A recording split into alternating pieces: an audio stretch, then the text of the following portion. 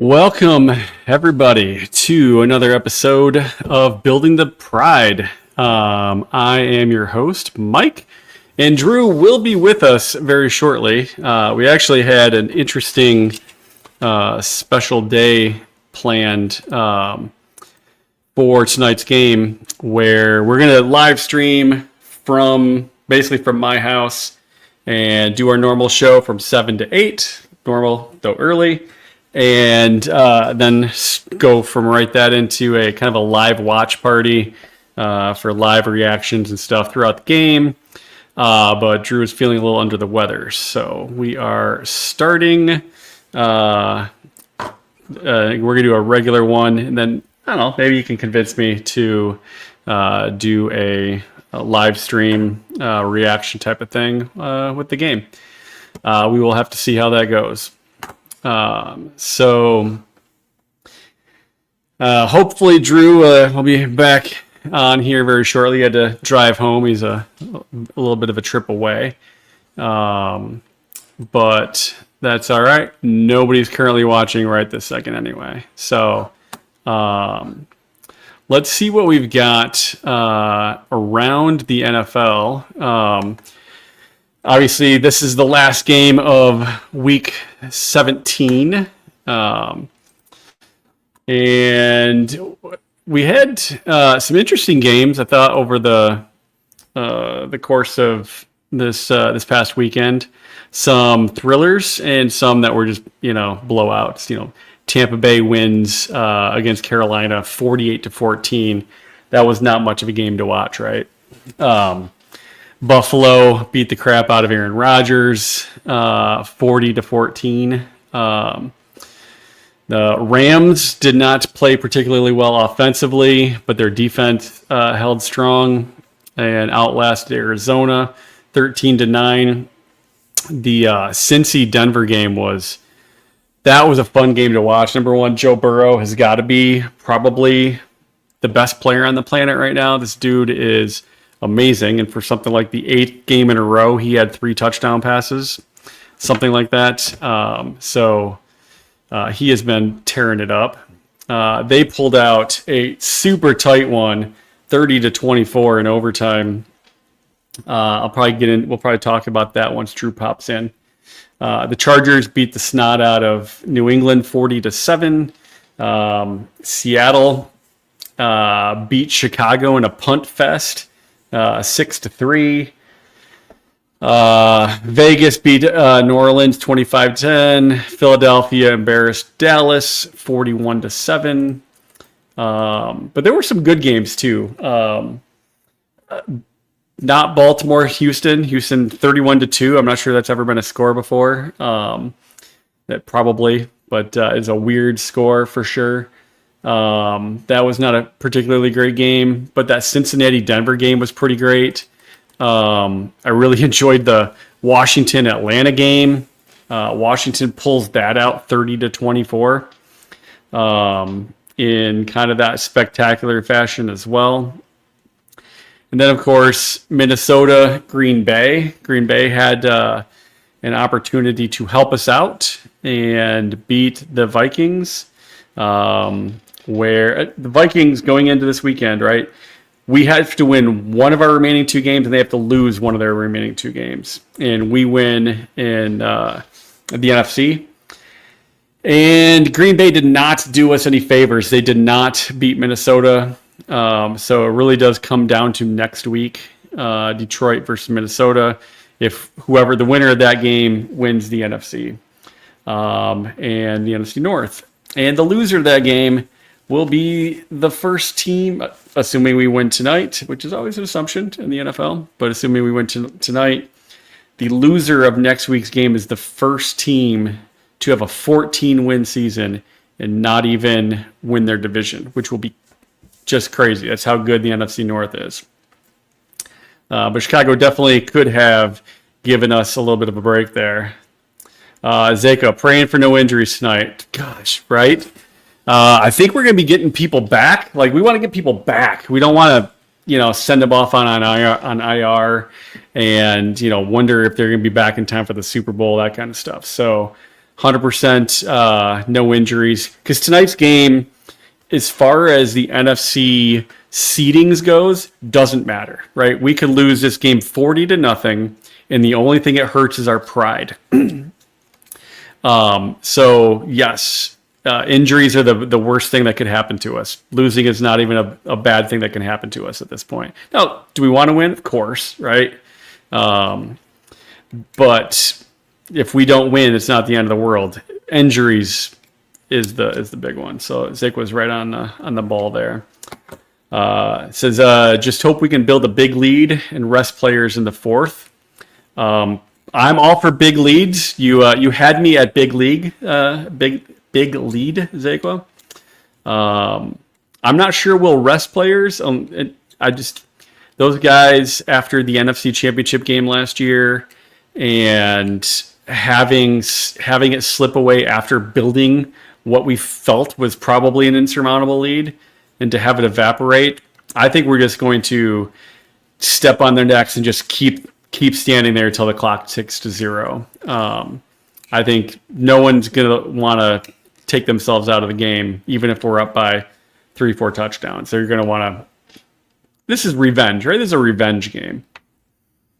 So we'll see how that plays. But hey, if we can get a lead big enough where we're like, everybody's like, yeah, let's put other guys in, I love it. Can't argue with giant leads. I'm kind of curious, like, what did you see did you watch the Green Bay Minnesota game or a couple of the other tight ones like Washington versus Atlanta or Cincinnati Denver? Because those games were pretty great games. Obviously, Green Bay didn't do what we wanted, but it was a good game. Obviously, 27-25. It wasn't a blowout by any means, but the team that we wanted to win did not want to win. Felt like there was a story about when Green Bay, Ohio State of the NFL never show up for big games. It's pretty legit. At first, I thought it was just Aaron Rodgers, but maybe it's just the entire city.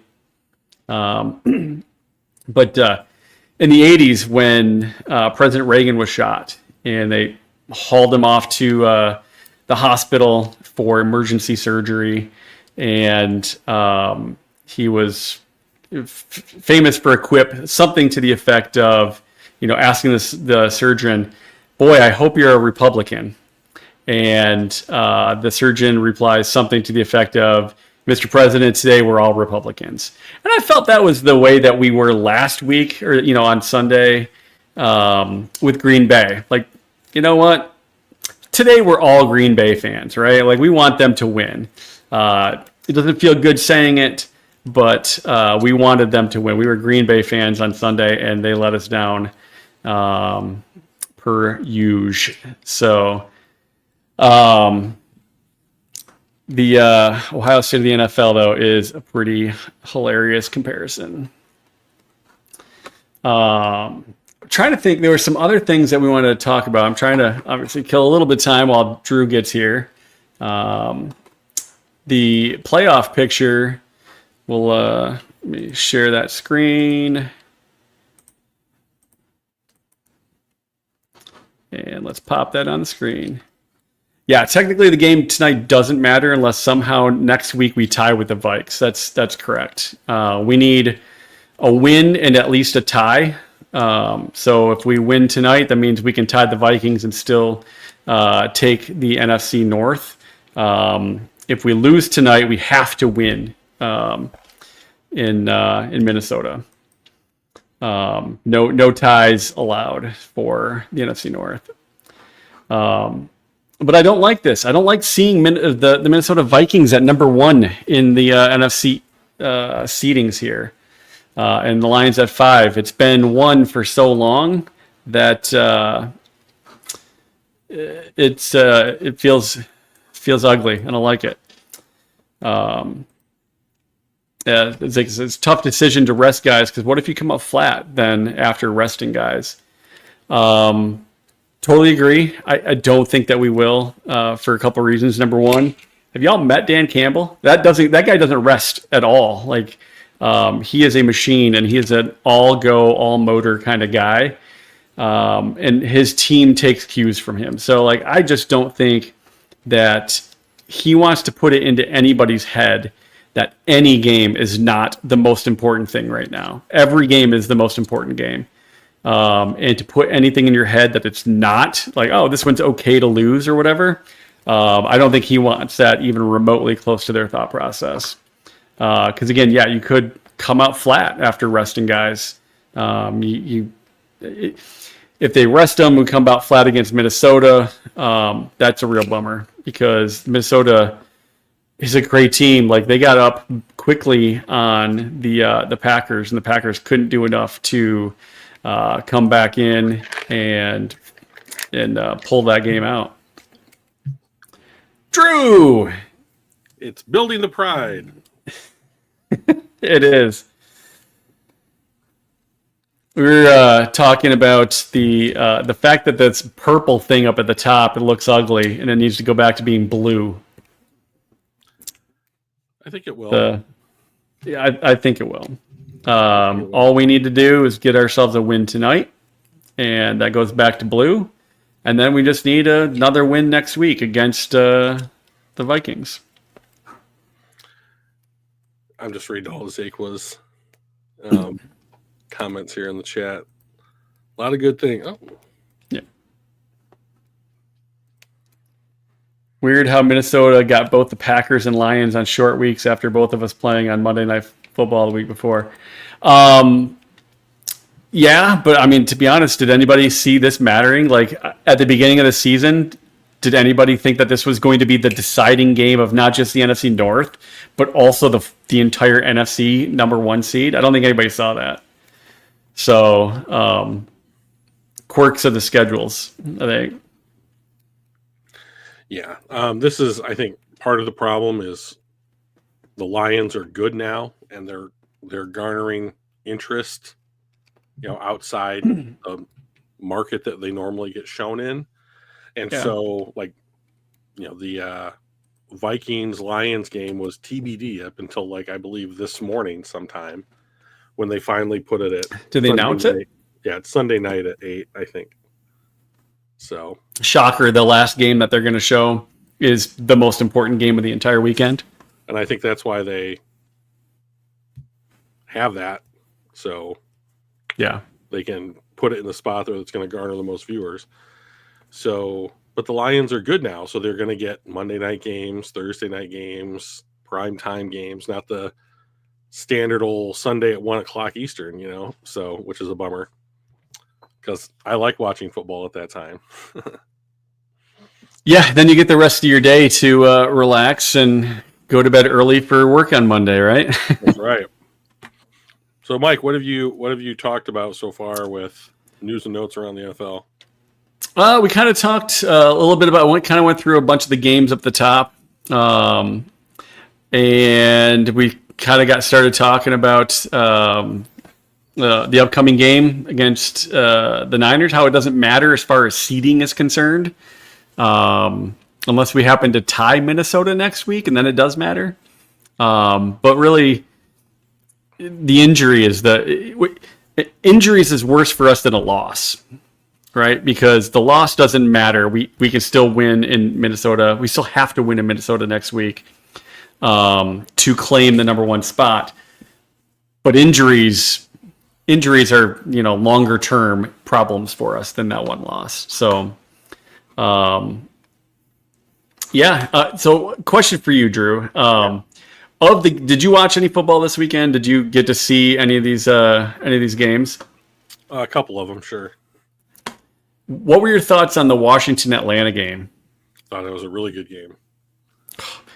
That was it was so good. Jaden Daniels looks like the real deal. I wish the one thing that I want so much for Jaden Daniels is that next year someone teaches him how to slide. Yeah. He just will not slide. He will not go down. He'll step out of bounds, but it's ridiculous. Like the kid is not thick. He's kind of skinny. And I know we're not. It's like early Joe Burrow, right? Remember, have you seen some of those like montages of Joe trying to learn how to slide his first year or two? Ugh.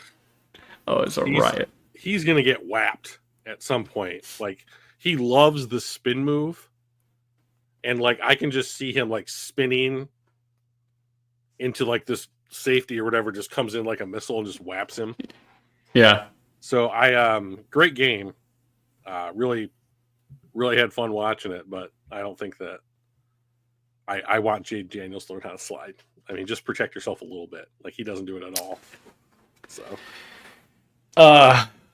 there were a couple other really. I mean, Cincinnati Denver game was great, and Joe Burrow was Joe Burrow again. He looks like the best player on the planet right now. He's so good, and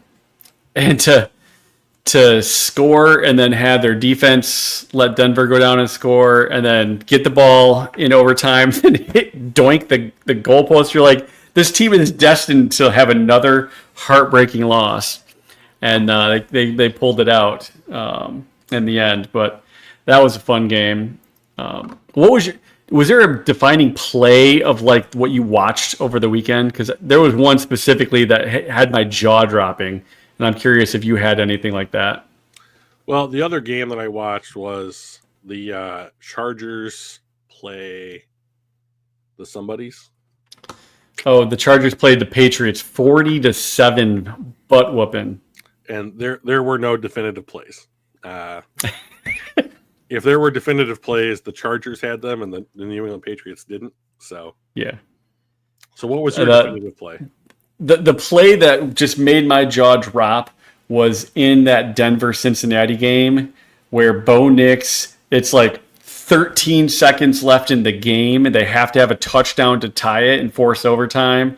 It's like 4th and 8 or whatever from around the 20-25. And he gets like flushed out and the dude is running like backwards, twists his body and chucks a ball 45 yards in the air to one dude that's like in the back corner of the end zone with two guys right around him sandwiched, comes down with the ball. And not only was that just an amazing throw, but that was a great catch. I don't remember who caught it, but it was a great catch, getting sandwiched and knocked down as he was coming down. I was just like, I bet I've watched that play 30 times and since that happened.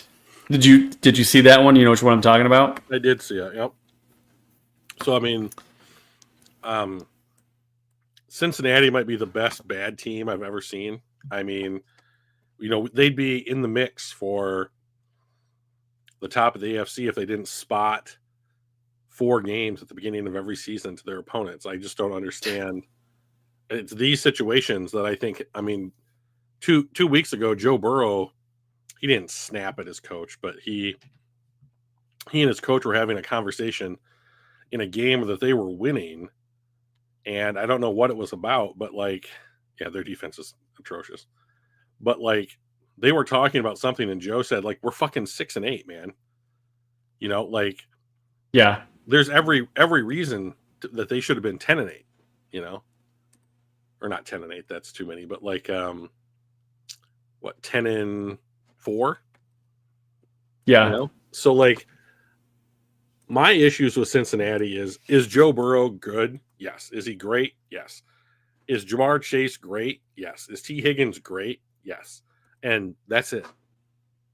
Like, that is the whole team, like, as far as I'm concerned. Like, the offensive line is average, the tight end is average, the running backs are average, the defense is bad, and it's like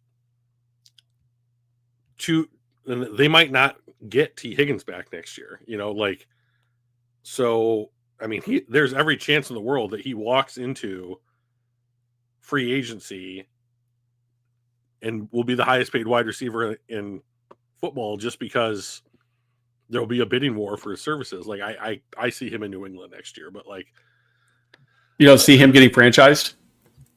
Well, he's been franchised once. So if he does, I think it's 120% as to what of what the tag is. And like, the number of people who are not running backs who get tagged twice are very, very small. Yeah. And like, well, they're usually quarterbacks. Yeah, if you get tagged twice, that is the team basically saying, like, there's no chance that you play here next year, in my opinion, because if you get tagged the first time, you have the whole year to negotiate a new deal. Right. And if you then get If you tagged, still can't get it done, right? So what are we saying? So, like, yes, technically, I think that Cincinnati can force him to play in Cincinnati next year, or at least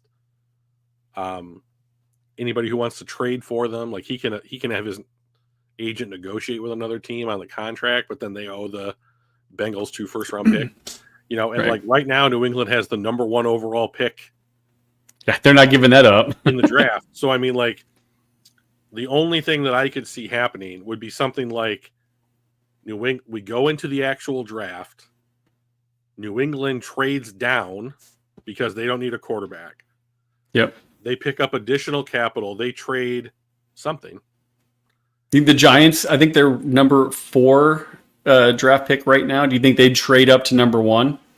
Well, so the team that I think is probably the most likely to trade up to number 1 is the team that's currently drafting number 2, which are the Tennessee Titans. And the only reason that they do that is that it's less expensive for them to do it than it is anybody else.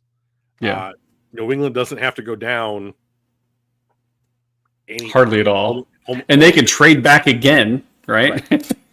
Right. So then that puts them in the same position that forces. So like right now, if the draft was today, like it's New England, Tennessee, Cleveland. And like you can make a case that both Tennessee and Cleveland could take rookie quarterbacks. So if your teams that are like inexplicably stupid, like the Giants and Raiders, Raiders have won 2 in a row, and the Giants inexplicably beat the Colts, like by a pretty decent margin. You know, like I don't understand it. Like why I get why the players want to win and why the coaches want to win, but like what a bad spot to put the franchise in. So now the Raiders and Giants, who are in my opinion, have the greatest quarterback need and of any teams in the NFL, are not in a position to draft one.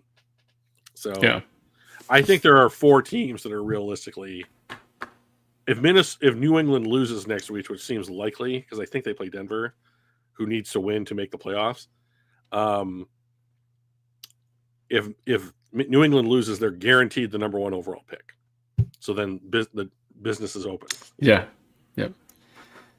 Yeah. Here's for anybody that did not get the chance to watch this play.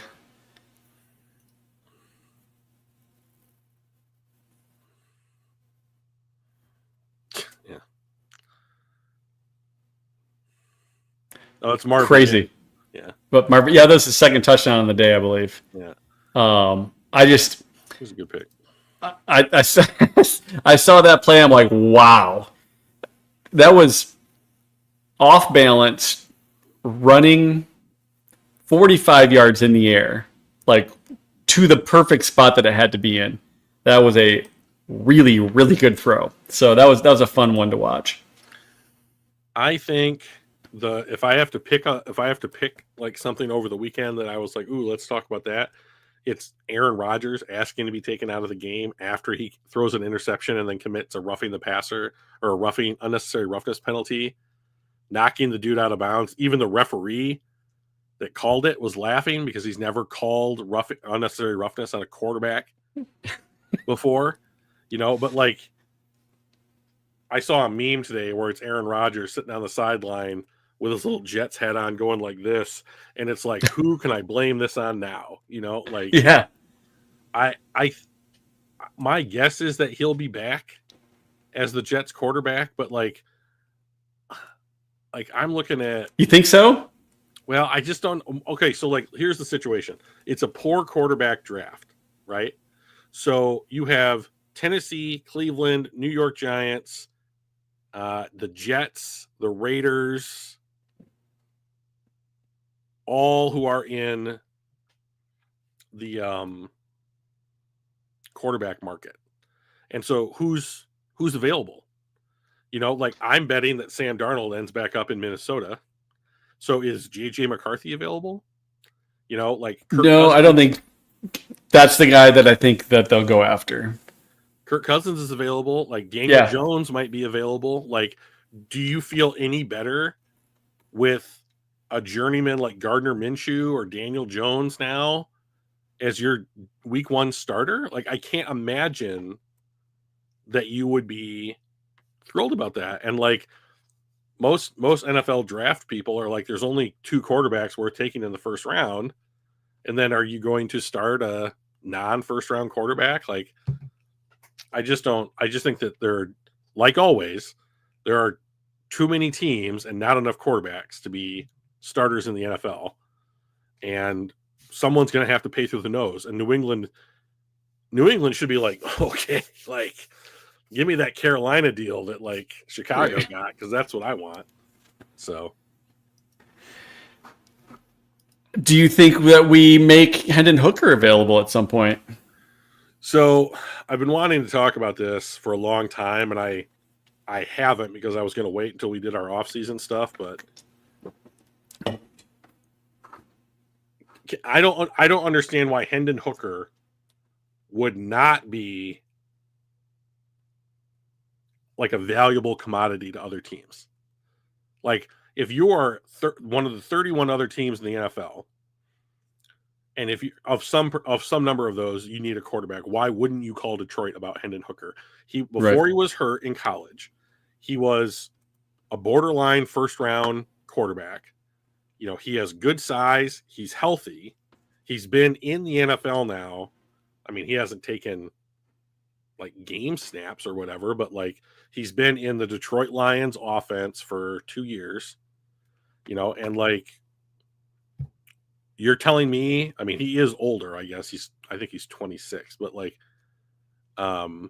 you're telling me you wouldn't want to take a chance on that guy as opposed to the 3rd quarterback in this draft, or the 3rd free agent quarterback? Like, is that Jameis Winston? Is that Gardner Minshew? Like, who? I don't know who it is. Like, yeah, some team's going to give up a 7th round pick for Will Levis, you know, or whatever, and we're going to see that kind of shell game. But like, I've been in my mock drafts for the Lions, at some point on day 3, I'm taking a quarterback, you know, like Kyle McCord from Syracuse or somebody. And like, even if Hendon Hooker's on the roster, like, I don't see why Detroit, I'm just struggling to find positions for them to draft.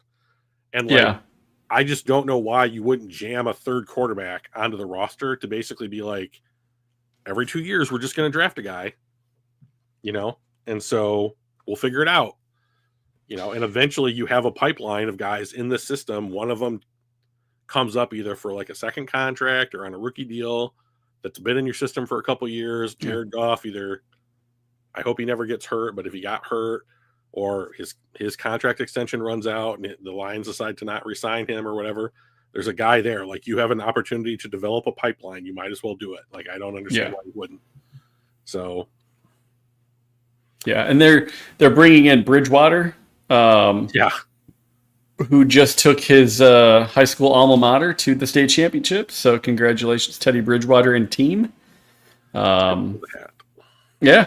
So he'll be in, and JMO credits him quite a bit for helping him improve as a professional. Not necessarily like how to catch the ball or whatever, but like how to act as a pro and be a pro and all of that kind of stuff. So I think he'll be great to have in the locker room. They'll be good for somebody that Goff can bounce ideas off of and thoughts off of. Not that he doesn't do that with the quarterback coach or Ben Johnson or whatever, but like, you know, amongst colleagues or whatever, and give Hendon Hooker to somebody to learn from as well. So I think I was pretty excited about that signing, even if it's just through the playoffs, which it probably is. I don't see him being on the squad next year, but if the Rams taught us, or not the Rams, the Niners taught us anything, is you can't have too many quarterbacks in the playoffs because shit happens, and you can go down to like hiking the ball to Christian McCaffrey.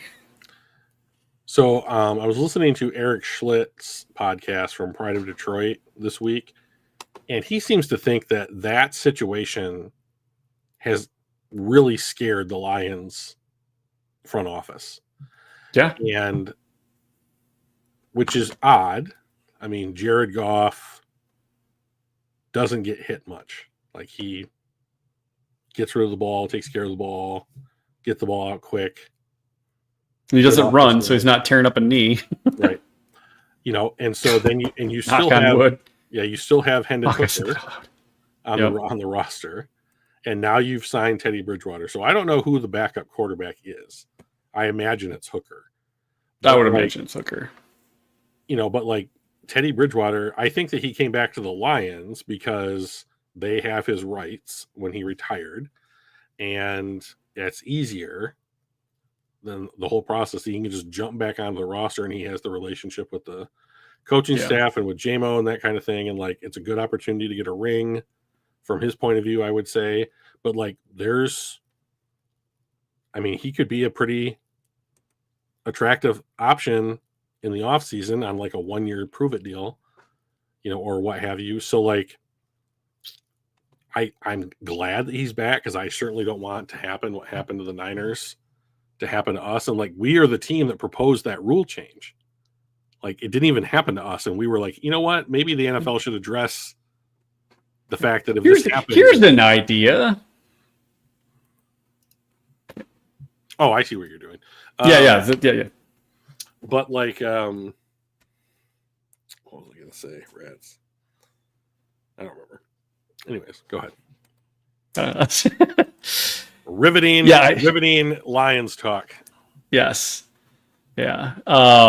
And usually we have these episodes right after, or within a day or two after, a Lions game, other than our bye week, obviously. But this week it is tonight, so they'll be starting in about 45 minutes or so. So excited about that. But it really comes down to like next week. So I don't know if we want to. Let's talk about this game. What do, other than health, because the win-loss technically doesn't matter as far as the seeding and all that kind of stuff. So other than health, what is something that you're really hoping to get out of this game? What do you want to see? I want them to just crush the Niners. I just make it like, whoops, we never should have. We're sorry that we beat you in the NFC Championship game. Our bad. Like, yeah. That kind of response, like, for as beat up as Detroit's defense is, and they're getting healthier, like Jalen Reeves-Maybin is back for this game, and they elevated Chris Smith and Jamar Jefferson for this week, so starting to get a little bit healthier. But you know, you when's still don't Anzalone coming back? He could come back at any time. The expectation is that he would be back for the Minnesota game. Okay. But I don't know. You can't play him unless he's like been practicing, and he hasn't been practicing. Yeah. I mean, you're just not in game shape. So I mean, getting the one seed and the bye has become like literally unbelievably important. So I think, like, I don't want to say word around the water cooler because I'm not at the water cooler, but like all the rumors I've heard is that Detroit feels about this game the way they felt about playing Dallas earlier in the year, when they ran all those trick plays and they just beat the shit out of Dallas at Dallas. Yeah. Well, here we go again. Like, the jerseys are different, but like the feeling's the same. And I think Detroit is the kind of team that they're not going to say it in the media, but like when it comes to going to play somebody who beat you last season or in recent memory, they want to erase that from people's minds. Like, they want to take, I mean, like, I think Ben Johnson said it best, like Penei Sewell is looking to take souls when he's out on the field. And like, I think that that's a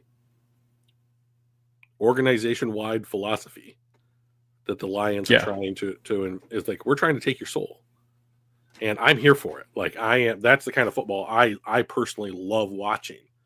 Like, I don't like 24-23 win on a last second field goal. I like winning 52-6, like at like when we played Jacksonville. Like that's my Christmas. So like, as beat up as Detroit's defense is, the Niners' offensive line might be worse. They are on their fourth string left tackle, and he might not play. Yeah. I mean, there is a chance, depending on how this game goes, that you might see a tight end of theirs lined up at tackle. Yeah, just because he has to. They have to have Correct. somebody over there, right? They are something on like their fourth left tackle, third left guard, second right right tackle. Like they just have no one. No, their right guard they are on their backup center. I mean, if Detroit had no Christian McCaffrey, no Brandon Ayuk, they've got Debo, Purdy, and that's it. They have Debo, Purdy, Kittle. Oh, Kittle, yeah, forget about him. Juwan Jennings has been excellent for them this year, and I think that he will cause us problems. But Bosa may not play. I haven't heard that he's out or anything, but like I heard earlier today that he was, before the injury report got released, that he hadn't been, his status was still up in the air. And to me, this game feels less like the Niners are trying to play spoiler because they know that they can't, right? They can't mess up anything for Detroit. So like, I wonder how much fight is going to be in the Niners tonight. So like, I am hoping that the Lions just get up a 1 or 2 scores and just start coasting. I would like to see. I don't want them to coast. I want them to keep going. Like I don't, want them to stay aggressive and stay wanting to put the nail in the coffin, like keep hammering. But I want them to get to a spot where if we do a 3-and-out, we're not like, well, we got to stop them or they're going to tie it or, that kind of stuff. Keep the game never in doubt is the way that I want it to go. I'd love to see JMO have a big night and get closer to that 1,000 yards. Gibbs playing really well. Let's see him keep that up. But, I mean, ultimately the biggest thing is we need to stay healthy. So as long as we get out of this game with no injuries and a W, I think we're going to be in. Even if it was, I don't know if you watched the, who was it? It was Seattle, Chicago, the punt fest, 6-3 Seattle. Like, I don't care if we win 6-3. I just don't want injuries. Right? Well, I mean, you did say to me that I wasn't allowed to pick injuries, but like, yeah. I guess I have some concern because like San Francisco has an open air stadium, and depending on what the weather conditions are like, which I've heard it's supposed to be like mid 50s. So possibly high 40s, depending on winds, but like old Candlestick Park was breezy, and to me, this game is run the ball down their throats. And then like the Lions have blitzed as much or more than every other team in the NFL since Hutch went down. Yep. So they blitz at like a rate of like 40%. I might blitz every down. Ooh, and did you know, I read this earlier, and I could be off very slightly, I believe the San Francisco 49ers are the worst team against the blitz. Well, their whole line has been decimated almost all year. So not only do we do the most blitzing of like anybody, they're the worst at protection and handling those blitzes. So it's when it's going to be a great. I mean, this is a lot like sweep the leg, Johnny. Like when the dude's limping and you want to win like the Tri-County San Fernando Valley karate tournament or whatever, like you just like go sweep the leg. Your coach is telling you to sweep the leg, and like I didn't like it in the Karate Kid, but I'm telling the Lions that they should sweep the leg tonight. Sweep the leg, Johnny.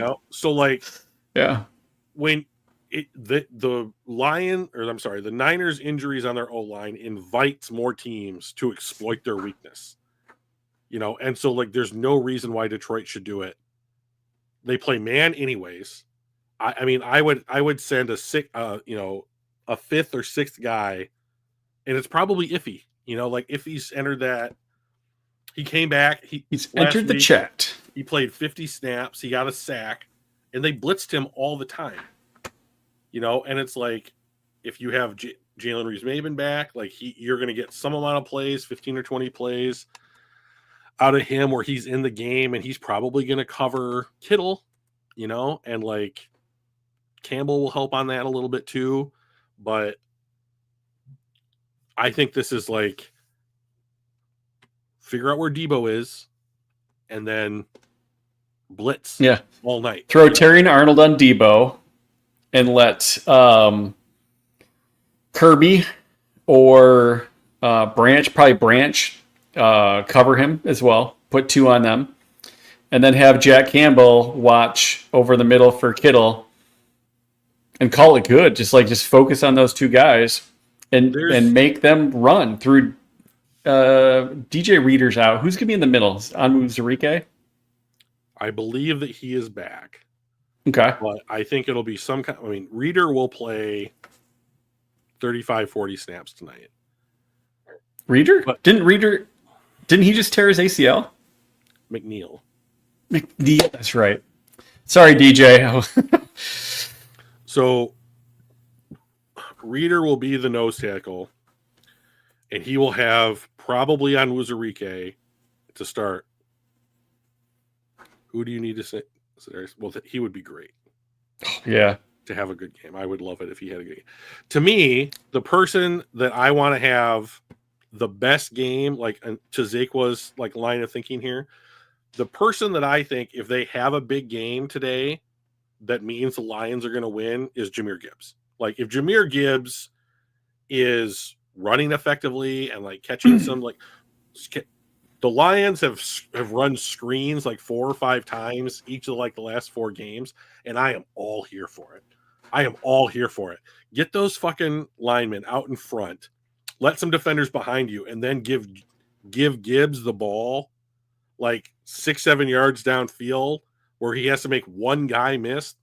I'm all about it.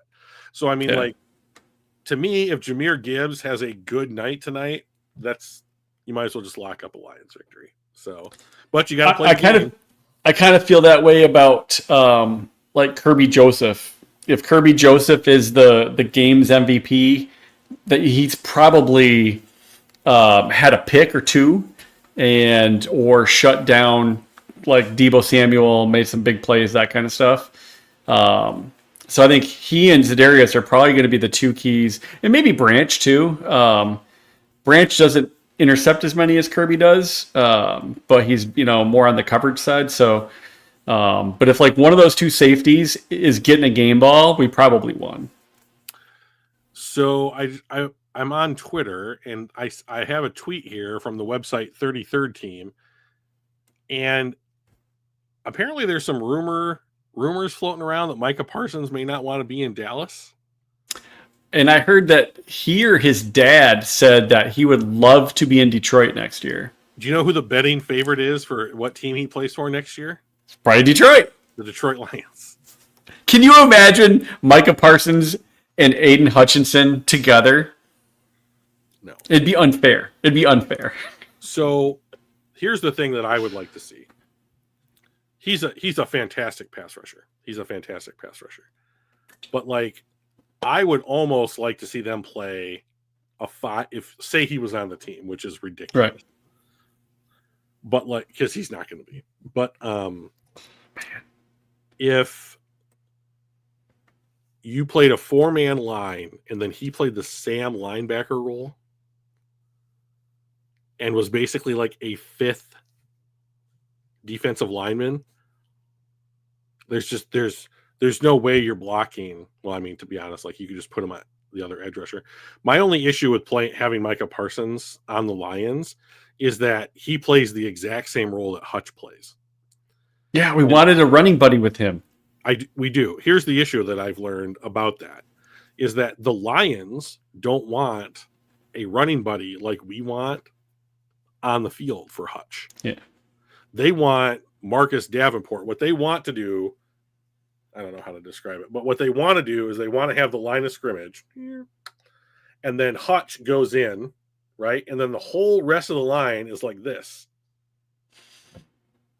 and it's just kind of this like swinging fence and pushing them into Hutch and that kind of thing, and like they basically want to have it be like a huge mouth that closes, as Right. opposed to like sending two guys straight up the field. So like There's always a bigger fish.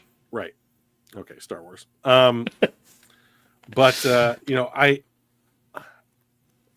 think that it's next to impossible that the Lions acquire Micah Parsons, because it'd have to be a trade, and the Dallas is not going to let him go for anything less than like a god offer. So, and we've got a lot of picks that we don't know what to do with. Well, so the Lions have the third fewest draft capital in this upcoming class. But like we can get to all this stuff like when I do my what should the Lions do in the offseason stuff in a couple of weeks, because we'll be in the playoffs and we can finally start talking about how they're going to fix the roster. But like we'll be talking about how we're going to get to the Super Bowl, and then we'll be talking about how we need to what holes might need to be plugged. But it's the same thing. It's the same conversation that we've had for like the last 6 weeks, which is like, the offense isn't banged up. Like the offense needs to go out there. Like the offense is as close to, it's the most I think it's the most versatile offense in the NFL by schematic. And so like we want to run the ball. Okay, so like Monty's hurt, but you bring in like, so you're going to give Gibbs the lion's share of the carries or whatever, but like Vaki had some carries, Reynolds had some carries. Like they let Jamar Jefferson have like 3 or 4 handoffs last week against the Bears. And so I expect that to continue. And like the running game didn't fall off. And then like in the passing game, like Sam Laporta showed up last week. Like JMO, like that was a beautiful throw to JMO. Like the last 2 weeks, the Lions have basically run a post route to JMO where he got past the defenders. And then on one of them, Ragnow held and it didn't count or whatever he dropped it to. And then the other one was gorgeous. Well, it was the most gorgeous pass I've ever seen Jared Goff throw. Yeah. And, and then, if you want to stop all that, we'll just eat up the middle of the field with the best slot receiver in the NFL. So like, where do you go? Where do you go to attack this offense? Like, I don't think that you can. You have to attack the quarterback. And like, but the thing of it is like, we got the best line in the league. You have the best How do you get to him? You have the best line in the league. And like the thing that Jared Goff does so well is the thing that mitigates like a quick pass rush, which is that he can get the ball out quick. Like he has a wind up delivery, but like they run routes where it's like, we'll just throw the ball to St. Brown for 4 yards and then he'll get one more. Right. Or like we'll check down to Gibbs and like hope you have a guy out in the flat. Like I don't know what teams do to really slow them down. Like I think the 2 best things that we've seen this year was that like a month ago I can't remember who we were playing, but they double teamed St. Brown, and the teams normally don't do that. It might have been the Vikings. And they at least limited what St. Brown could do. Didn't matter. Yeah. They won the game. But like made it a little bit closer, but like it was still a win. They didn't stop us from doing the things that we needed to do or that we wanted to do. And like I think that it's to the point now where it's like Jared Goff they send in the play call. He goes to the line and they know what they're going to check out of depending on what look he gets. And if it's like, you're going to have 2 safeties back, we'll check to a run. We'll just check to a run. Hey man, what's going on? LM. And and if it's like, we have the look that we want, we'll just run the play that we're going to call, and it's just like, I don't know what you do. Like, I think the only thing that beats the Lions from a defensive perspective is if all of the players on defense every play beat all of the Lions players every play on what they're supposed to do. Yeah. And that's just not realistic. On basically every play. Yeah. Right. And then so the question becomes, and like this is what we've been dealing with all season, is like, can the defense hold up? And like that's the question that every like NFL media expert wants to ask is, how long until the defense gives up? Well, they lost to Buffalo. Okay, lots of teams do that. Like but we also put up 40-something points on them. Right, exactly. And so it's like the Lions have lost 2 games this season. One was to one of the best teams in the NFL by 1 score. And the other was to Tampa Bay in like the second week of the season or whatever. And like I just don't know that a lot of other teams have done much to slow the Lions offense down. So like the only thing that I want from our defense is you can do whatever you want in between the 20s. But when you get down into the red zone, can you force a field goal attempt? And if you can do that, I think the Lions win the football game. Yeah, because we're going to be scoring touchdowns. Right. A couple things. It's 7:53, so we're getting close to game time. I'm going to try to find a way to, because we can't stream the game on our show. The NFL will be very upset with us, and I don't have the legal representation to try to stop that from happening, right? So, but what I might try to do, Drew, let's see if you and I can sync up, maybe on a different screen or something like that, with the game, and then we can maybe if we can do that, maybe we'll do a live tweet version of the game, just like a watch party. So I'll see if I can do that while we're kind of finishing up here. But I do want to show this one because it was hilarious. Question is, can Aaron Rodgers take the Jets to the Super Bowl? The answer is yes, but he'd have to buy a lot of tickets. And that made me smile, and I knew it'd make you smile. I hate them. Right? So Mike, I have 2 questions. Number one, this is going to be about end of year awards. Coach of the year.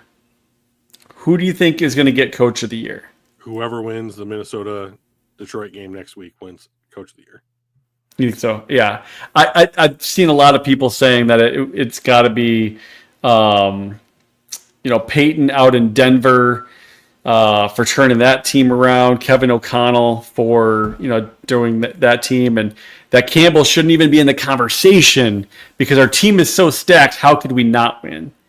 And I'm like, 2 things. Number one, we've dealt with more injuries than any other team in the NFL, especially to not just anybody, but like key contributors, key starters. So that's already super impressive to lose 22 guys onto IR and still have 14 wins, right? Or, 13-2 or whatever, right? So I think like that's already impressive. It's not that, we're so good. We are, but like we've lost a lot of guys. But the other thing is not every incredibly well-built team wins. Right. It takes a good leader, a good coach to go, all right, we've got a whole bunch of egos here, right? Because we've got so many great, amazing players. And it takes a really good coach to take those egos and get them to take a backseat to their own egos and do what's good for the team. And you see that all the time. We're like, wow, this team is so good. How could they not win? San Francisco. Well, it's coaching. A lot of it. It wasn't because you didn't have talent. So the whole like, oh, well, we're so good or we have so many good players that anybody could coach us to a victory, I don't think is legit. So I agree. I think it's probably going to be the winner of this game. Yeah.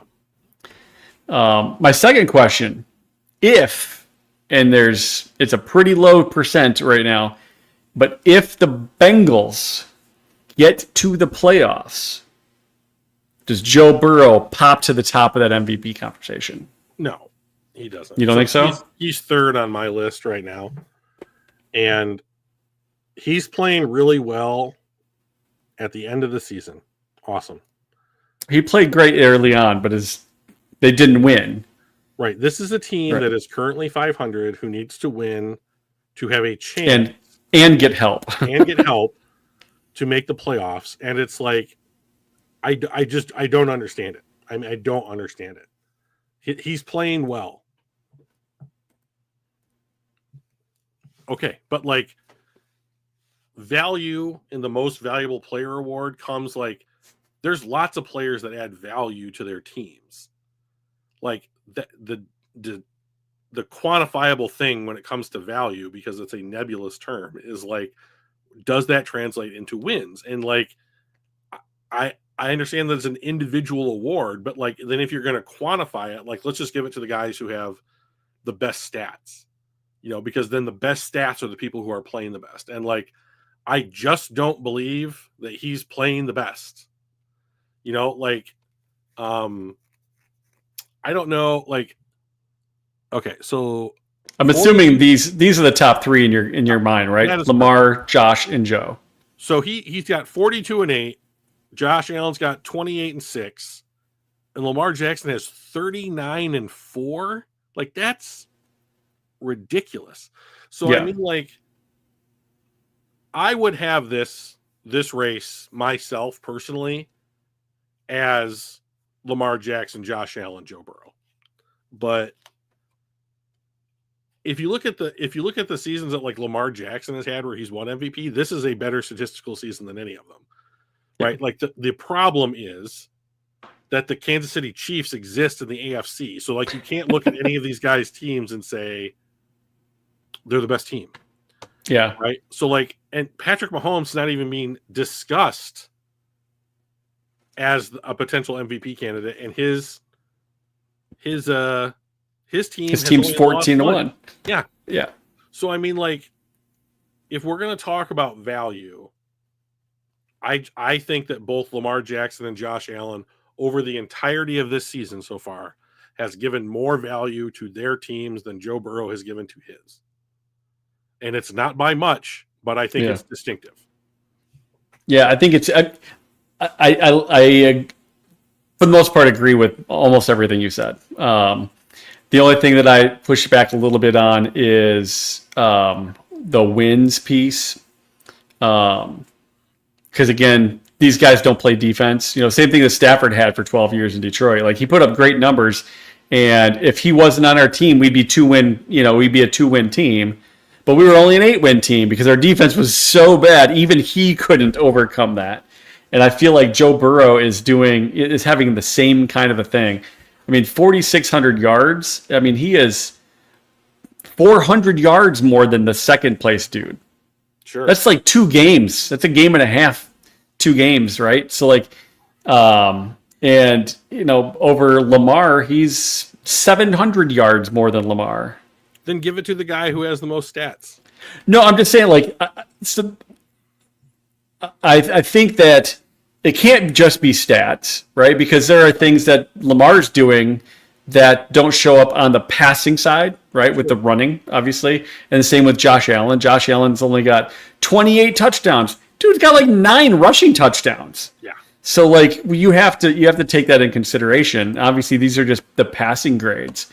But I don't like saying, well, gosh, if he was actually MVP quality, like they wouldn't be 500, they'd be X and 3. He doesn't play defense, so I don't like that as a reason to not have him be there. But I do think it's probably, I would go Lamar, Burrow, and then Allen.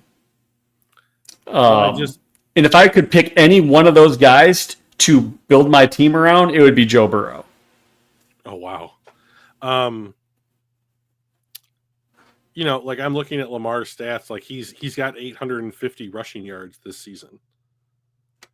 So like, if I take a look at, what does Burrow have rushing wise? I am taking a look at that myself. These are all passing. Oh, here it is. Joe has 200. Yeah. So that's not bad. More than I would have thought for him. I'm betting Josh has more than all of them. Do you guys 200 exactly? Or 202? Okay. 200. So he's got 4,850 total yards from scrimmage. Right. And how many yards does Lamar have? 850. So he's got about 4,700, almost 4,800 yards. They're about the same yards from scrimmage yards. Right. So and then Josh Allen. So Josh has 530 rushing yards this season with 12 touchdowns. 12 touchdowns. Yeah. So he's at 40. He's at the 40 touchdown mark total. Right. And 4,200 yards, which is still pretty respectable, right? Right. So knowing that none of them play defense, like right. when you lop all this shit in together, like, oh, throwing plus rushing touchdowns, throwing yards plus rushing yards, like they're all very close. So like, what's the discernible? What's the thing that makes them different from one another? And it's like, I think that, like, whether I believe it or not, I think the NFL, who awards the award, thinks that A, who's going to have the best narrative, and B, who wins more. Yeah. Oh, I agree. It's the wins more counts as far as the voting and all that kind of stuff. Right. So when I think when I'm betting on who do I think is going to win the award, my guess will be Josh Allen, because he's won as much as Baltimore. And like, and people have a problem when the same guy wins the award a lot recently. So like in the NBA, this is a real problem, because like Giannis Antetokounmpo and like Nikola Jokic should win the MVP like every fucking year. And a couple of them do it once or twice in a row. And then it's like, we don't want to give it to the guy again. We'll give it to somebody new. And like, that's why I'm betting that Josh Allen will get the award. We haven't even talked about Saquon Barkley, who has an opportunity to break the all-time rushing record this upcoming week if he gets like 150 yards. Yeah. So like, that would be worthy of inclusion, but like, there's no chance a running back is as valuable as any quarterback. Yeah. I will say, like, Saquon, there's already people who are like, well, if he does it, he did it in an extra game. Sure.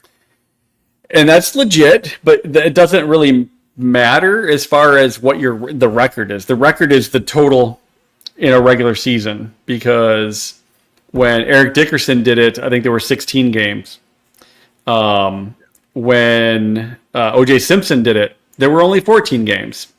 Like, when does it stop being a record? Are these all different versions of the same record? No. So the people that are like, well, it doesn't count because there's an extra game. Well, then Eric's doesn't count because there wasn't 14 games, like when OJ did it, right? So, but Saquon's been super impressive. But you're right, he's not going to be in that conversation. Yeah, and there's no reason why he should be. Like the MVP is. He might get Offensive Player of the Year. That's fine. Like Cooper Kupp, right? You win the Triple Crown, almost set records for all three. And like, you're not going to be MVP, but Offensive Player of the Year, right there.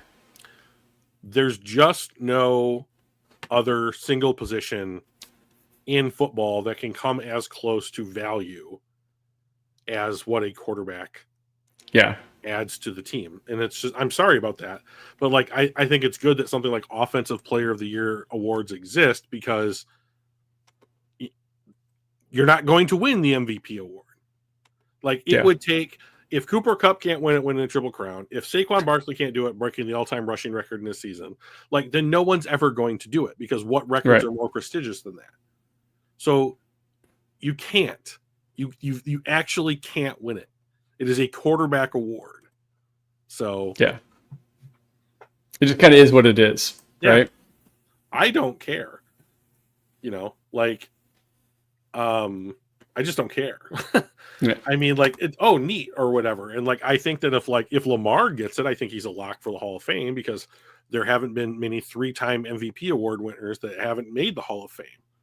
Even if he doesn't get a Super Bowl, so like, I think that's Aaron Rodgers' biggest Hall of Fame credential, is that he's won 4 MVPs, not necessarily 1 Super Bowl.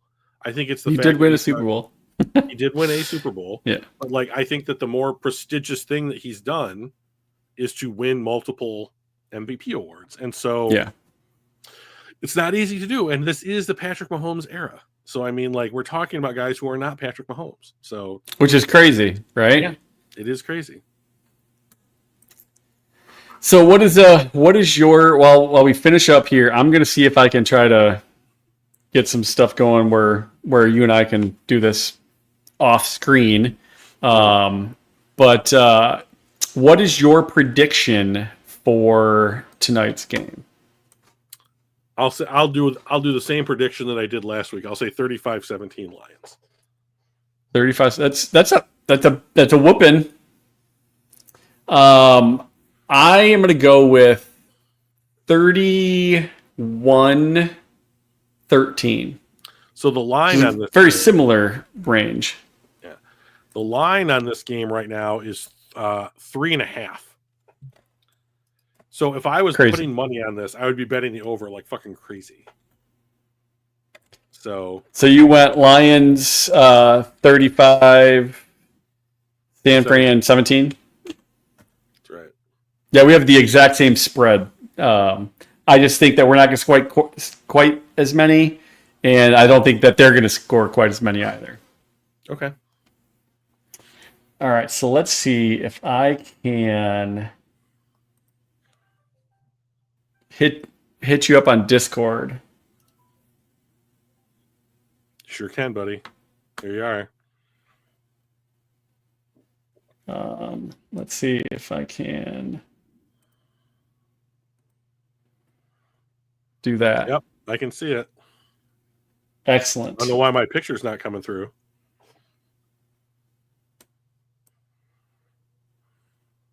We'll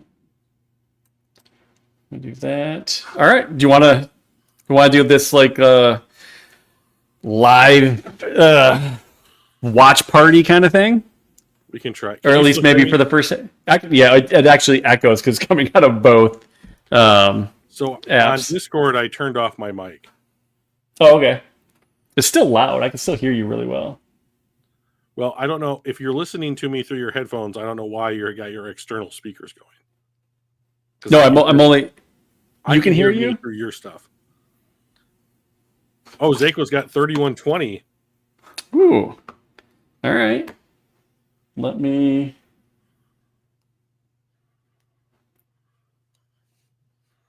Maybe that's on my end.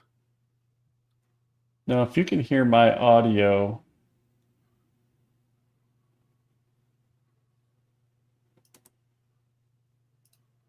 It's got to be.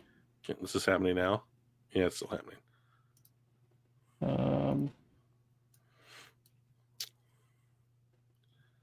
I don't know why my picture won't show up on Discord. Zako, what do you got going on tonight, man? You gonna be watching the Lions? Is this better for you, Drew? I think audio wise. Okay. Oh wait, hang on. No, I can still hear me. I wonder if it's on my end. Yeah, it might be. But where would it be? I've turned off my. Oh, did I? Is this better? Yeah, I figured it out. Okay. I muted my microphone, so you shouldn't be able to hear me on Discord.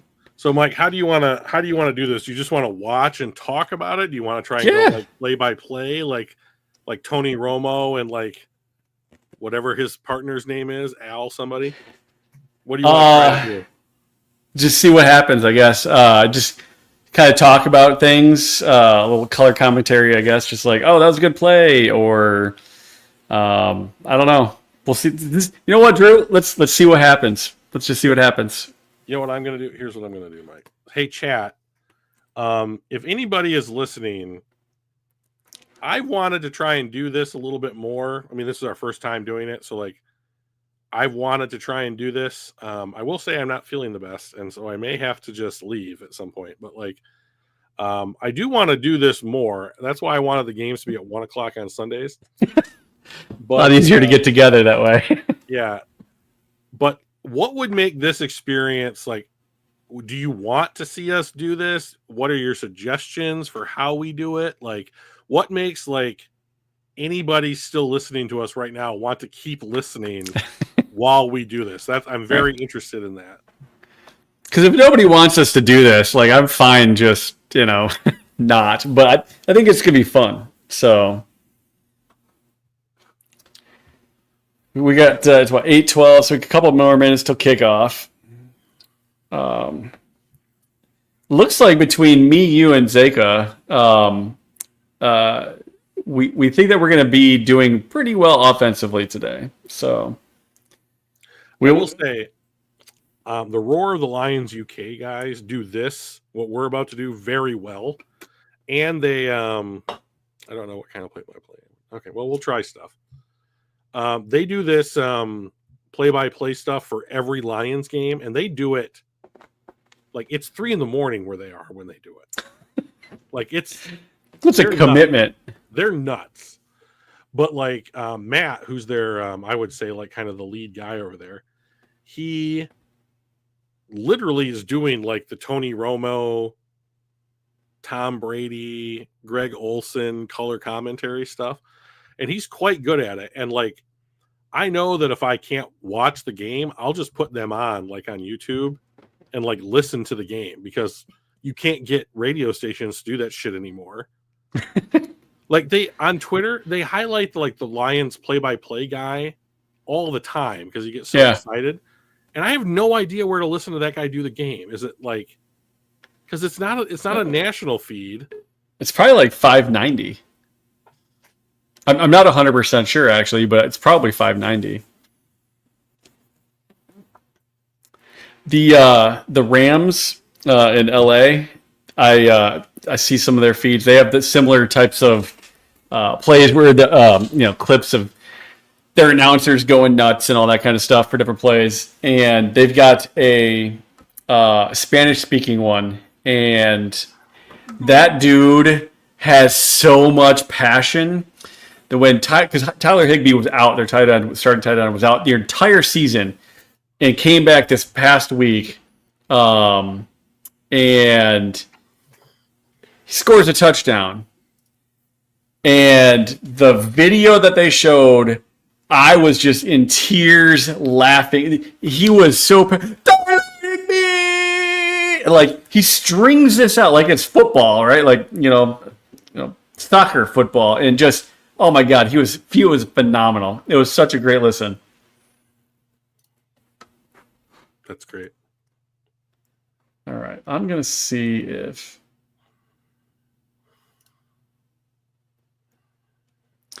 Can you hear the audio from the? I've muted it. Oh, okay. But I could unmute it. I wasn't sure if you can.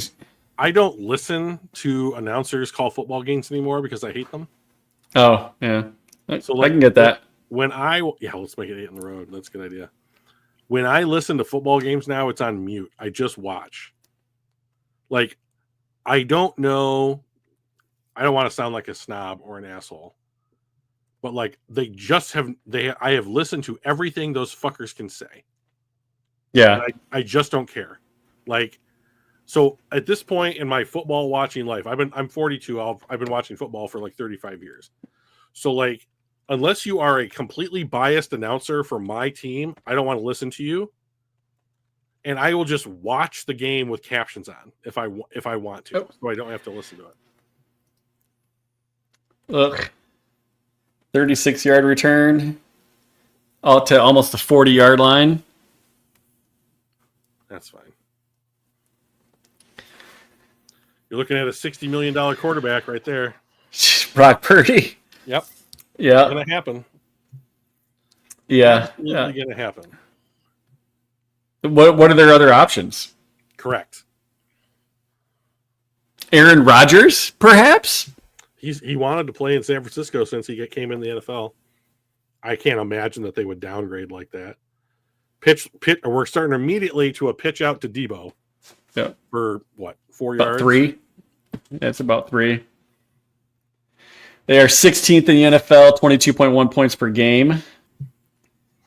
Trent Williams, Burford, and Banks are all out for them on their offensive line. There's easily that many guys again that are out on their offensive line. It is literally like a mash unit. There's Reader. Ooh, in between the two. Oh, Neiman's out there. Interesting. Playing Purdy, Short, Conley. Kirby hits him, knocks him down, but they get the first. Yeah.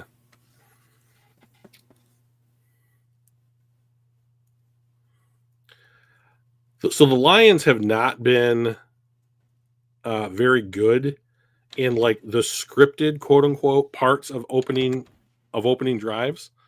So typically like the first 15 offensive plays for an opponent, the Lions have not done great. Yeah. So I am there is Onwuzurike. He's out there. So and Debo got the handoff from the backfield. He might just be their starting running back tonight. I mean, they are also down. Who's their wide receiver then? Just Kittle? They have Kittle, Juwan Jennings, and Ricky Pearsall. Oh, Jennings, yeah. Oh, they did get McKivitz back. Okay. He was the guy that I wasn't sure was going to play this week. So it's 2nd and 6. San Francisco's doing exactly what they should to manage down and distance. We've got everybody in the box. A little end around. First down in field goal position. Nowoski. I will give up field goals all night to this team. So far tonight, it's been an end around and 2 handoffs to Debo and 1 basically hook run to the right in the center of the field. They did block this really well.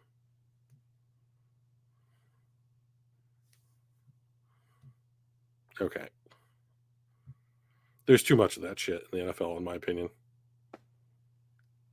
Over the middle again. Jesus, they're down to the 12. George Kittle.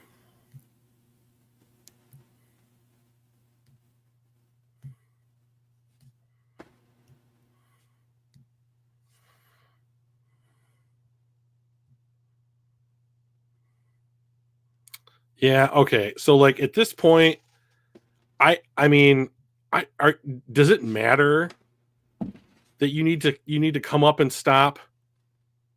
You need to come off of George Kittle in order to stop the run. I just don't think that it matters that much.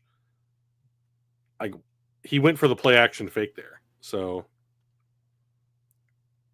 just a pass? No. No. Pearsall tried to leap over Kirby, and Kirby's like, nope.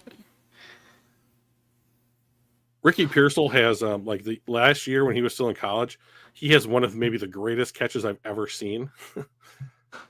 Like just a serious like one up.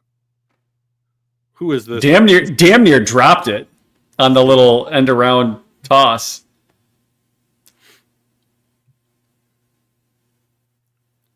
Not a great toss.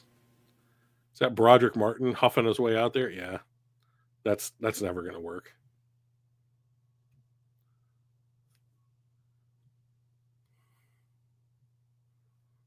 Okay. Straight pitch. 3rd and 1 at the 5. So to me, this is 2 down territory for San Francisco. Oh, yeah, they have to, right? Yeah, like you don't know how many opportunities like this you're going to get in the game. You can't afford to not score touchdowns.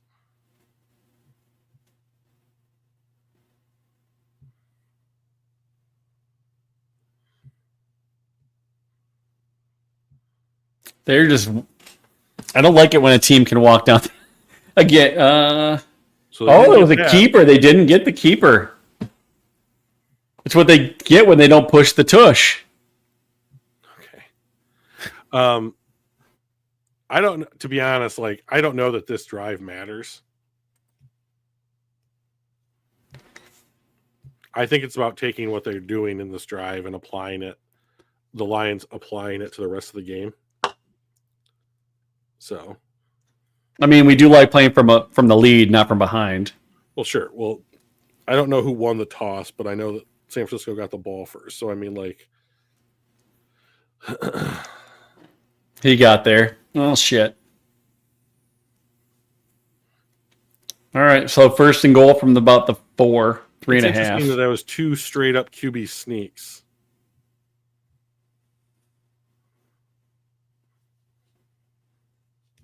He got popped there at the end. Yeah, and that's exactly why I don't know why.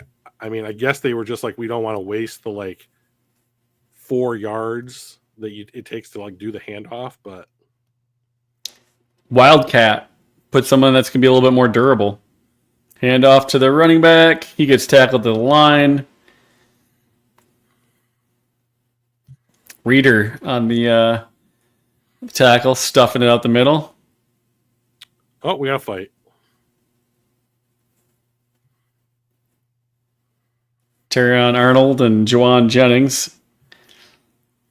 So Jennings just is shoving him, and then he just shoves him right to the very back of the field, and then essentially like, oh shit, no, Kirby. We had the 15, and then Kirby goes in and hits the guy afterwards to negate it. It's not. Well, I don't think that they're not gonna call a penalty on a dude blocking. Oh, it was when he got up and he shoved him in the throat. They threw the flag. Well, I mean, I think they could have called Terry and dragging him to the ground. Let's see what happens here. A little powwow.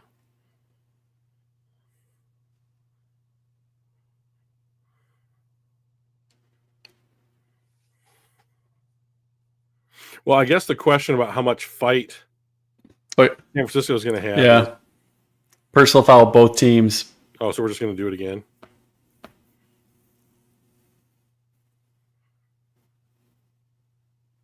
The down counts. Interesting. Is that a rule change? I guess. What a nerd. That dude looks like such a nerd. Russell Yerk, ESPN rules analyst. All right. Russell Yerk. All right. Cool. Did Kirby get taken out? Oh, no.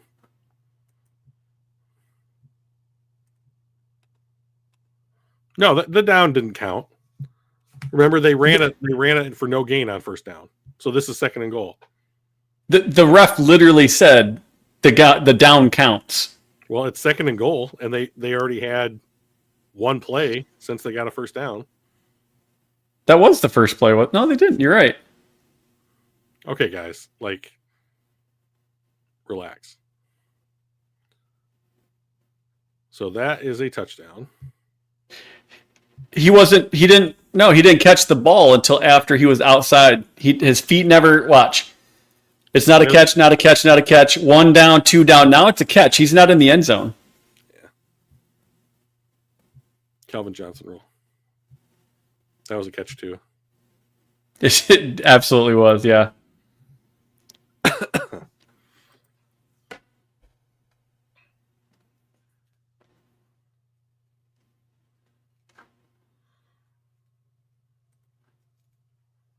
Told you. What? I totally disagree. That's fine. When does it count as when is it caught? You tell me when it's caught. So he's supposed to have possession, so he can't have possession until his feet are down. Yep. Okay, he's caught right there. Yep. He's on the 1 yard line. Right. And I said it would be a touchdown, and it is. I know. I'm just saying. I think they're wrong. Sure. I don't know. But they ruled it out at the 1, and Shanahan challenged it, and then the ref said, "Hey, before the challenge happened, there was a call down from above for instant review, and they above said it was a touchdown." Okay. So, there's no appealing that, right? Correct.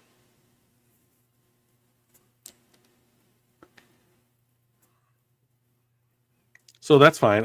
My only question is, can San Francisco sustain any version of that over the course of the game? I'd like to see us come back and provide a response. You mean score points? Yeah, I agree. That would yeah. There's so few instances where I would be like, you know what I don't think we should do here? Score points. Yeah, but I think this is important. I think we need to respond Because if not, if, right, there's a bunch of ifs, but like if we don't respond and they come back and score more points, we're going to end up like we were with Buffalo, where we were just always fighting from behind. The game plan can simply not always be that you get the lead first and just maintain it the entire time. Oh, I know. So, let me pull Zaqua's question in here. Like, what do you think of deferring, or would you rather receive, or does it depend on the team you're playing? I do think it depends on the team you're playing. I don't know how much it depends, but I would defer. I've grown up my whole life watching teams defer to the second half. The second half is the more important half. I want the ball more in the fourth quarter, and statistically, the teams that defer get the ball more in the fourth quarter than the team that receives first. So that's my answer. Commercials are the worst thing in the history of the world.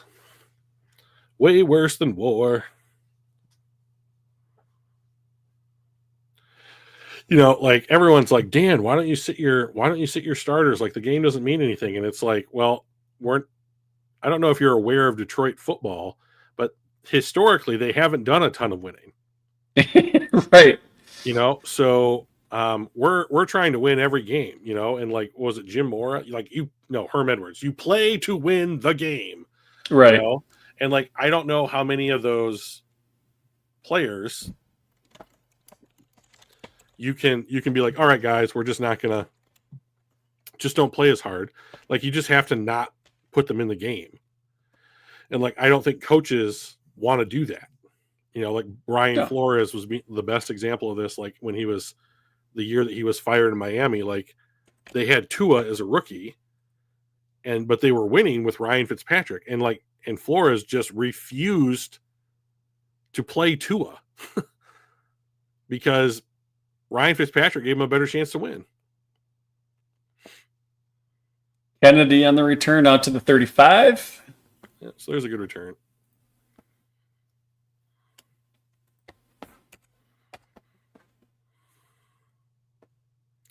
Weeks 11 through 16. This must be averages.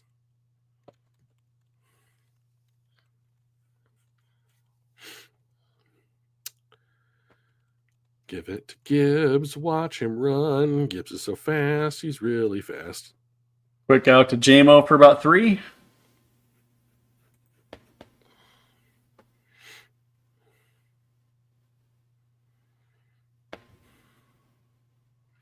I can't believe that Jahmyr Gibbs has scored 15 touchdowns this year. Oh, man. And to think you thought Laporta was going to be the one I know leading. So weird, so strange. St. Brown's not in on this possession or this play. Hand off to Gibbs. It's exactly what you want right there. About another 6 yards. We got about a 3rd and 1.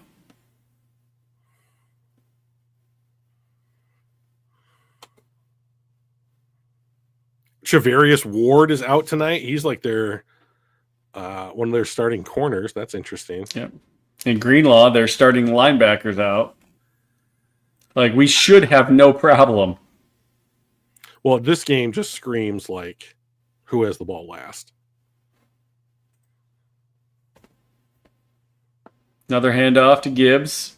Yep. Oh, nice. Oh, go up the field, Jahmyr. Yeah. Although if he does bounce outside, he does break that tackle, the dude's gone. No, I'm sure DeAndre Swift felt the same thing. Yeah, it's probably true. But another 5 yards and a first down. We're good. Yeah, I'm thrilled.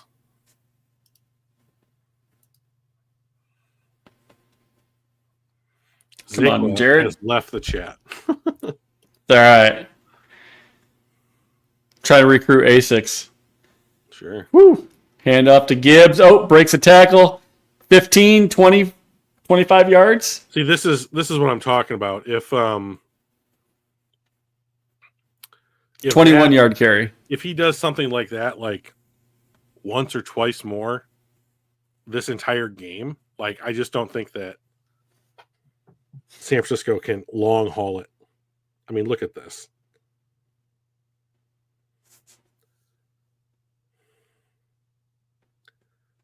So we're on the 30. First and 10 on the 30. Took no time at all. Oh, little fake hand around. Oh, JMO, keep up. No, then he went down. Oh, come on. There was nowhere for him to go. Yeah, I know. They've run this play like 5 times this year, and it's worked like 3 of them. Yeah. Hey, you know what? 60% of the time's not bad. 60% of the time, it works every time. I do think that was a missed block by. Hopkins. Well, yeah. Also, like, it was not properly blocked, but that's the kind of thing that I think that the Lions can't afford. Is like they have. Oh, nice. There's a flag. Yeah. Craig Reynolds. Yeah. Let's see what the about 18 yards or so. Goff saying it's on the 49ers. Oh, yeah. So illegal contact. That play will stand. Yeah. First and it's got to be first and goal, right? We're inside the 10. I believe it's going to depend on where they spot the ball. He might be at the 11. No, it's first and goal. Everybody was covered. They covered really well, and he checked down to Reynolds, and he's like, "Okay." That is not a huge window that he threw into there. That was no. So, but this is the great, and now Jamar Jefferson's in 28. So this is the third running back they've used on this drive. Skipper's out there. Oh, Mahogany is playing. Yeah. Where's Sue? Oh, wow. Sewell's there. 7 linemen out. Mahogany. So they started. I haven't seen this. So on the left, you got Skipper, Mahogany, Decker to fill out the left side of that line. And Jamar, yeah. Jamar is like 6'3", 240. Like, he's a big running back. Fucking Skipper being grumpy old Skipper Mahogany are going out now. Yeah. I mean, you just locked up that side. I think Christian Mahogany has a chance to push for a starter's role next season. Yeah, I think so. And to be honest, I'm all about it. So, like, even if they re-sign... As a big dude. Yeah. Even if they re-sign Zeitler, I still think that there's a chance that he could push Glasgow, and Glasgow becomes, like, the primary backup for, like, any spot. All right. Oh! That is Jefferson again. Yep. So where is Gibbs? I think they wanted to spell him maybe after a couple of those big plays. I mean, I don't know that you spell him 3 plays.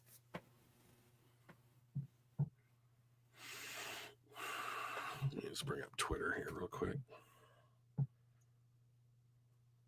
Tries to go inside, runs into a dude, tries to bounce out, and then gets caught for like a 2-yard loss. So we're on the 3. I think Gibbs is back in there now. Yeah, that looks like Gibbs. He always stands so upright. Oh, touch. JMO. Ha! They ran into each other and they fell down. Did you see that? I did. And they were going to get there anyway.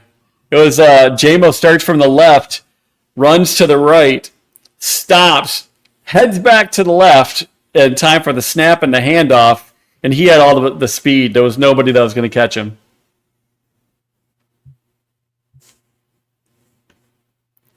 Laporta pushes one dude into another dude.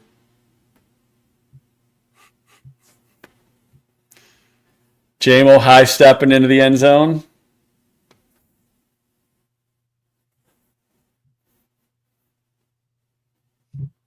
Oh, blocked extra point. Oh, shit.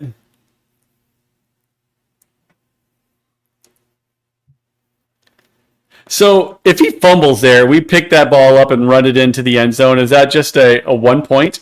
Do we get that as a score? If we run it in? Yeah, like we kick the ball, they block it, right? Like they just did. And their guy grabs the ball, which he did, runs it. But if we like knocked the ball out before he's down, recover the ball and run it in, is that an extra point? I believe that whomever runs it in gets 2 points. Okay.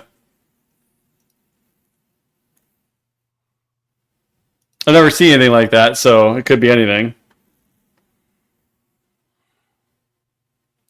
Well, I hate to say it, but like that kind of stuff has a way of mattering. Yeah.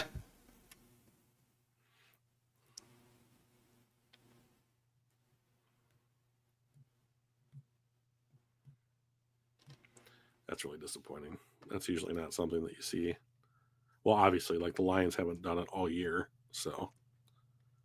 Block an extra point. Well, I mean, or had one blocked, so. Yeah.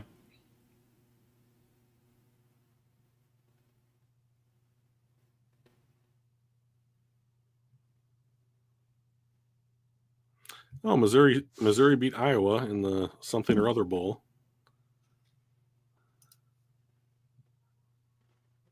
Interesting.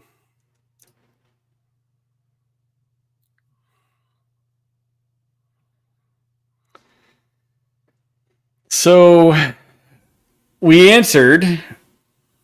I was really counting on that extra point, but I'm assuming that if we get another touchdown, we go for 2, right? To get back to a traditional score. I don't think so. I mean, You don't think so? To stay a point behind? I don't think you go for 2 unless it makes some kind of determining factor in the outcome of the game. And I don't think that like if you scored your next touchdown, you can definitively say whether or not it's a factor to determine like the outcome of the game. I think that you would just take the extra point, the kick. It's a neat stadium. Yeah, up in Santa Clara. The Santa Clara 49ers. Yeah. Yeah. Well, I like those hats.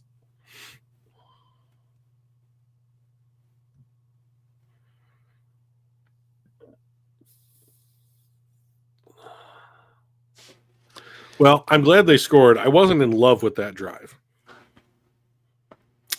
What didn't you like about it? I didn't like the play call for the end around. I get the feeling that the Lions periodically get quote unquote too cute. And that was pretty cute. Like I would like to see them just line up, lean on the offensive line, get 4 yards with Gibbs or somebody, That's almost a whole defense right there. Carlton Davis with the jaw, Dorsey with the ankle, Rakestraw with the hamstring, Rodrigo with the knee, Anzalone with the forearm, Barnes with the knee, Hutch with the leg, McNeil with the knee, Kyle Pecco with a chest, and I didn't catch the last one right before it went off the screen. Kaminsky's a knee. Kaminsky with the knee. Okay, so apparently they've had a kickoff. Yeah. More play action. This is a hold. So here's my question. That guy needs to slide too. Jesus. He had 3 guys out of him. He wasn't a runner. I mean, that's on us. Slide in the backfield? Defensive holding. On who? 69. So he held a lineman?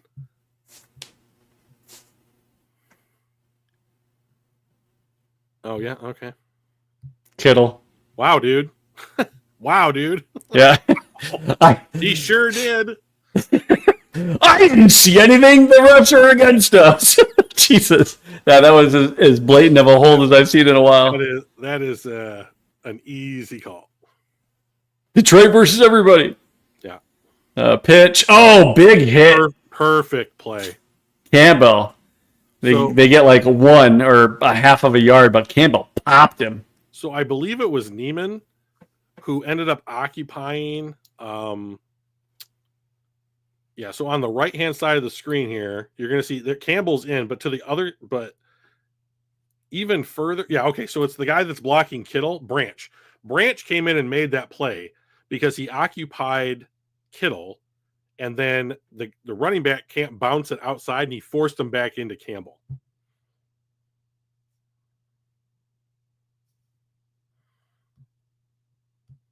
Oh, yeah, we read that. Oh, and then missed the tackle. Who was that? I think it was Muhammad. Muhammad again?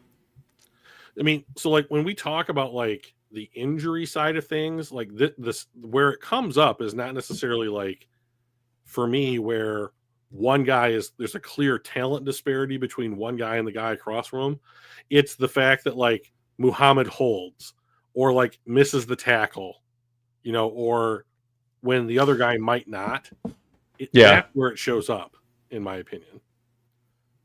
It's the little things, right? Right, it's the little things. It's missed tackles, a little bit more push. Purdy downfield. Oh, wow, nice catch. Yeah, that's what Pearsall can do. Yeah. One-hander. Yeah. Little in front of him. Woo. Tip drill.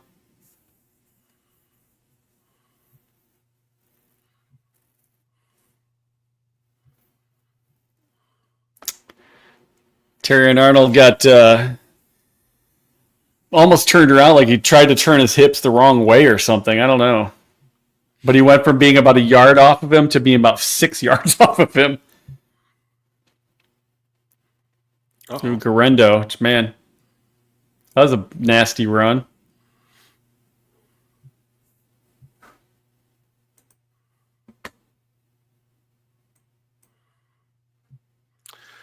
I find it concerning that with like backups and the backups of backups, their offensive line seems to be doing quite well. Yeah, we have not gotten any pressure, have we? Like, and even beyond that, like I don't feel like they're holding the point of attack. Like they're getting moved off their spots.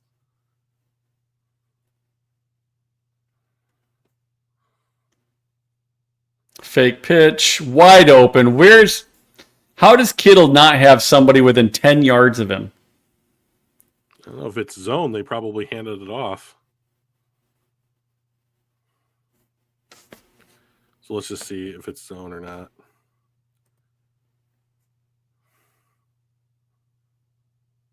That's man. 41. Who's 41? Is that Nowoski?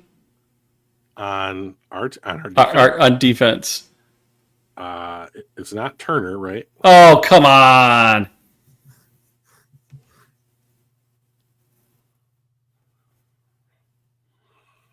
Kirby Joseph's over there like, you're not even going to kind of get it. It was a nice play.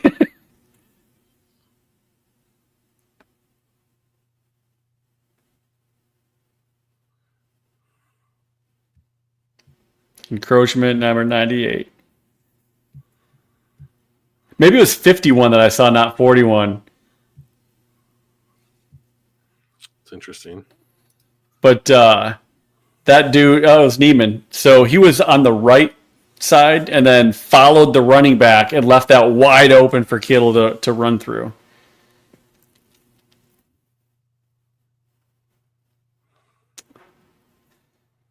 Motor City Dan Campbell's not happy right now. 41 is Anthony Pittman, who we've re-signed. Pittman. Let me...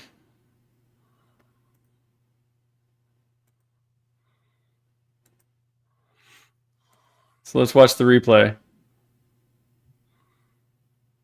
Yeah, 41. So he's going to run over and leave that wide open and not catch Kittle coming from right to left. Well, he's been on the team for all of 8 days. So yeah, well, so we need to have a better onboarding process. I don't know. I don't know what you want to. I mean, what do you want him to do? No, I'm just saying, like that was what happened there. If he's been on the team for a very short period of time, shit's going to happen, right? It just is what it is. But that's what happened there. Was he followed him and never took Kittle coming across his spot.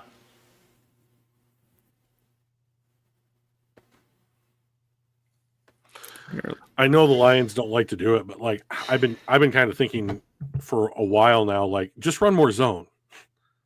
Like their play action doesn't work against zone nearly as well. Like you can keep Purdy, who will run for like a first down, if not like a touchdown or something. Like, you can keep eyes on him. Like a zone is going to help you. Like, I think just keep guys in front of you, rush up, make a tackle, and then like,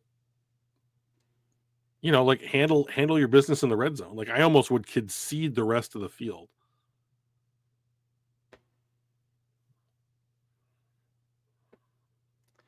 Guess maybe.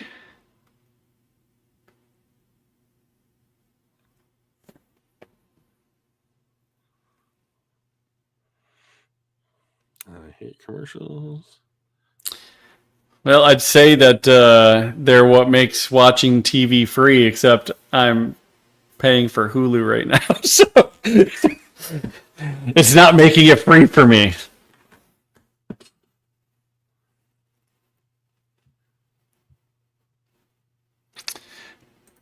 Zeka says a wild card exit is not out of the cards with this defense. Calm down. They're 14-2.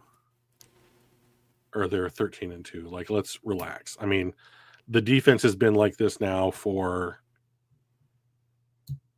9 weeks.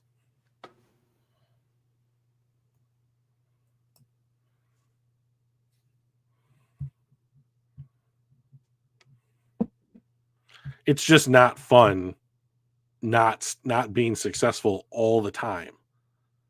Right? Like, it's not fun when, like, the Niners are driving right down the field, but, like, everyone in the league has driven right down the field on the Lions for a month, Yeah. And, like, almost 2. It does not matter if they drive down the field to you. Like, can you stop them now? Like, that is the only thing that matters. Use check. Touchdown. So they didn't. Well, our red zone defense, which was at the top of the charts for most of the season, seems to be falling like a rock here. So the thing that the 49ers are doing that I think is really smart is they're not giving Detroit an opportunity to blitz, really. Like, their motion is getting people to move off their spots.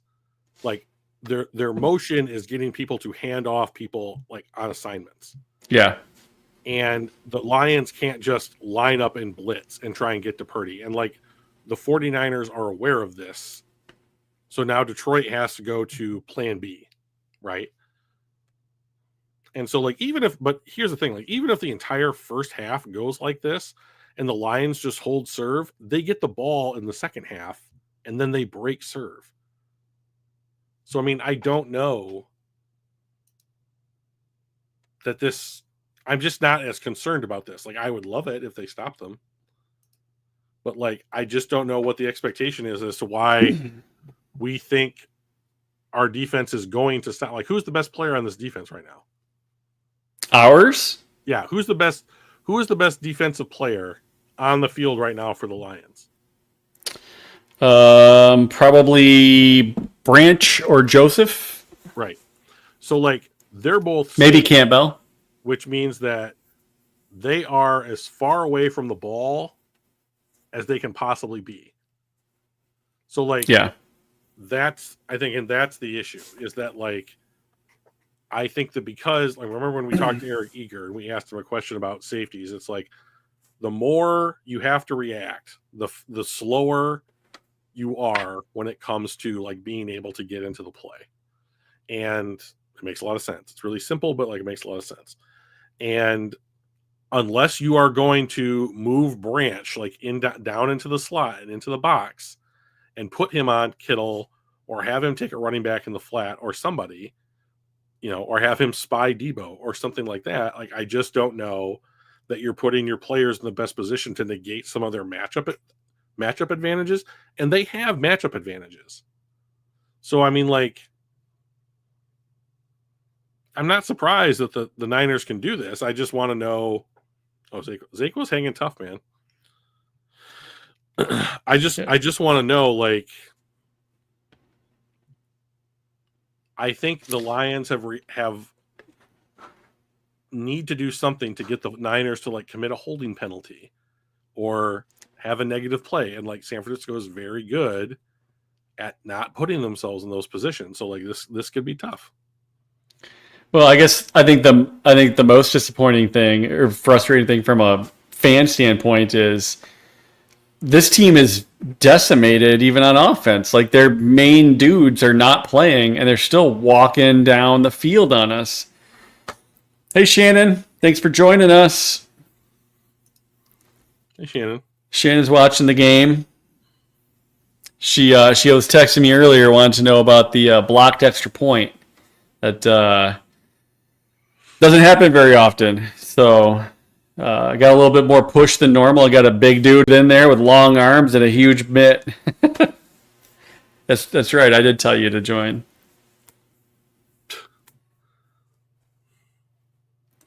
Zigwa asks, is our defense worse this year than last year's, considering the injuries? No. I don't believe that it is. I think we're better, and as we get people back, we will continue to improve. Like getting Anzalone back will be a big deal, right? When you're not playing Neiman and Nowaski, like they've handled things, admirably, but they're not Anzalone. They had a couple decent games.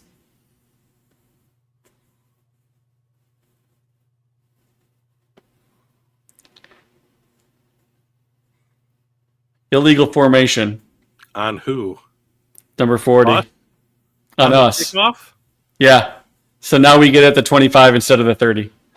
See, so the way that the game is trending so far is that the Lions are making more mistakes than the Niners are. Yeah. Oh, fake handoff. Tossed to Laporta. Tackled quickly for about a yard gain.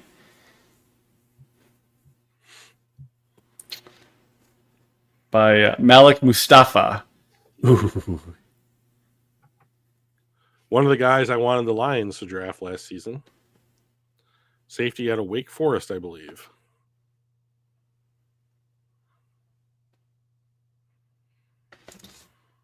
Gibbs still in the backfield. Goff in a shotgun. Handoff to Gibbs. Cuts up the middle. Nice run. Yeah, so why this isn't the first down call, I don't know. So, like, if this was the first down call, now you're in 2nd and 4. So I don't know, is the first down call Ben Johnson trying to set something up for later in the game? I don't know. But probably. The thing that they just did with Gibbs is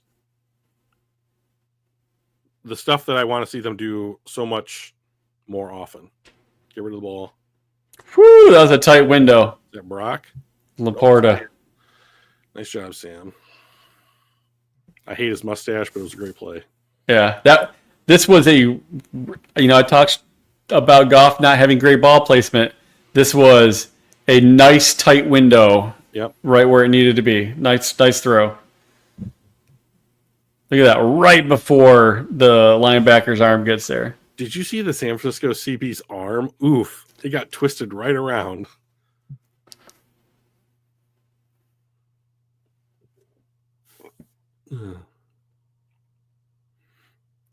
Pitch to Gibbs. Gibbs runs inside. Gets about 6, 7. I would very much like to know what the Lions are averaging per rush so far in this game. Like, if you take off the JMO end around and that kind of stuff, like, what are they averaging per rush? Because it's over 5 yards. Per handoff? Yeah. Ben looks a little chagrined. See, like, here we are, 2nd and 3. Now you can run whatever you want. You've got Brock Wright lined up at fullback. Send JMO on a fly. Hand off to JMO or to Gibbs. He's running. There we go. I mean, like, about 15, 18. Can I say once again, like, how the 49ers can't stop this? Yeah. Why are we doing anything but this? 49ers cannot stop this. Like, I don't care if it's Reynolds for like 3 or Jamar Jefferson for 4 or Gibbs for 15. Like, just this. Like, the whole time. Like, shorten the game. Porter goes into motion to the left. Oh, they had Gibbs. Goff drops back. Dumps it off to Laporta. Ooh. Oh, he got popped. Ooh. Oh, there's a flag. Flag at the beginning of the play. Holding. Penny Sewell. Jesus. So Bosa won that fight.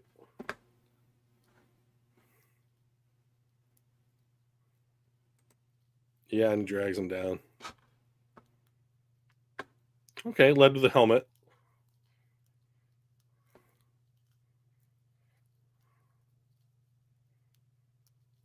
I mean, Laporta's still in there.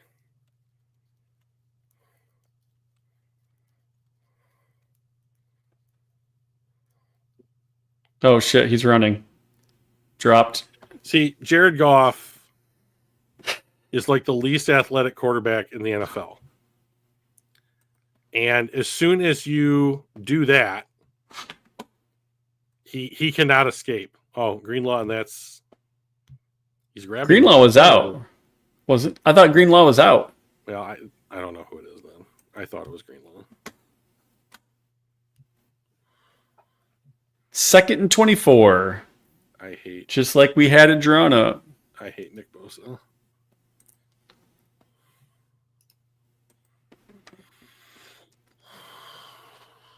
All right. So current drive. I would run a draw just to see what you get. And see whether or not you want to go for it on 4th down.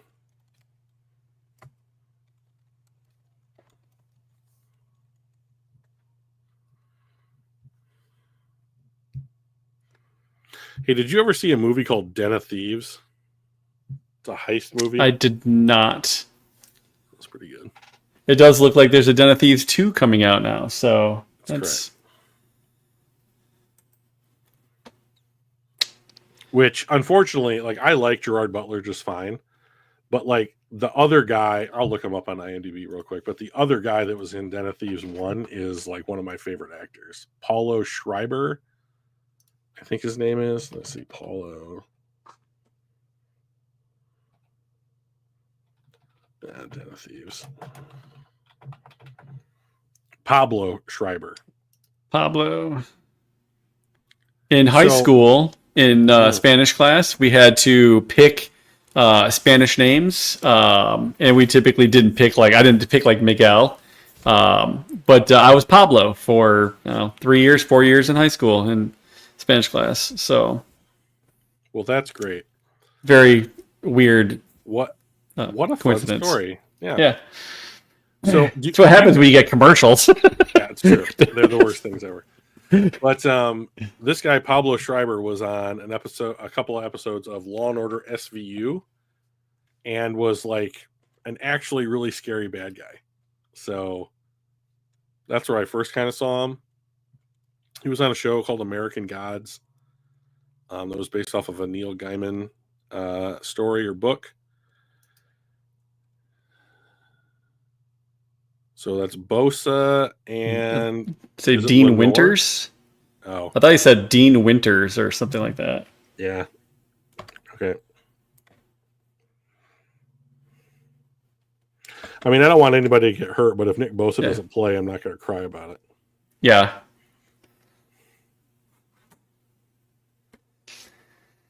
All right, so we're on the 46.5-yard line, 2nd and 24. Not a draw. Oh, nice duck by Gibbs. Gets an extra about 8 yards. Otherwise, it would have been a 3-yard, little gainer. It's starting to get to be. Oh, we're going to go into the tent. We're going to check you out for a concussion. You want to sit down, Nick? They did kind of go together head to head. Yeah, that's fine. That's right. Shannon's name, Spanish name was Elena. I do remember that. It's getting harder and harder for me to say that Gibbs wasn't worth the 12th pick in the draft. 5 wide. Oh! Look at that! He got it! Touchdown! What a call! What a call! I love the hook and ladder. Oh I love my it. God. Those kind of plays are so much fun. God, Ben Johnson's going nuts. Wow. 3rd and 12, and we go to the house. Wow. I was a little nervous that Patrick might have had a block in the back right before the end zone. I'm like, please no. Well, it was right here on the pass to St. Brown where I was like, what the fuck are they doing? They're running a yard in? Right there. Yeah. I thought maybe. It was real close, but I mean, that's the shit that happens all the time. And it had no real impact on what ended up happening in the play. But that was such a great play. I love it. What a play. That was awesome. That was completely awesome. Sorry, I get really loud when cool things happen. So if you're listening at home or Mike, I apologize. Hey, we got this one in. Yep. They have run the hook and ladder almost a half a dozen times, I believe, this year. They've run it to, I think, they've run it to JMO 3 times at least. And Sewell once. Did they run it to Laporta once? I don't recall. You know, that's something I've said for so many years. Like, I don't know why they don't do hook and ladders more often. The other team doesn't ever see it coming. And usually the answer I get is because there's so much that can go wrong, right? You could fumble the ball, right? There's turnovers far more likely than if you just held on to the ball. But man, like, God, when they work, they're so good. I don't know that there are too many teams that can run them. You need the personnel. Not every team has that. Like, think about who you're talking about. You're talking about throwing to Amon-Ra St. Brown, who has one of the lowest drop rates in the entire NFL. Yep. And he's pitching it to Jameson Williams, who is one of the fastest players in the NFL. Like, most teams can't boast that, right? Right. Yeah. So I think that if you watched Jacksonville run it or Atlanta, it'd be a totally different experience. It'd be a different experience, you know? Although Atlanta, you know, I can see someone like I'm not sure he's necessarily the black hole that St. Brown is when it comes to like catches versus drops, but Kyle Pitts across the middle dishing it off to Bijan Robinson would be a fun play. Kyle Pitts is a player that I just don't understand why his career has played out the way that it has played out. Like, okay, so here's one. That was to Gibbs. That was to Gibbs. Oh God, those uniforms are so sexy. Oh, I know. That was the Gibbs to Goff. That was the double. Yeah, Laporta. Yeah, we ran a bunch against the Cowboys. You know, there's something weird about this too, because it's like St. Brown gets credit for the yards on the catch.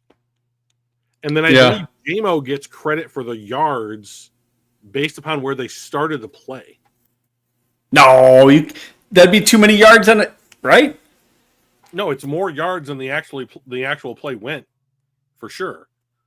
But the play, I'll be interested in that. The play started at the line of scrimmage, and like I don't know that the stat keepers are like, okay, well he got the ball here on the whatever, you know.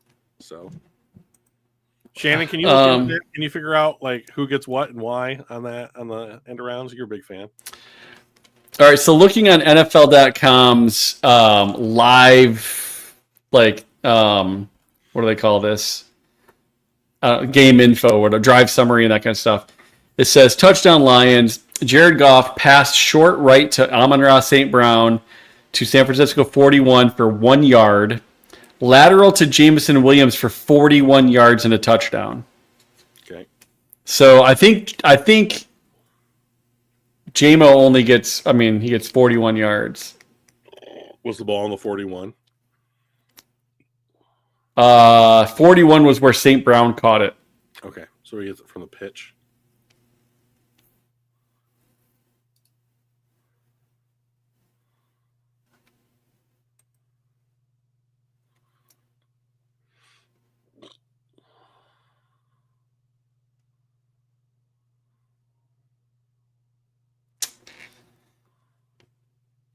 8 yards right up the middle, which kind of surprises me because DJ Reader's there and Onwuzurike, I believe, is playing today. Look at that dude's hair. My God.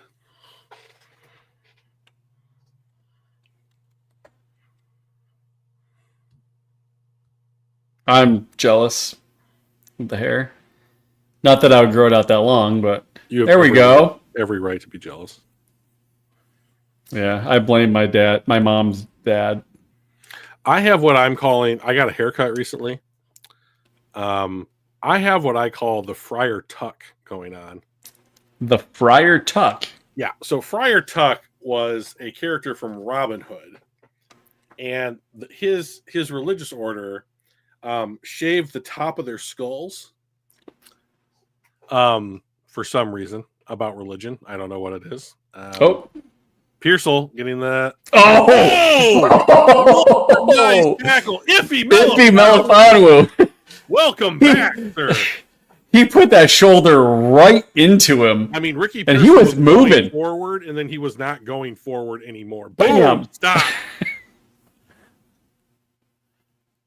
You know, I've been going back and forth on whether or not Melifonwu should be re-signed next season. And he is hurt all the time. But when he's on the field, he's pretty good. Yeah. Oh, that's a quacker. Oh, touchdown. Yeah. What is happening?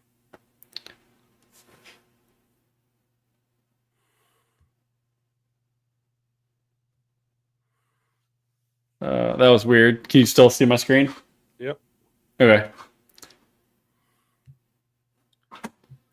So what happens here? Oh, they run a pick play, and Branch gets run into Terry and Arnold, and that frees up Pearsall.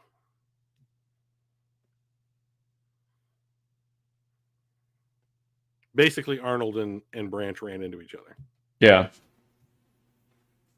Get it. Oh, there you go. Oh, missed the tackle. That is a bummer.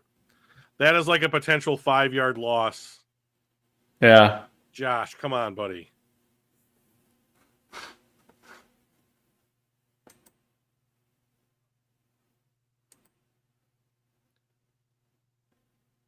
That's everything Brock Purdy has, by the way. And that was a quacker of a. It looked like Peyton Manning in Denver, kind of a scenario. Yeah. Drew Brees at the end, and he's 26.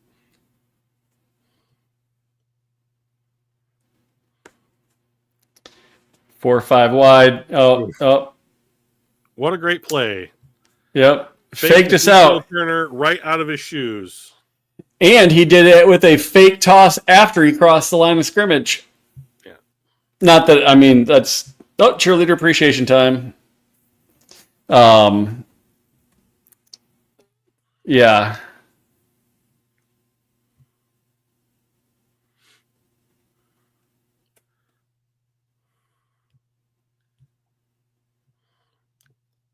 So I mean, like, here's my thing. I played sports. I've been in that guy's position before. It was in basketball or whatever.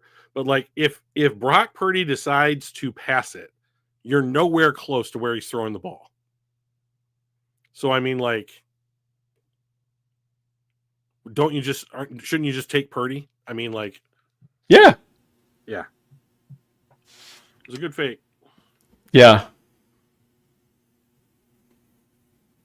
So if I'm the Lions, I'm wondering, can you go something like really quickly would you be in your 2-minute offense here, go down the field, give them the ball back, try and get the ball back before the half? Like, are you trying to get 2 more possessions inside of 6 minutes here? I don't think so. I think you go down there and score and get the ball to start the next start the second half. Then they're going to have to play slower than they have been playing. Like, they're scoring every 3 to 4 minutes. Yeah. So if they get the ball back here, you're basically like in order for them to break serve, they have to not give the ball back to San Francisco. So you either have to score even faster or you slow everything down. So which one are you doing?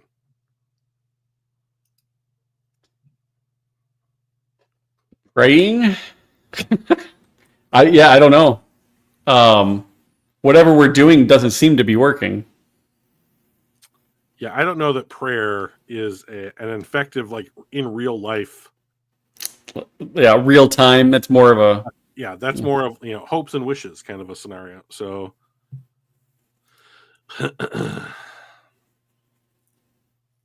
It's very frustrating to watch a decimated team walk through us.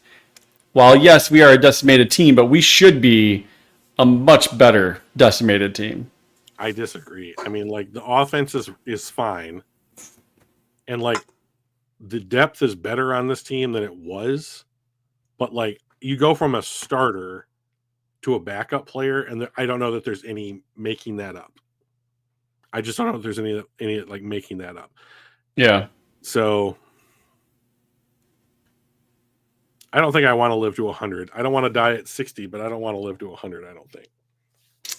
So. My goal is 111, so I can have the Bilbo Baggins 111st birthday speech. Mike, you'll be drooling into your like the tops of your pants if you live to be 111 years old. I mean, that may be true, but I'm gonna do what I can to not do that and be able to be coherent enough to give the Bilbo Baggins 111st birthday speech. That's my goal. You're gonna need like stem cell protein shake something starting like in the next 5 years. I certainly need to eat better and lose some weight and get into a little bit better shape. Hey, we all need to do that. So. Round is a shape. I'm in shape. Round is a shape. Round is a shape. Yeah. I'm going for spherical. Yes, I've got a nice pear shape. Yeah. Oh, Jared Goff has not had an incompletion yet tonight. That's good. Well, he needs to keep being perfect to make sure that we stay on pace with the vaunted San Francisco 49ers. Oof. How did they get through our line so quick? I think it was well, let's take a look. Oh, Taylor went too wide. And the guy hopped inside.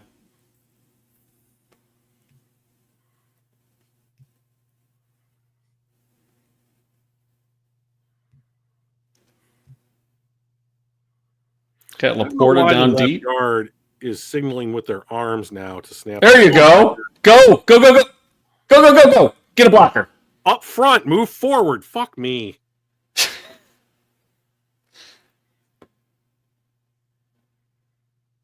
That was a nice play.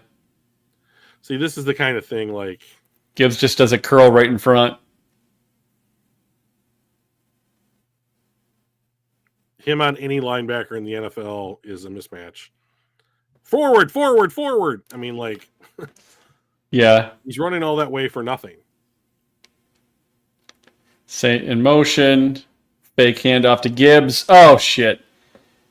He threw it backwards. That's a live ball. He did not. Didn't he? Oh, thank God, because that was untouched.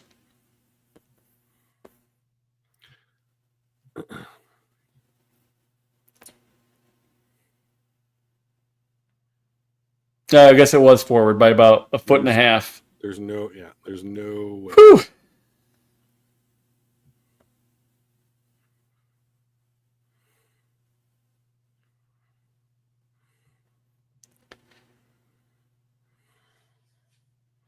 Second and 10.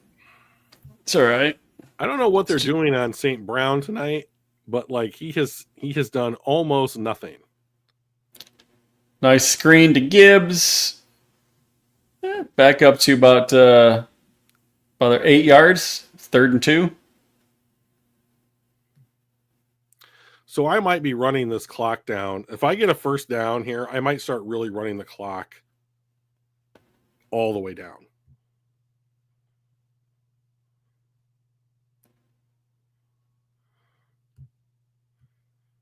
I can't express how much I don't like Nick Bosa. First down. There's Saint. St. Brown. Chain moving. Yep. What is this? I don't know what that is. I've seen it probably 15 times in the last 2 days, and I don't understand where it comes from. Everybody in the NFL does it. Well, they're 26 or whatever, right? Like, I mean, like, right, but like, it's just a different. Is it a TikTok thing? It's got to be. I mean, wherever it is, it's not us. All right. It's not our gen. Right. I asked Danny, and he didn't know. Well, I don't know that Danny's quote unquote 100% tuned in. Yeah, Craig. There you go. 8 yards on the ground. Rushing for 8. Love it. Like, if the Lions are going to win this game, it's doing this. Don't get into don't get into like a who can throw the more yards, Sewell or not Sewell, my God, Jared Goff or Brock Purdy or whatever. Like, just beat them up, continue to beat them up, continue to rush for 5, 6, 7, 8 yards. Did they just motion Sewell to the other side of the line? They sure as hell did. First down, love it. Reynolds gets about 5. Yeah. I mean, like, by the time the fourth quarter rolls around, like, this defense is going to have to be exhausted. And like, was it the Rams game that we went to overtime and they got the ball second and they just went right down they got it first and they just went right down the field because the defensive line was like exhausted. Was it the Rams game? I don't remember. We went to overtime with somebody in the first month of the season. I think I will take a look as we check out this next play from the 29-yard line. Goff throw, wide open St. Brown, 14 yards. Their defense is not beat up. I mean, do they have injuries? Sure, they have injuries. I mean, have they lost a Hutch level player? No, they have not. And like, Detroit's offense is doing to them what their offense is doing to Detroit's defense. So like, What are we talking about here? Like, we're talking about not how overall how good is your defense. We're talking about, like, in certain situations, can you come up with like forcing a field goal attempt? Like, the NFL is not about like these 10-9 games anymore. Like, this is about my offense is going to score more touchdowns than your offense is going to score. I need to force you in a position to kick a field goal. That's why this extra point is such a problem. And it was week 1 against the Rams. We won 26-20 in overtime. Okay.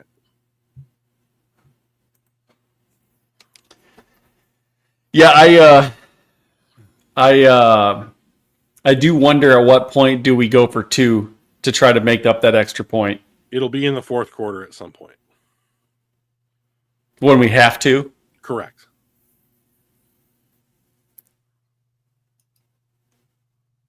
I guess the question is, if we go for 2 now and don't make it, are we any worse off?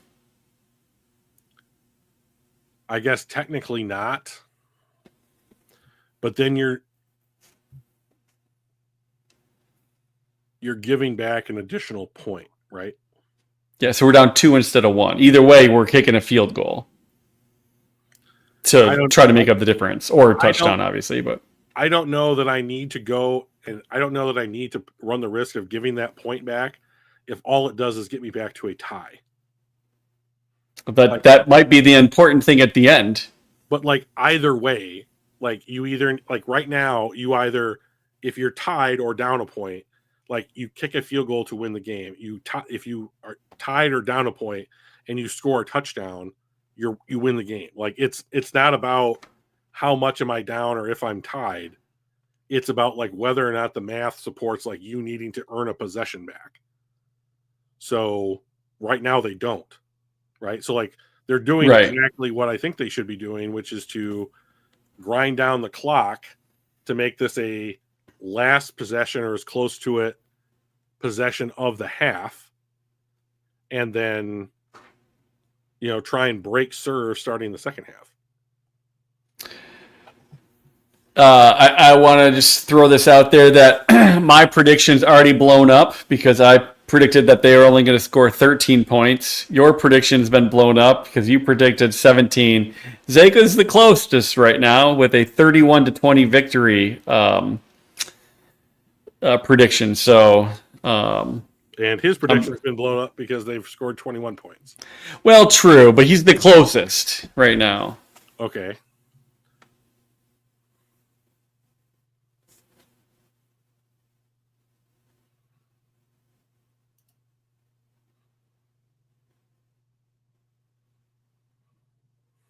Oh, Gibbs got popped for no gain. I think that's fine. I mean, like the other way to look at this is that like this play still averaged like 3 to 4 yards on average because of the way that they're the way they're running the ball, you know. So like, why are we showing him? He was the guy that made the play. D. Winters. Oh, nice fake. Oh, and then he got caught. Well, he stopped. Gets stopped moving. Like, you can't do that. Like, you cannot stop moving. So, I don't know. I mean, I'm not on the field, but like, timeout San Francisco. Sure, it's a good time to take one.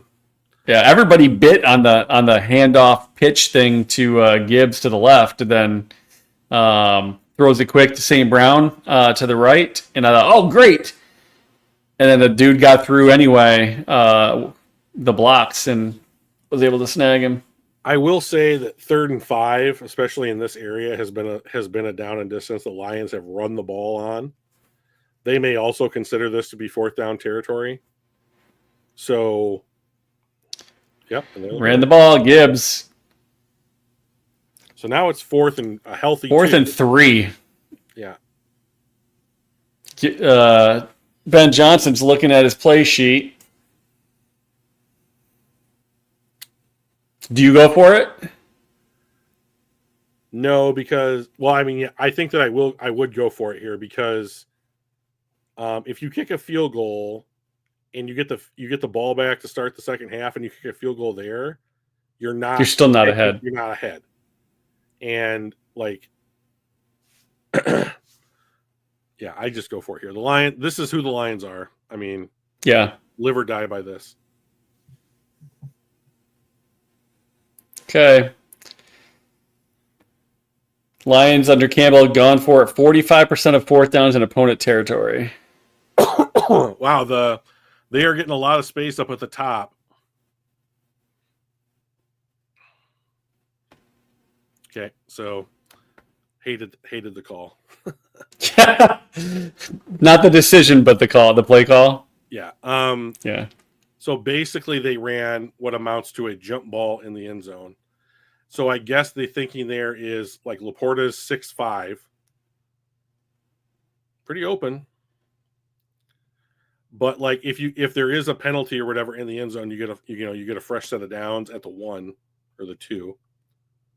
So and like yeah, but a penalty, a similar pass interference call on the 3 gives you a fresh set of downs, right? Yeah. Well, that's a real bummer. So now you can't allow them to get points in this half, and you're right back to where you started. Yeah. Which is now they can't break serve.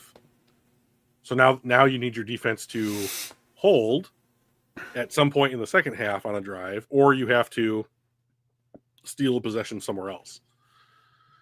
So you either need to tell your guys to start trying to rip the ball out, or when was the last time we've had a turnover?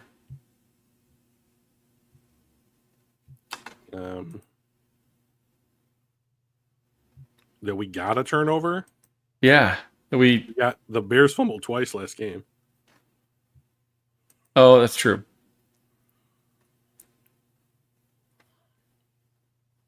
But like I don't feel like the Niners are the type of team that fumbles the ball that often. We've had 3 turnovers in the last 5 games since November 24th. We went no turnovers in week 12 against the Colts, no turnovers against the Bears, 1 turnover in the Thursday night game against the Packers, no turnovers against Buffalo, 2 against the Bears.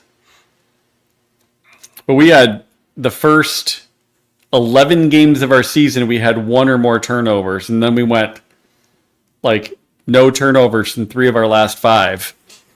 It'd be really great to get one here to help break serve. One thing this team is not is generating turnovers. They had at the beginning of the season, Kirby and Brian had a bunch of interceptions in the red zone. But that's dried up. And they just don't force a lot of turnovers.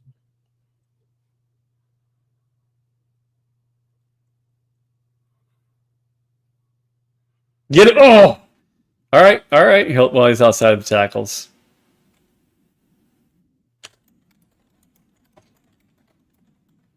That was a good play. Yeah, Brian Coates in one of the Facebook groups replied back saying that he thought Goff threw late to Laporta on that play. Well, he did. It wasn't a completion. So of all the things that have been working tonight for the Lions, that kind of play has not been one of them. Maybe that's why they ran it, was that they haven't shown that, quote unquote, tonight yet. Oh my God. Shit. Sends a floater down. Just a perfect throw for Brock Purdy. It was.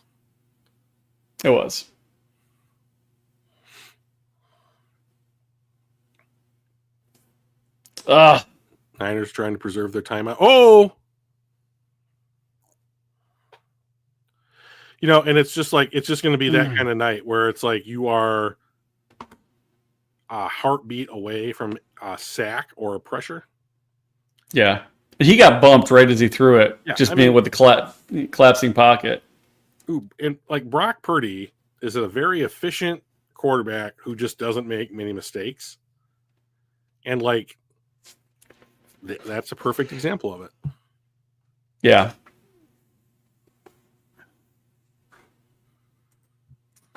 So the 49ers offense has turned the ball over.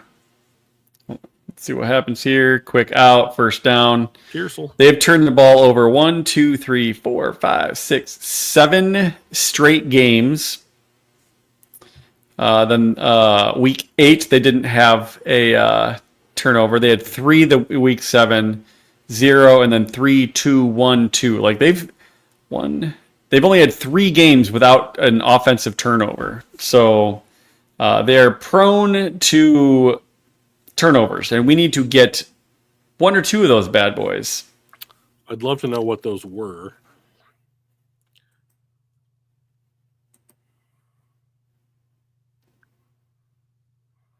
Oh! Hit. Oh, they're going to stop the...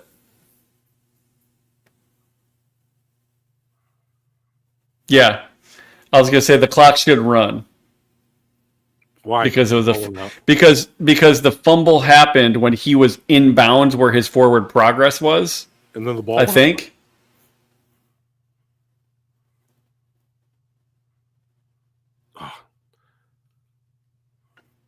Would have been nice if it had bounced into the field of play. Yeah. Oh. Oh, because it was a fumble that made when the ball went out of bounds, they would start the clock as soon as they placed it, is what the dude said. I thought it was because his forward progress was ahead and in bounds.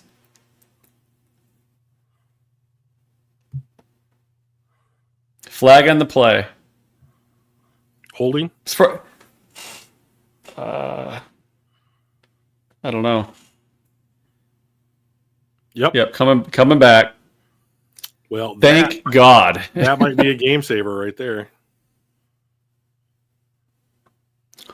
Offensive pass interference. Pick play. Number 19. So that 19 is Jennings. Jacob Cowing. Oh, Cowing. Oh, he's a rookie. Oh, yeah. So this is... Yeah, that is the quintessential. Like, I'm not even running a route. I'm just running a pick play. Yeah, that is... Aikman's like, he didn't even sell it. No. Yeah, if your whole job on one play is to literally cheat. Yeah. So do the thing, but make it look like you're not doing the thing. At least cheat like you play. Right. All right, so they're at the 40. That kind of stuff. That's a really big deal. Yeah. There we blitz. We're quick throw to Kittle. 7 seconds. So, it's 4th down, so you gotta kick a field goal here. What kind of leg does Moody have? So this is going to be like close to a 50-yarder. Now he's had a down year this year. I don't know if he's dealing with like a hamstring or something, but like this should be just inside of 50, I would imagine. His longest this season is 53 yards. This is going to be 51. So he can make this. He might miss it. I mean, I don't know. He hasn't had a great season. It would be great for Noonan. Pushed it. He pushed it. Pushed it to the right. All right, there's 2 seconds left. Do we Hail Mary it? No, you kneel. Because why not? You just kneel on the ball. God, you're no fun. I got really excited about the other play. It was just on that line the whole time. Yeah. Well, bullet dodged right there. Yeah, no doubt.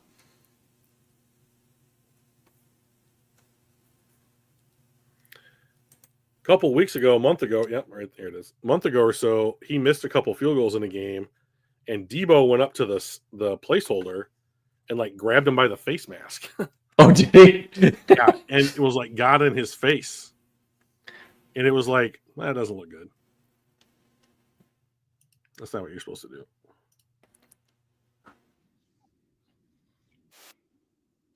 He says he likes how they're playing.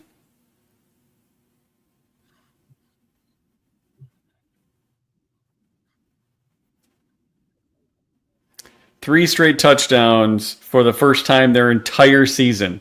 We had 7 straight touchdowns one game.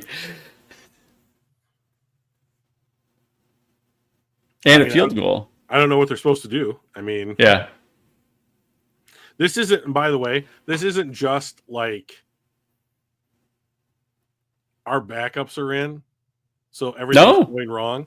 But like, there's because our backups are going against their backups too, right? So their pressure, there's no pressure whatsoever. And like the thing that has been most detrimental to the Lions defense is that the Niners are attacking the center of the field and the Lions cannot stop that. If I was the Lions, one thing that I might try and do is I might try and put Iffy in at strong safety, and I would move Branch to nickel or something, and have him run with Kittle, have him be in the middle of the field. Like, yeah. I mean, at this point, I know this game, quote unquote, has no effect on the playoff picture or whatever, but like, the Lions still are trying to win this game, So if you're going to play to win the game, then like I would be trying to put Branch in a better position to be around the line of scrimmage, be around Kittle, whatever you could do to get an advantage somewhere, like matchup wise. I have the same question about how Travis Kelce gets so open. How is Kittle getting so open so frequently when we know he's one of their main threats and just wide freaking open? So it's a combination. So frustrating. So it's not just recess football where we're just lining up and it's like Kevin versus Tim or whatever, like just stick near them. It's like it's the fact that like the Niners are running play action. The Niners are famous for only using half the field, quote unquote. And that's what they do a good job of dumbing down the playbook for their quarterbacks. And like the reason why is because they do two things really well. They take what the quarterback has to look at from the entire field to half the field. And then all of their routes are based upon like a ladder concept. So it's 1, 2, 3. So as your eyes move, that's where their routes are supposed to be. So as your eyes continue to move from left to right or whatever dominant hand the quarterback it is, like you are going from short, medium, long as the play develops. Like they're immaculate at doing that. And so what you are doing is you are freezing linebackers with your play action, and George Kittle is getting open and releasing off of whomever he's blocking for. Or you're confusing the defense into thinking the play is going one place and it's actually going another place. I mean, like, this is not weird to the Detroit defense. Like, George Kittle has made a career out of this. So, I mean, like, it's how is George Kittle getting open? We have to watch the last 10 years of George Kittle's career, to answer that question. So.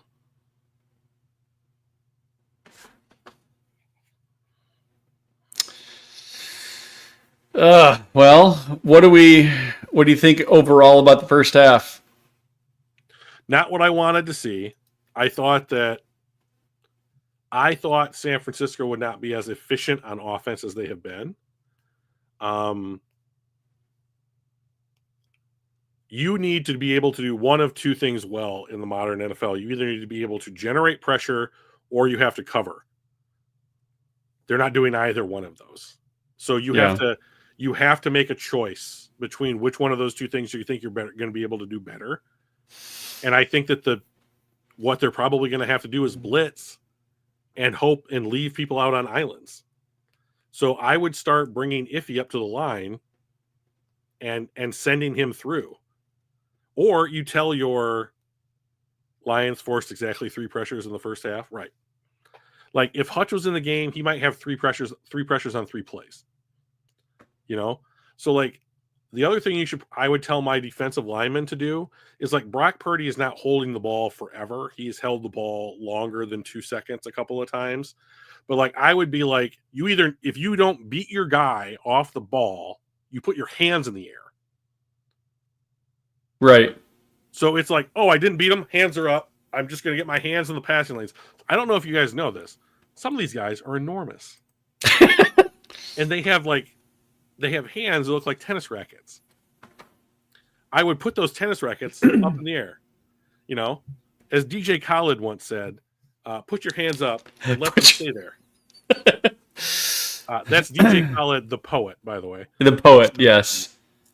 Has he been knighted as Sir DJ Khaled? And they stay there. Up, down. So that song is like 15 years old, by the way. So let's do we want to take a look at the PFF live grades at halftime? No, I don't. Because I think what it's going to show is that like Jahmyr Gibbs is awesome and no one on the Lions defense has done shit. I mean, like I can't imagine Gibbs is our 6th highest graded player on offense. Is it the line and then him? It is. I'll just share. Sure. The window here. Where? Right there. Add that to stage, and then we will zoom in. So Jared Goff, Laporta, Glasgow, Ragnow, Reynolds, then Gibbs. But like JMO at 70, Skipper at a 69.9. What they're doing to St. Brown. I don't know, but they're making him not a factor. He's 15 pass plays, 10 run block plays for his snaps. Let's take a look at our defense. Ugh. If he's played well, Patrick O'Connor. Campbell has a 72.8 grade. But, like, Look man. at the coverage grades are just horrific. Yeah. There's Amik Robertson with a 68.4, and nobody else is above 65. Yeah. We got some overalls at 26.5. Ezekiel Turner, Pittman. Now, granted, these are 6, 4, and 8 snaps, but like Muhammad has a 31, Pittman's 28.6, Turner's 26.5. Reeves Maben's at a 31.8, Neiman's at 38.3. Like, these are a lot of not good. Arnold's at 44.6. The bottom 4 guys are all linebackers. Yeah. So you want to know what they're doing? They're just absolutely abusing our linebacking core. Yeah, those short to intermediate routes, those crossing patterns, those things where Kittle's wide effing open, it's because our linebackers aren't there in the middle to plug that shit up. So here's what I'm doing if I'm Aaron Glenn. I'm going to play zone.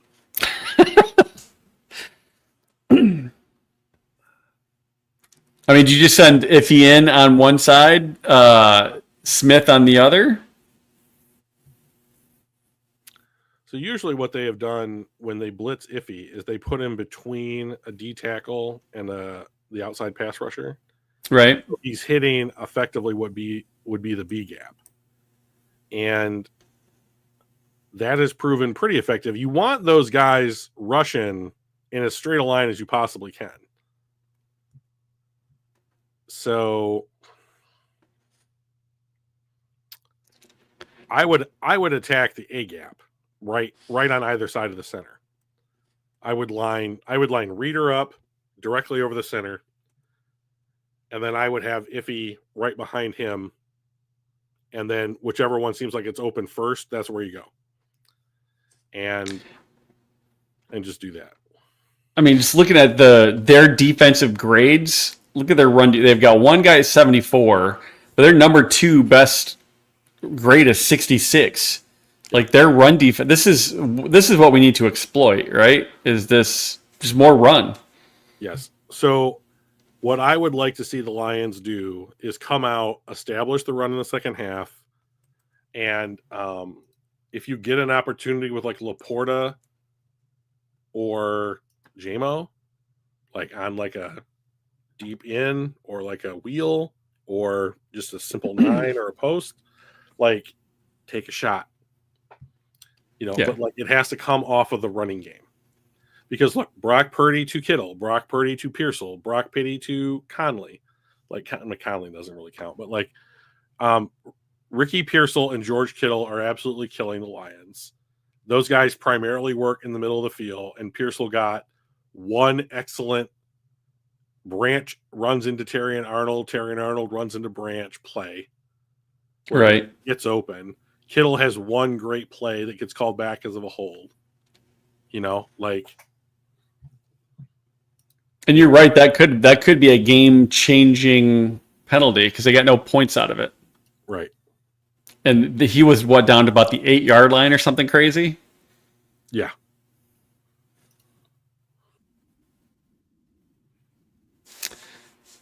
Let's take a look at pressure and depth for under pressure. 4 dropbacks. 4 out of 17 dropbacks, he's had pressure. So they have blitzed 6 times. Not enough. Yeah.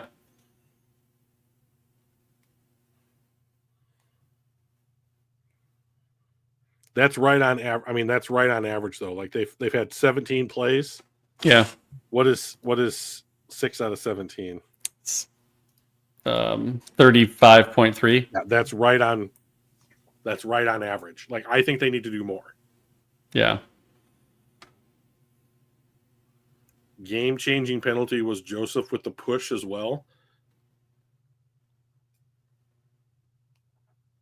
So that would have, if he had not have done that, they would have been backed up 15 yards, right? and it would not have been offsetting. So this is the thing that the Lions have been good at most of the season, which is keeping their cool, with the exception of J-Mo a couple of times. Yeah. And San Francisco is just not letting them push them around in their own place. And if it means getting pushing or a little shouting match or whatever, they're just not going to back. They're just not backing down. And I thought that this team might have been to a place where they would back down, and they're just not. I'm going to get some water because my voice is starting to go. Yeah. Mike, you're going to have to vamp for 3 or 4. Yeah, they got Campbell's talking right now.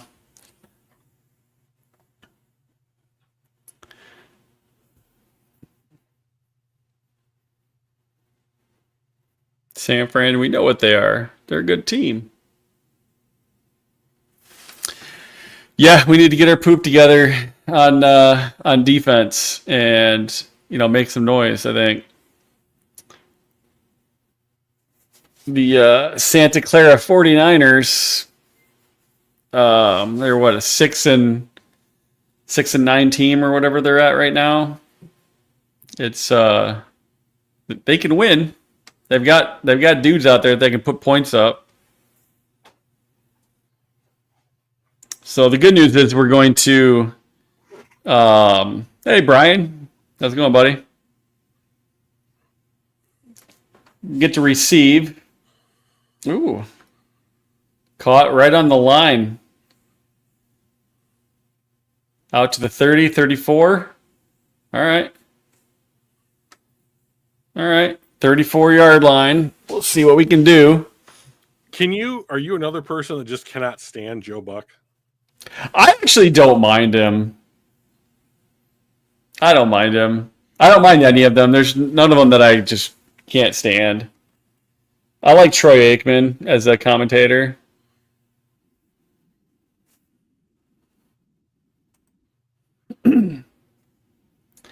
Fake handoff. Goff has all day. Woo! Just over top of a cornerback. St. Brown makes a nice catch. And he's hobbling. That sucks. 1, 2. Oh, right on his knee. Right on the kneecap. He's still out there. He's tough. He's still out there. Yeah. Little grimace, but St. Brown again. Run there you go. The ball, please. Hey, if we're going to complete 100% of those passes, I don't care. We just need to keep moving down the field to score. Yeah, they're talking about him as the anti-diva wide receiver. He's certainly not a diva. No. I will say, I've been listening. He can talk some trash, though. I've been listening to his podcast that he does with his brother. Yeah. Not, Oh. Bosa gave him a big hug. Yeah, that is on Gibbs. Yeah. What were you going to say? So, the podcast? Yeah. I've been listening to his podcast or whatever, and, he was going to have Craig Reynolds on, and he made it seem like Craig Reynolds had said that he was going to come on. And then, he told his brother about some back and forth that he and Craig had over text, and then Craig Reynolds posts the text exchanged, and it's just nothing nice. Like what St. Brown had said it was. It was like St. Brown was like, "Hey, dude, are you coming on the pod?" And then Craig Reynolds is like, "No, I can't do it." And so then St. Brown replies like we're gonna start in 15 minutes, and he was like, "Bro, I'm at my little kid's birthday party or something." He literally never agreed to it at all. And St. Brown was and he made it seem like it was, I don't know if it's a weird, the way his humor is or something.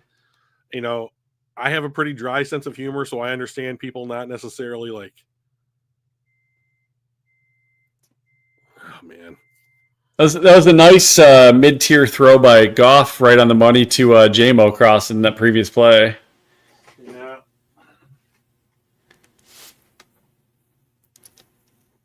Like to see JMO get another 54 yards tonight, cross that 1,000-yard mark.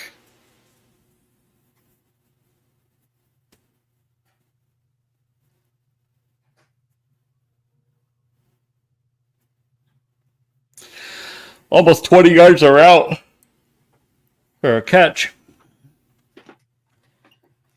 All right, come on, Gibby. Yeah. Gets about 5, 6. Be 3rd and 5. Well, I firmly believe you're in 4-down territory. Like you can simply not afford to give possessions back. So I think you can run almost any play you want here with the intention of going for it on 4th down. It's not too early to be 4-down territory? No. I guess we're deep enough. Hate it. There you go. Did he get his feet? Nice catch. Allen Robinson. Really?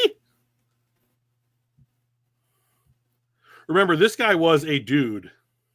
Oh, yeah, he got them both down. Wow, that was really good. 1, 2, 3, and a drag. Yeah. 3 and a drag. What's a knee? That was a great catch. Or if you go to Michigan State, any part of your shin counts as being down. Still salty? Hated it. There you go. Oh, no, overthrew. By the way, if they don't call that play, MSU, we win that game because that was Aiden's strip sack that he recovered for a touchdown. And that was the difference in the game. Also, if you go back and watch that game, Kenneth Walker III, who everybody just loves to say what a great running back for Michigan State he was, does the thing where as he's running across the goal line, he dropped the ball. Yeah. So that's 2 touchdowns in that game that they were just like, nah, we'll just let them count because we're playing at MSU or whatever the fuck it was. Hey, those referees have to get out of the tunnel and get to their cars somehow, right? It was not cool.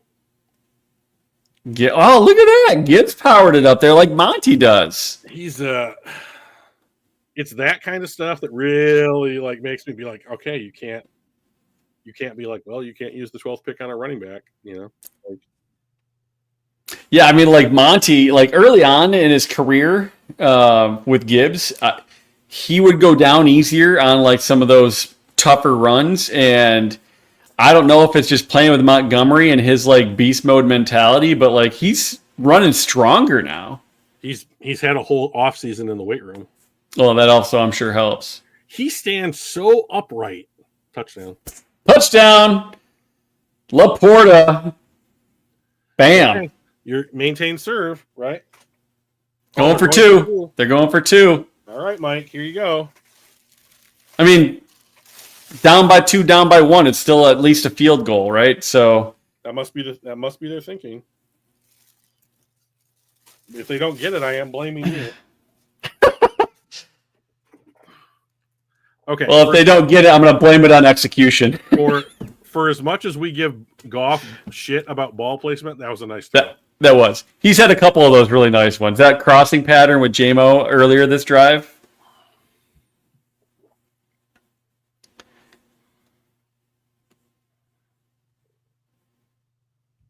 Oh, wide open, Patrick.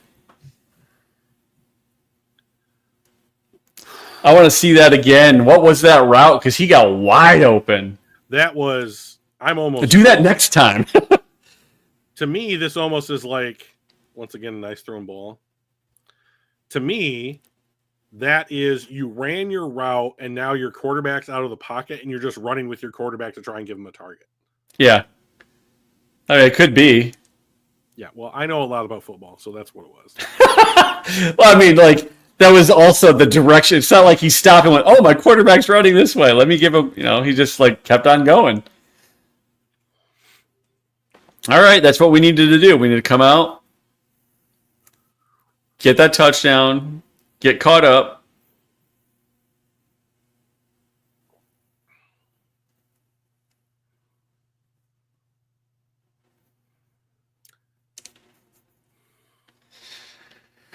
Oy. Well, big defensive stop is what we need. You know what? I wouldn't be opposed to a turnover here.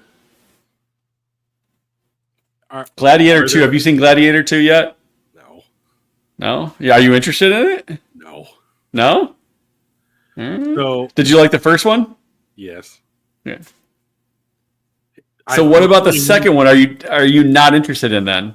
Because it's a sequel or something specific about the story? So you've seen it and you've enjoyed it, from what I haven't seen 2. I was gonna see if you wanted to go maybe this weekend or something. Well, I will go see it with you. Okay. I mean, that's a different thing than just do you want to see it. But like, we have a mutual friend, Alan, who has seen it and has told me about it. Mm-hmm. Here's the thing: you do not need a sequel to a film that was completely wrapped up and had closure in the first. Yeah. One. You just do not need it. So, to me, this film needed to be about anything other than the characters that were in the first one. Yeah, I don't know anything about like what it's about. Yeah, so other than it's in the Coliseum, yep. Which and it's about the Gladiator games. That's all I know. Well, Mike, so I'm super excited. If you enjoy that, we could just watch some UFC fights. I mean, like that's roughly what it is. But like, yeah, so without trying to ruin anything, the story is an extension of what happened in the first one.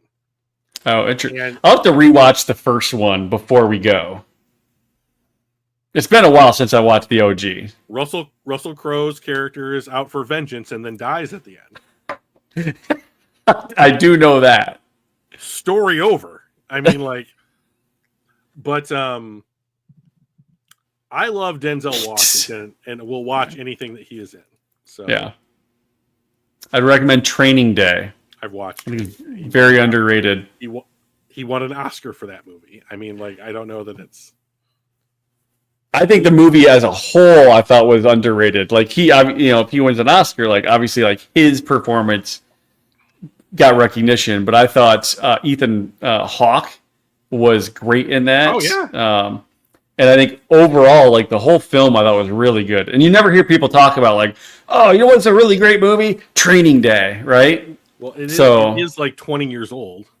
You still talk about a lot of movies that are 20 years old. God, you will just. I mean, you were talking about Danny won't let the point go, for fuck's sake. Where does he get that from? Oh, that was a big hit by Kirby. I thought maybe he dropped that ball, but he didn't.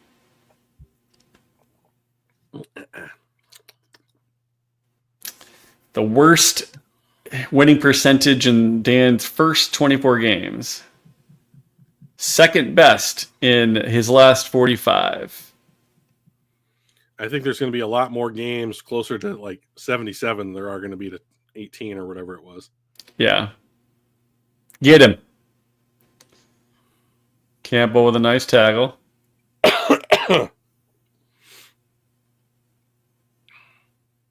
Ooh, interesting. They're asking about Ben Johnson. Okay. See what they say.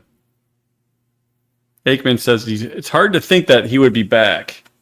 That's what they said last season. Wow. Just running free in the middle of the field.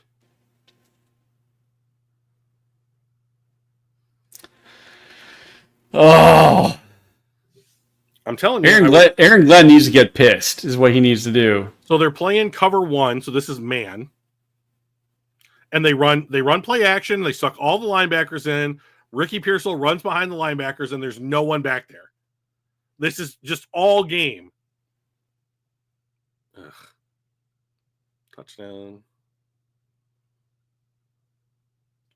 I'm telling you, I would bring Brian Branch. You have to play. You should be playing zone. You need to be able Vildor. Right. Yes. Right. Kendall Vildor is going to tackle George Kittle in the open. I mean, He has them around the legs. He has him around an ankle. Don't let go. The size disparity of Kindle Vildor between him and George Kittle's got to be 50 pounds. Come on. That's... See, like, Kittle lowered his head and initiated contact there. Yeah. It's okay if you're on offense. Yes, that's correct. It's okay if you're on offense. Just like I can punch you in the face and call it a stiff arm. The rules don't read any differently for the offense than they do for the defense, so I don't understand why it's officiated differently. Oh. Get touchdown. Son of a bitch. Missed. Oh, maybe they miss an extra point. Maybe. They've already missed a field goal. So here's the question that I would ask now. Like, that goes down as a touchdown pass, by the way. Sure, whatever. Anyway, yeah, your question. If you're the Lions, are we just going for 2 all the time? I mean, like, how are you supposed to get a lead at this point? They have no answer for just the base scheme that the Niners are running. Ugh. They are playing a shit ton of linebackers because they don't have any corners that can play. And like, all of those guys are selling out so hard to stop the run, which the Niners haven't done well all night. Like, it's not that they're bad at it, but like, the thing that is chewing the Lions to pieces is the intermediate throws over. I mean, the throws over the intermediate part of the field, and you're not playing to stop that. You're getting tricked into coming up and giving up all that space every single time after time. You know, like, it's very frustrating. Like, why not play Iffy, Branch, Joseph, Terry and Arnold, and Amik Robertson on the outside, and you just run a 3 safety look, and you just, like, you put fucking Branch in the robber role right in the middle of the field, and you still have Kirby over the top. Like, you're not getting beat over the top. That's why they were just in cover 1. Like, you don't have to worry about getting beat over the top unless they're going to run some kind of like trick play or your 2 defenders run into each other. So, I mean, like, you've got to stop. If you're going to play man, you can't get sucked up into play action. And they are just getting hit in play action so many times. Like, I'm just really starting to get frustrated with it. Well, we should be frustrated. Well, to me, the frustration is not because it's like we're not talented enough or these aren't the starters. It's like there's a refusal to change the philosophy. Inability to adjust. Correct. And like, if I have a complaint about Aaron Glenn, it's that I cannot identify whether or not he can adjust in game. He's made adjustments from game to game. When Hutch goes down, they start blitzing more. But like, can you show me where they have adjusted in the middle of a game? So watch this. Yep, I'm going to get sucked up. I'm in the yellow zone. You know, that's a completion. And now we're going to do it again. We're going to do it again. We're going to do it again. We're going to read this. Oh, I still have the ball. Throw it to the yellow zone.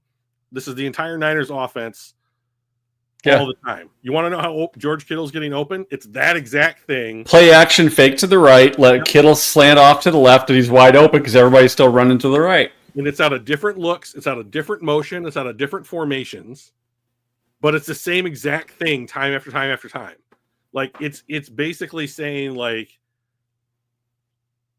I don't know, like, how many different flavors of the rainbow for Skittle? They're all Skittles, you know, but there's 8 different versions of them. You know, why? Right. I understand that Khalif Raymond is hurt, but you can't find a more dynamic returner than Tom Kennedy, really, in the entire NFL. I mean, why not Jamar Jefferson? Yeah, right? Or just somebody. I mean, like, I love Tom Kennedy, but he is a borderline should be playing in the NFL at all player. Yeah.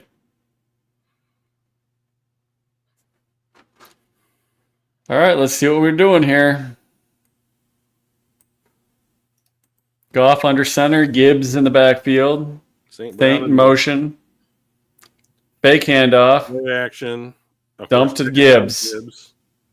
Nice. One guy miss. Took 3 guys to tackle. Get about 9. Yep. 2nd and 1. See Gimpy?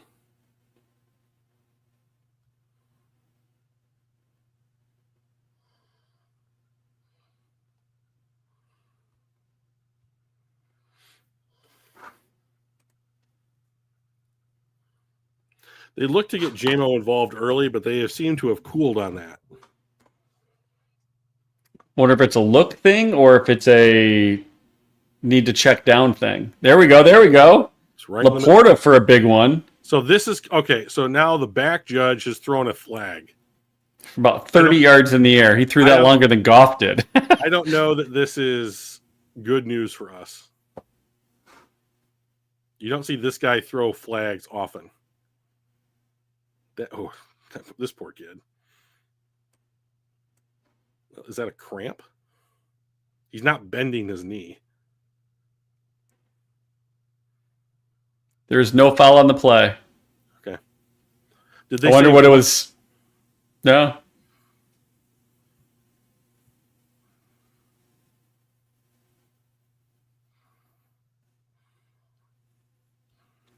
It's a nice ball. It was a nice ball. Did they think he pushed off? No, I wonder if it was if they considered either Gibbs or the safety to have led with their helmet. Oh, I don't know. Handoff. Little stutter step. Reynolds gets 2. 2.5 maybe. Yeah. So Gibbs has a cut under his eye.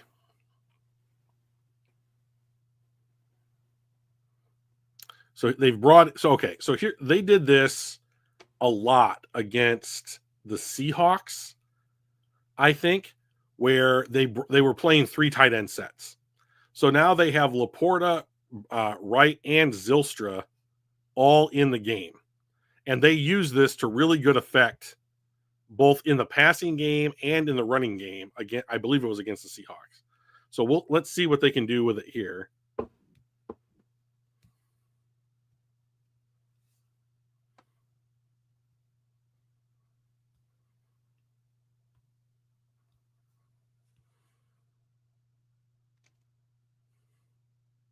Gibbs got cut up a little bit on the cheek. Don't you have a fucking Band-Aid that you can put on his face? Come on.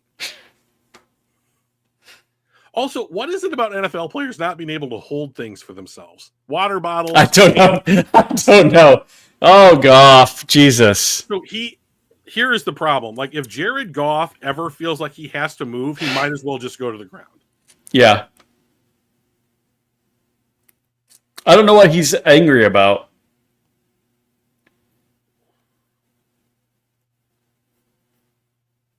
Well, I think what I would be angry about is he should have someone right here. And then he doesn't throw it. And I think it's because he sees Bosa. Yeah, he got flustered with the pressure. 57-yard field goal. Let's go. They trust this kid with their lives. Nailed it. 57. Nice shot. They're still down a touchdown. So I understand them wanting. It's a 4-point game. Yes, it's a 4-point game. We're down 2 safeties is all, Drew. Just 2 safeties. Oi.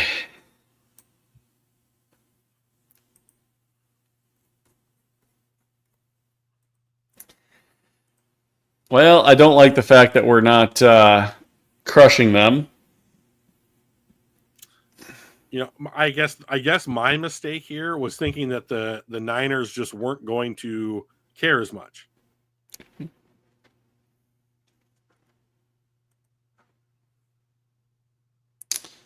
So their last couple games, they lost 29-17 in Miami. They lost 12-6 in a monsoon against the Rams. Mm-hmm. They beat the Bears 38-13 because everybody beats the Bears. They lost to Buffalo 35-10. They lost to Green Bay 38-10. They lost Seattle 20-17. So in the last 6 games, they've won once. And it was to the Bears. And other than the Bears game, the most they've scored is 17 points, which they did twice, 10 points once, and 6 points once. This is not a team that's been like on a roll or anything like that. Well, I think what it comes down to is that like they know that their season is over. They know they've been eliminated from the playoffs. And this is just all about pride. Yeah, I mean, all the guys and the coaches too, for that matter, are playing for tape, right? They're playing to put their effort on tape and playing for their next contract or being able to keep the existing contract that they've got.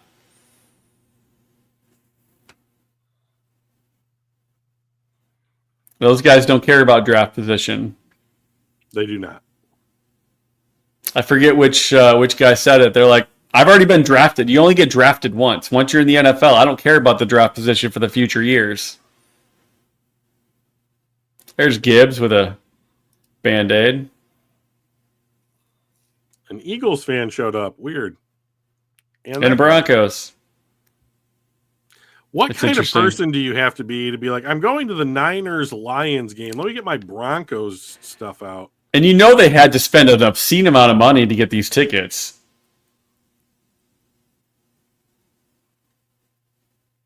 Debo out to about the 33. He brought that out from 5 yards deep. He's fast. Well, to me, that just says, like, go ahead. You know, like, yeah, we're not going to be mad at you. You know? Yeah. Like, YOLO. Pretty much.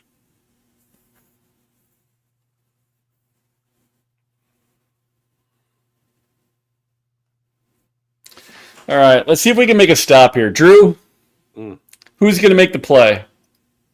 I'm going to say Brian Branch. I mean, I think Brian Branch is the best player. Purdy gets hit as he throws.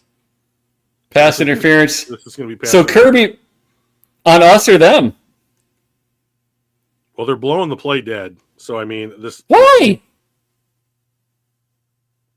So it's going to be on... It's going to be on Branch. It's going to be on Branch, which I think is ridiculous. I just don't know why they would have blown the play dead.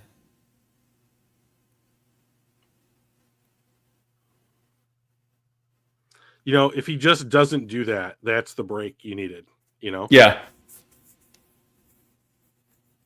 Because it was overthrown. It was getting hit as he threw.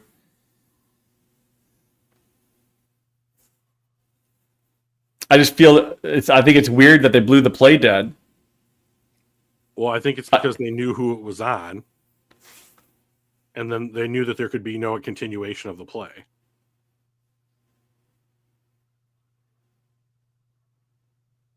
Play action. Play action. Oh, there we go. There it is. Kirby. Go, Kirby, go. Run, baby. He's holding on to the ball.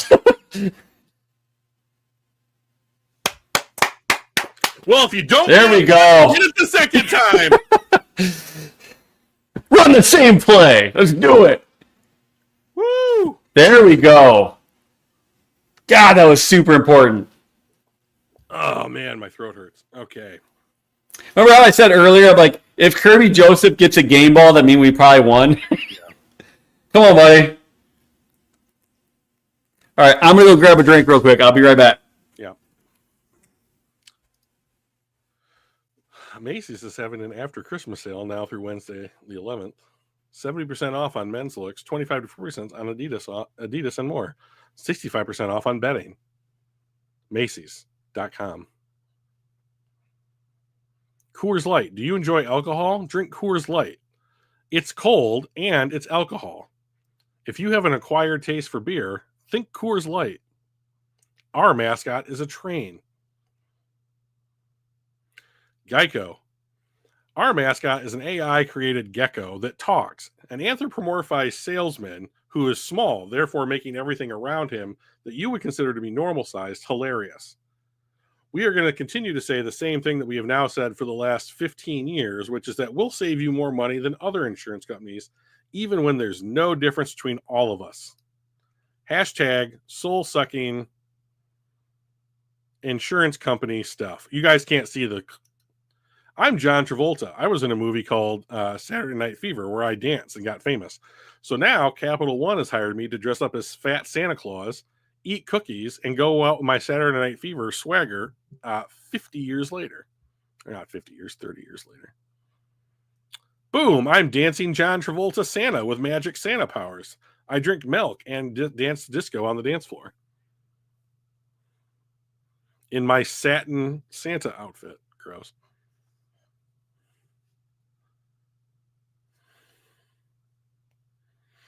Do you like college basketball? Do you think college basketball matters and that its season is too long? If so, watch college basketball this Saturday at 1. All right, so the Lions were in cover 1. Kirby's back there literally all by himself. Brock just sails the ball. Like, he didn't step into the ball. His feet were set. He just sails the ball directly to Kirby Joseph. That is as easy an interception as Kirby Joseph will ever have.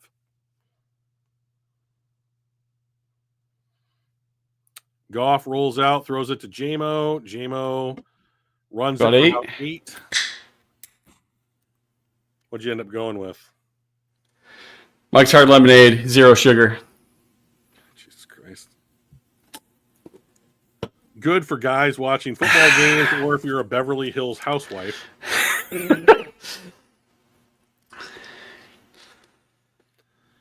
I love the alcohol because you can barely taste it, and the 0 sugar keeps the weight off my hips.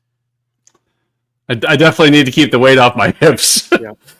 So Goff out to Reynolds in the flat, takes it for about 7, first down Lions.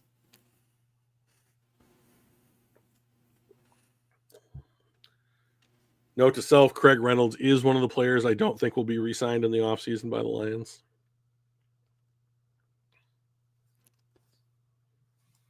Ugh. All right. This is how we break serve, Drew. We're going to go down, get a touchdown, and get ahead. 1st and 10 from the 27. 2:45 to go in the third quarter. Hand off to Reynolds. Off the left side for about... Wow, it gets about 7. See, like, I just don't think... Like, if this game gets to a point where the Lions are in the lead and they have the ball, they consult the clock. Because the Niners just cannot stop the Lions running game. Yeah.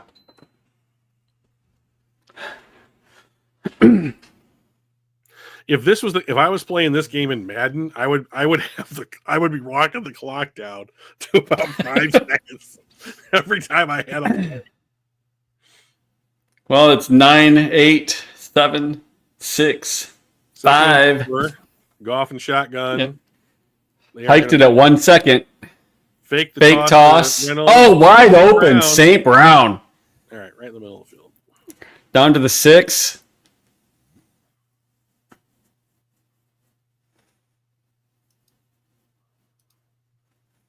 Goff's playing pretty well tonight. I'm liking it. That fake really got some linemen to stop moving. All you really need to know in the NFL anymore is you don't need players to change their direction. You just have to get them to stop moving for a heartbeat. Goff under center, St. Brown in motion, handoff Gibbs. Nope, Jefferson. Dragging 3 guys He got forward. hit. He got hit about a half a yard behind the line of scrimmage and gets about 3 on it anyway. Yeah.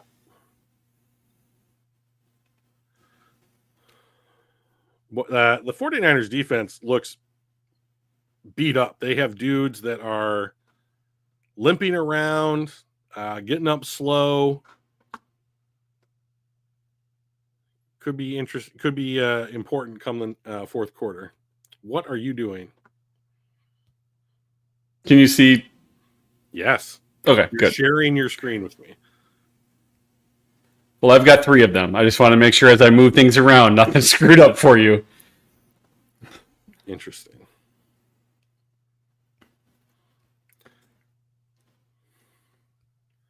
I will point out here that the Lions have an unbelievable stat where they have had exactly 1 pass interference call against them or against their opponents all season. For 5 yards. That one looked like JMO might have been interfered with, in my opinion. 3rd and goal. Oh! Did he throw it like over his head, or? Well, I think that this is a problem when they get off their timing. So Bosa beats Decker. Goff has to let it go. St. Brown's in the middle of his turn and doesn't locate the ball. Pressure's Yeah, it would have been. It would have been behind him too, even if he did notice it, because of where he turned. And if he literally just turned around and looked, it was one thing, but he turned and kept going. Wide open touchdown. Don't know how that happened. Woo! So one thing St. Brown said is that he and the Lion, like the wide receiver room, they work for weeks on their celebrations. I know. And he talks to other wide receivers about what dances and stuff they're going to do. I just don't. No one was covering him. Well, no one was covering him. it's hard to get a pass interference penalty when you don't cover anybody. Yeah. Shit. Well, that's in. Okay. I was a little nervous there, though. All right. We're in the lead. That snap was low, and I don't know who takes the holder. It's probably Jack Fox. Jack Fox had to pick it up off the ground and get it ready in stride. So, I mean, good job by Jack Fox. Yeah. Ooh.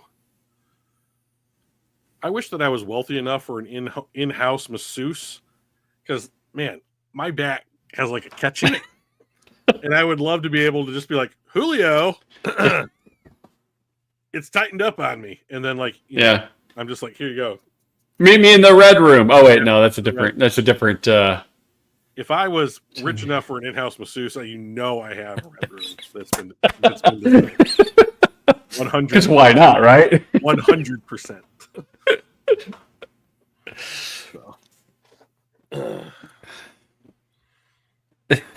I watch 50 Shades of Grey. I know what it looks like.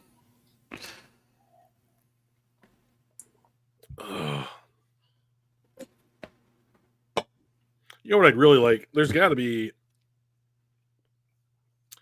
like a little device or whatever that like you can just put your cup down and it keeps your drink warm for you.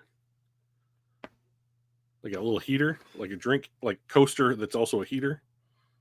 Like a candle warmer? Yeah, but for like tea. You could use a candle warmer. The British haven't invented something like this. Come on, British. Can't you just use an actual candle warmer? Why would I warm a candle? I don't understand what you're talking about. So, like, not the ones that you, not the ones with a wick. It's just like literally just it sits on a heater. It's like a little heater, the size of about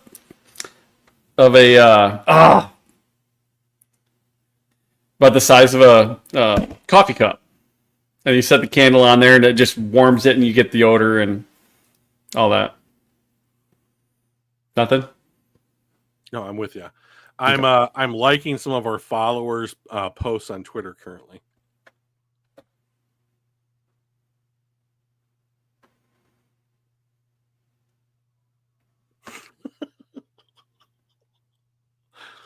Oh boy.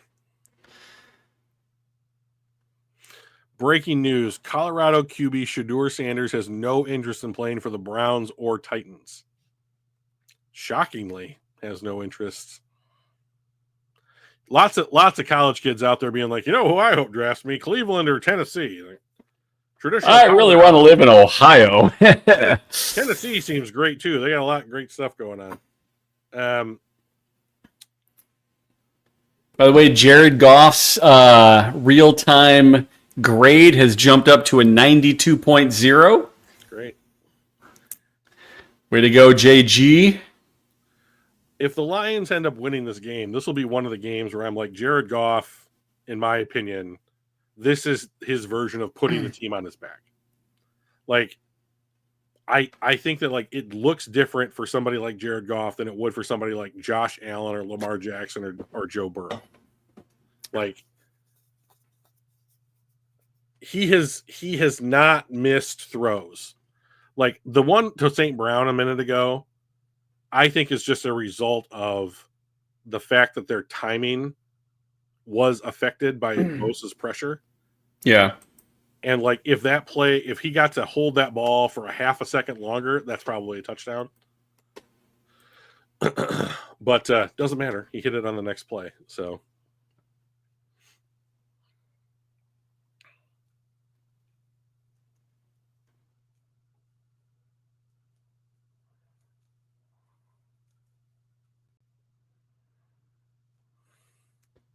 two quarterbacks in NFL history have had 3,500 or more pass yards, plus 500 or more rush yards, and under 10 turnovers through 16 games. Josh Allen and Lamar this season. That's the list. Just these two guys just this season. That's pretty nuts. Well, they got one more game to go. It's hard to imagine that Jackson throws 6 picks or that Josh Allen throws 5 or whatever, but like good third quarter for the Lions, 18 points.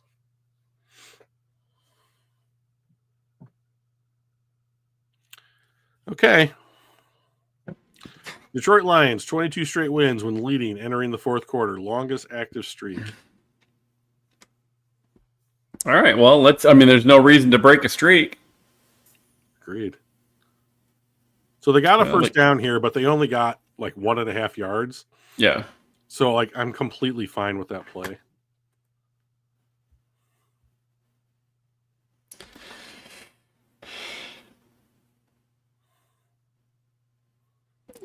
They've got 34 rush yards from him tonight. That's not much. No, you got to be pretty happy with how they combined tonight. 13 drives, only 9 incompletions and 8 touchdowns between the two teams. No punts. See that pass is immaculate. That was a great throw. That pass is as good as a pass in that situation can be.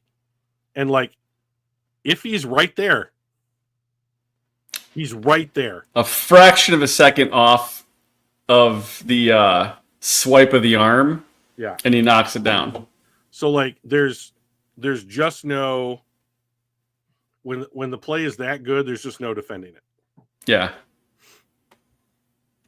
Oh, double. This is a pass. Throw it.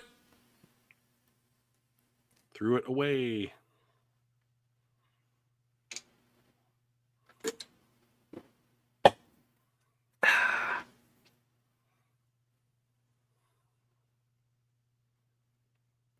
A little trickery there. They tried. They have barely involved Deebo Samuel in this game outside of the first 15 plays.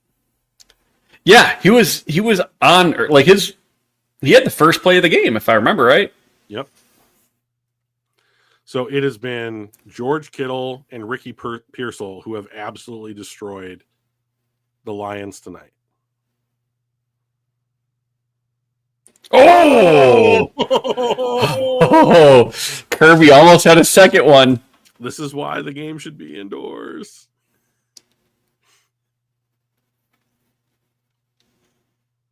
There are going to be probably 2 teams in the playoffs that are going to be playing outdoors. You know, there's one interesting in the NFC. There's one interesting fact that no matter who wins next week between the Lions and the Vikings, there's going to be a 14-win road team for the first time in NFL history. Like yeah, well, assuming we win this game. No, like both. No. Oh, yeah, you're right. Nice play. Not get a taunting call. That was a big play by Amik Robertson. Why does nobody have their mouth guard in anymore? If I'm just saying, if we lose this game and if we lost against Minnesota, we would not have 14 wins. Sure. But if we win tonight, no matter what, next week, that will be true. And there's going to be a 14-win team that didn't win their division. That's never happened either, which I guess is the same thing as I'd be on a road playoff game. Right here.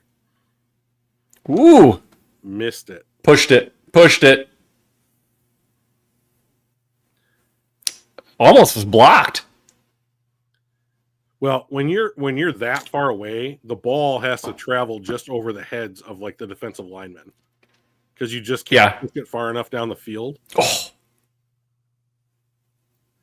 I feel bad too because that kicker went to Michigan and he's one of my all-time favorite Michigan players, but he's had his confidence is affected. Yeah. You're like, come on, Jake, you have one job to do. Yeah.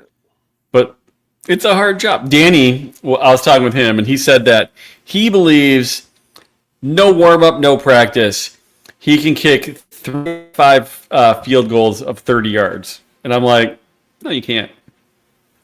You're not kicking a 30-yard field goal with no practice.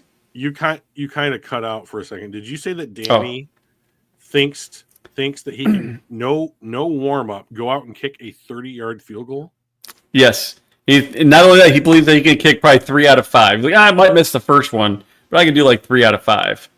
I'm like, dude, 30 yards is a lot longer than you think because not only are you kicking at 30 yards, you're kicking at 30 yards where it's 10 feet in the air at 30 yards. Yeah. You're really kicking at probably 45 yards by the time it lands, right? I will be making fun of your kid next time I see him. As will I. I told them that we will maybe build a something in the backyard, march off 30 yards, and say, all right, tee it up, knock yourself out. Call me when you actually make it. I'll give you as many chances as you want. You get a whole day. Bleacher Report has a stat here that Amon-Ra St. Brown has 131 targets with 107 catches and no drops this year. So no drops. So I don't know that I necessarily believe that. I know that there is a distinction in what gets credited as a drop. Boy, PFF is really pissing me off. Wide receivers. So here's what I don't understand. Like, I'm on Amon-Ra St. Brown. I click view career and premium stats, and it brings up the thing that says, no. You have to search. Yeah. And I'm like, what is that about? All right. So we're taking over on the 48-yard line. Hand off to Gibbs. Whoa. Uh-oh. Oh, yeah. There we go. Go. Jared Goff out there throwing a block. Woo. Looks like he's a little bit tired. Well, oh, wow. With the forearm shiver. He puts his right elbow right in the dude's face mask.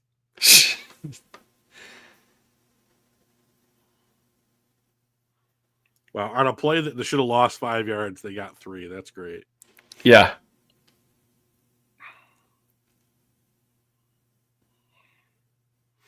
So it's going to be 3rd and short.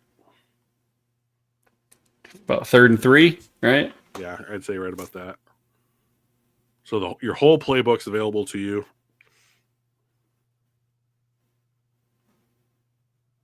What is this? What are they saying? Cramp.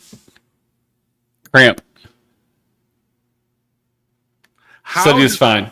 how does a dude who has been in for 8 plays get a fucking cramp? Oh, he was all over our guy. PFF has Amon-Ra St. Brown credited with only 1 drop against Houston. I cannot get into his stats. I'm not where I want to be. Yeah. I'll throw it into Discord real quick. Are you in player grades? I think I was in wide open. There we go. 4th and 3. Throw a 15-yard pass to Laporta. I'll tell you what. These guys, the lack of fear is almost irrational. In Dan Campbell.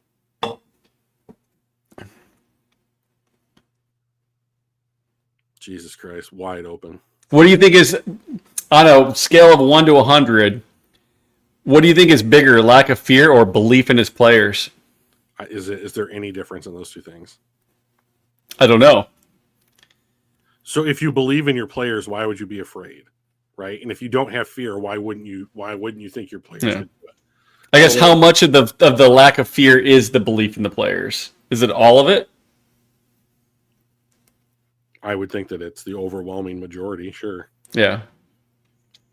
We are almost exactly even, 379 to 374 yards. We're 5 yards ahead of them for the game.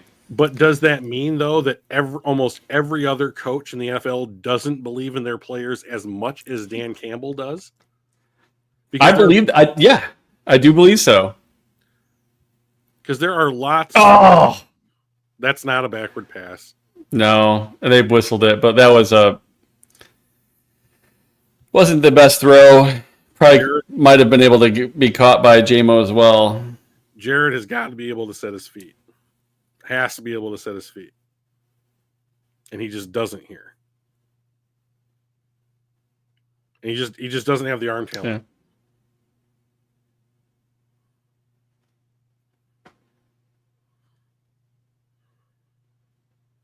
That's all right. 3rd and 8. Let's do it. I would run it here. JMO falls down on the throw.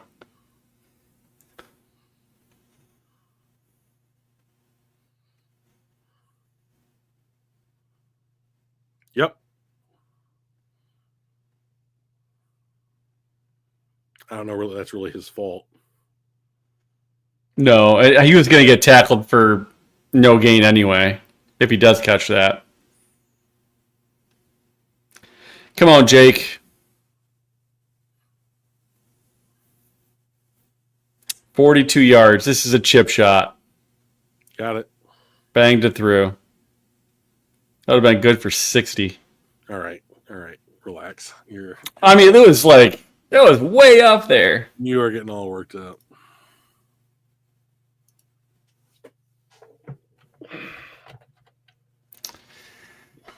All right.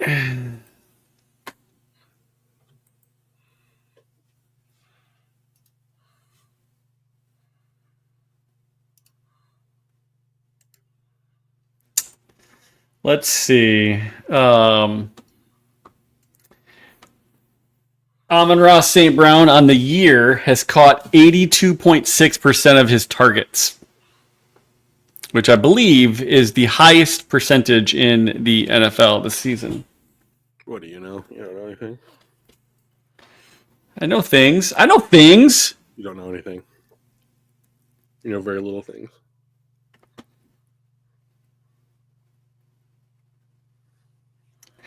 Five, 6 games, he caught all 100% of his targets, which would be not impressive if it was just like, one or two, but he had 11 for 11, 7 for 7, 8 for 8, 6 for 6, 4 for 4, and 2 for 2. And then in Buffalo, he's caught 14 for 17. He also fumbled, which was detrimental. It's true. He did fumble. To be honest, I don't remember him ever fumbling at any other time in his career. So he has 2 total fumbles. Once last year, once this year.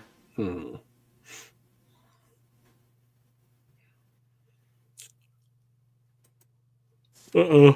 Getting the yawns. Getting the yawns. It's too exciting a game to have yawns, Drew. It's not. I hate this. I hate it so much.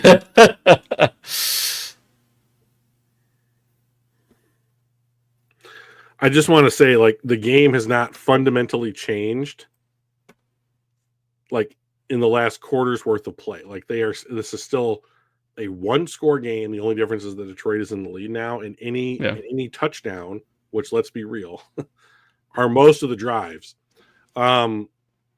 completely flips the game back into the other direction. I absolutely can't stand this. I very much want to be up by many, many points. All right, Kirby. So I think what's going to happen here, Drew, is we are going to. I'd love to see like a crumble, a kick return fumble, but that's not going to happen because they're probably not going to return it. But what?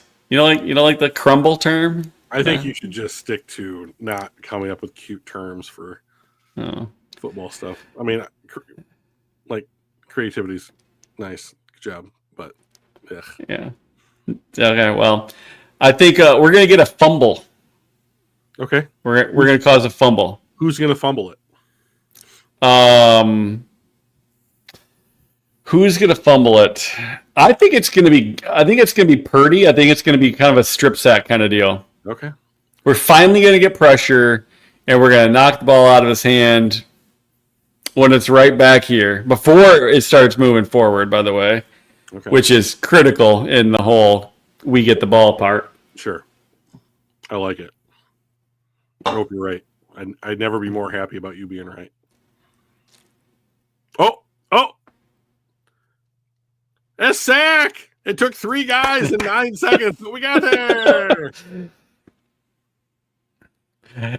At first I thought, holy shit, they're actually going to knock him out of his hand. That's right after I said that. Who is the down lineman with the dreads? No idea. Oh. 6. Adams. Oh, Miles Adams. Okay. Yeah. That dude has got some hair. Like, that is a lot. Jalen Reeves-Maben just ran over their 77. That's always fun. 2, 1, 0. Oh, they call timeout. Ah, yeah. You guys suck. Oh. What did they didn't. They actually got the flag. I thought they called timeout. That was a quick flag. That's what Aikman was just saying.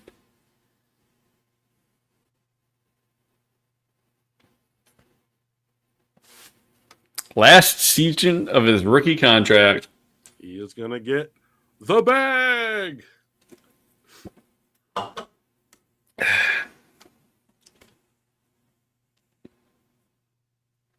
Second and 20. No problem. A quick 16 for the Niners. Pearsall on the out route. 3rd and 4.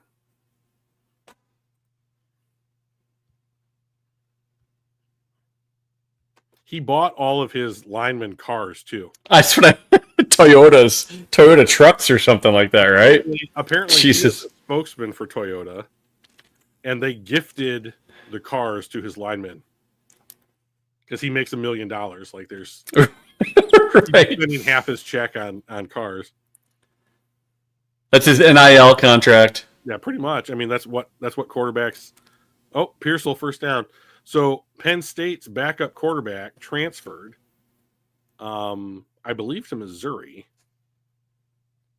and he got $1.5 million for transferring. So like Penn State's backup quarterback is going to make more money next season than Brock Purdy does this season. Yeah. The downfall of college football. I think college football is fine. I don't particularly like the transfer portal is the thing that I think is broken. But like, I don't know that there's ever been a time in college football where they didn't pay players to play. And George Kittle wide open again, middle of the field. Shocker. But now it's just two guys we have to care about past 3 yards downfield and always fucking coming open. Flag. Shanahan looks confused and maybe a little annoyed, so hopefully it's on them. That's kind of what his face looks like. So, I mean... It's true. He's got a resting dick face, doesn't he? Yeah. Ineligible man downfield. Wipe it out. Yeah. We're coming back. All right, here we go. Wheels are starting to come out a little bit. Yeah, so it's hard to hide when you have that long flowing hair, too, bouncing around as you're running downfield. I'm sure he and Anzalone are in some kind of group text, but he had to come in to replace an injured offensive lineman in the middle of the game. And this is the kind of thing, right? Like if you're just not in there as much, you're not playing as much, you're not used to being in those situations, like you leak out and start running down the field and you get a penalty, which I think ineligible man downfield is a stupid penalty. Yeah. But just in and of itself, like, does that need to be in football anymore? Really?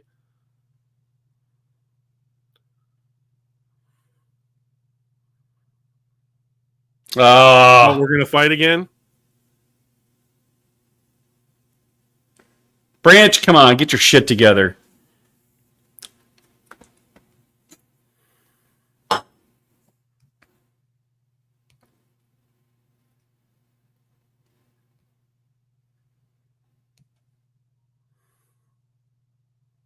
Come on, dude. Come on. Like everyone gives JMO so much shit, and like his stuff is wrong for sure. And like that is a flop, but like it drew a flag. Like you can't do it. Yeah. You just cannot do it.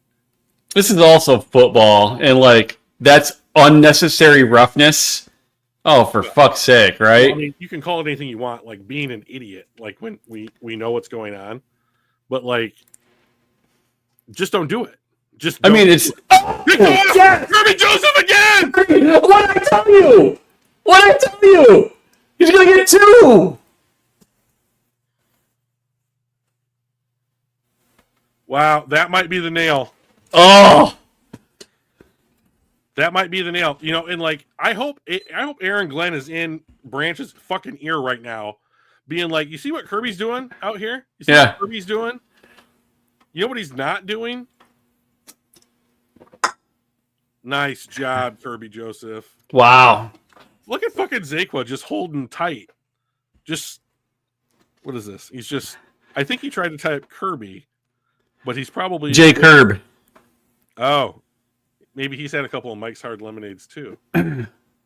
Hey, I take it back. That's how you normally spell. Yeah. But judging from Zakwa's avatar here on YouTube, if that's a picture of himself, like the dude's pretty cut. Like I think that he could be drinking Mike's Hard Lemonades with sugar. I mean, like. With sugar, he's got the metabolism to burn off the sugar, Nice. Well, Mike, I gotta say, like, I know I tease you a lot, but like, it looks like you may have called me. You may have called this one. If Kirby Joseph gets a game ball, we're probably winning. Yep. Yeah. So if he gets a game ball, he probably had 1 or 2 picks, and we're probably winning the game. Now, granted, the game's not over. We are ahead. Is Jason Kelsey like the most unlikely celebrity in the history of celebrities? Maybe. Do you know that his wife's podcast is threatening to topple Joe Rogan? Yeah. From the top of the pod. I mean, Joe Rogan has been on top of the podcast world for like a decade. Yeah. We're right behind him, though. We're right behind him. I will say, yeah, we're real close. I will say, since I hate Joe Rogan with like a fiery passion, I did subscribe to her podcast out of spite. I love it. I've never heard his podcast, It's so hers. It's not his. It's hers. no, I'm talking about like Rogan's. I've never listened to Rogan. Yeah. I don't give any shits about what he says. What is interesting to me about Joe Rogan is that every once in a while, like he and I will agree on a topic, like how to treat women.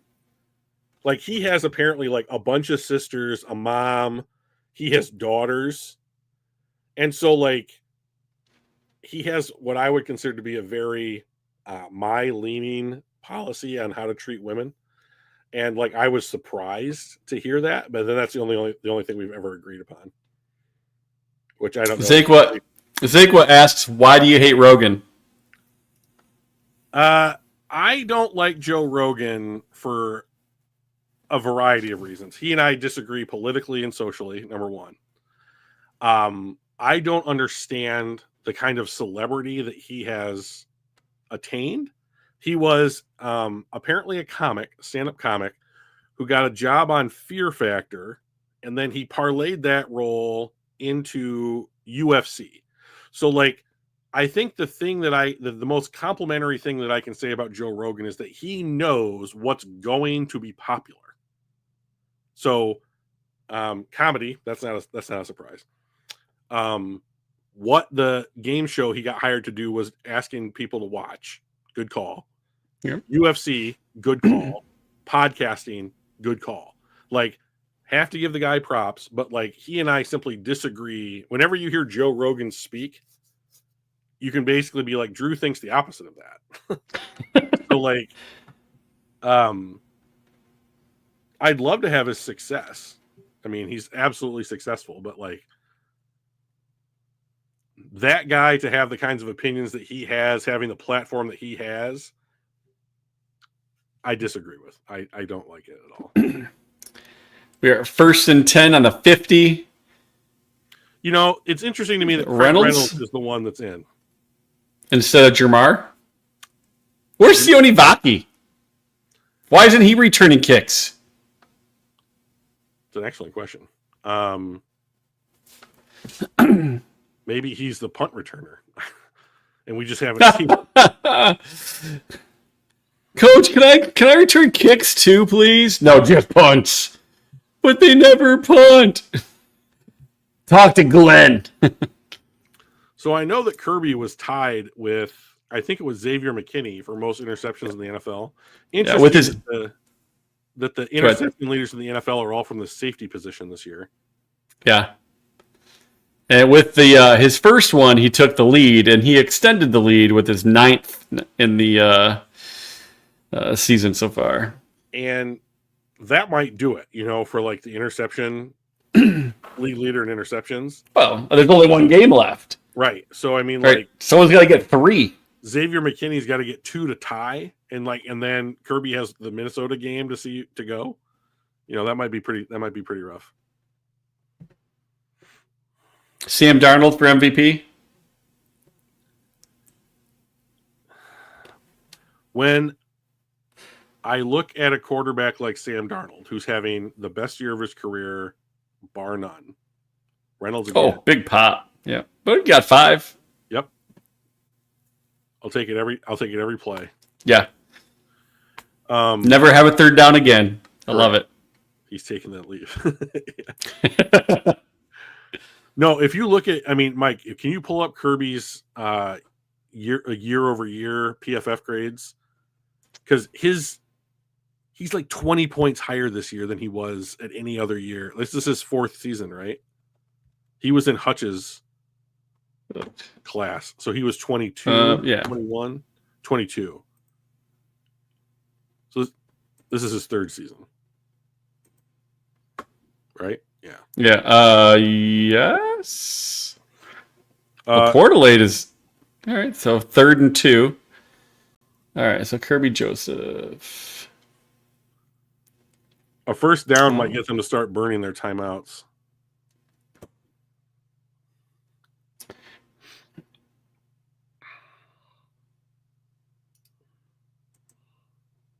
I mean, like Zake was right on the nose here. I mean, like Kirby Joseph has literally taken the leap to like you have to discuss him as one of the best safeties in the entire NFL. Yeah, his grade was 64.0 in 2022, 56.5. He took a little step back last year, 90.1 this year. 34 points. Gibbs off the right side. All the way. That's the game. That is the game, ladies and gentlemen. That's what I'm talking about. He cut around the outside and just fucking motored it. That's great. That's absolutely great. So I think that's the third run of this game for him over 20 yards.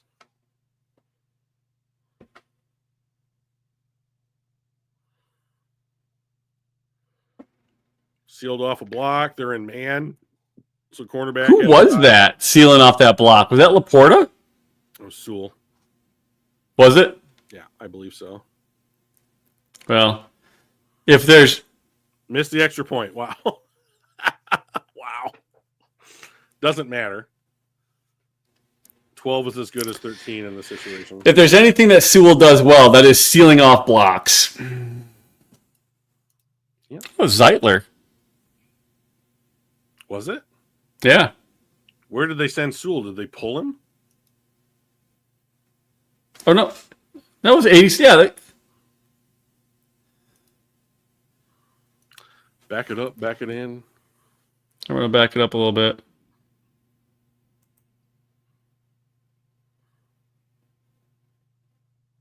Okay, I backed it up too far. That's fine. Just let it run.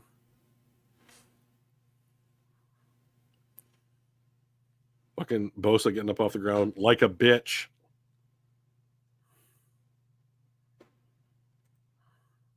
Okay. So Sewell's on the end. So Sewell's on the end. And he seals off right there.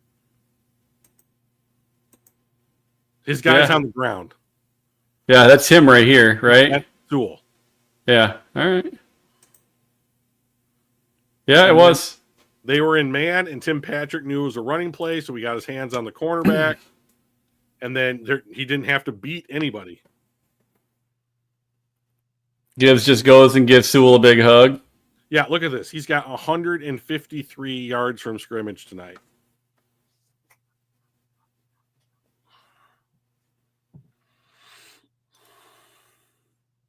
So who's the better running back, Gibbs or Monty? I think that Gibbs is the better running back, and I think Monty is more important to what the Lions are trying to do on offense. And that's been my take the whole time. Yeah. Even after him holding his own since Monty's been out? David Montgomery is more important to what the Lions want, how the Lions want to run their offense. And Gibbs is great. And like if Gibbs was on any team, Jesus, he got rocked. Fight? No.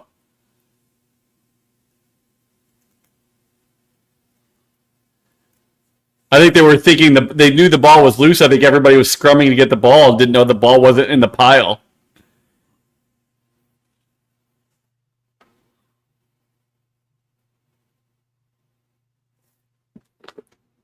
No, they blew the whistle before he got to the...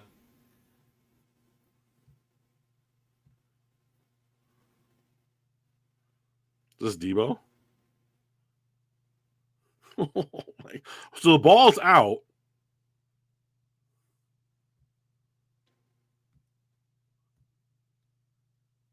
So then 48, he goes in, he's touched and down. Yeah.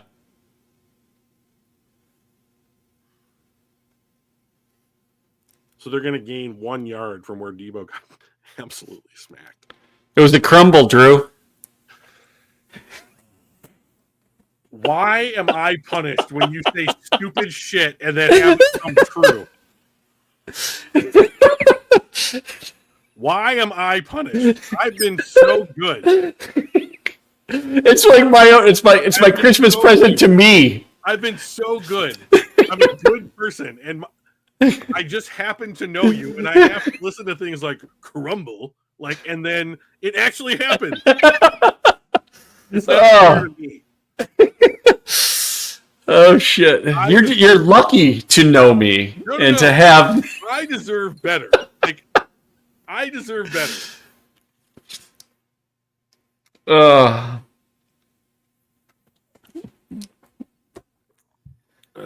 that's so funny. Boom. Oh, he got pops too. Who's So, number 6? That is exactly the thing that Kirby Joseph has been accused of being dirty on his whole career. And it's the exact way that every safety in the NFL is going to tackle every tight end in the NFL, which is you're going to hit them at their waist. Yeah.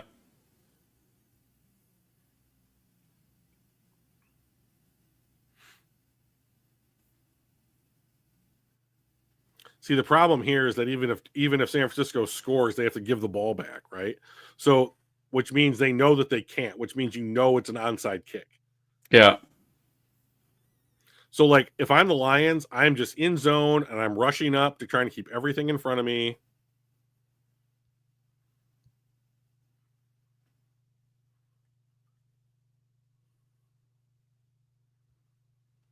All right.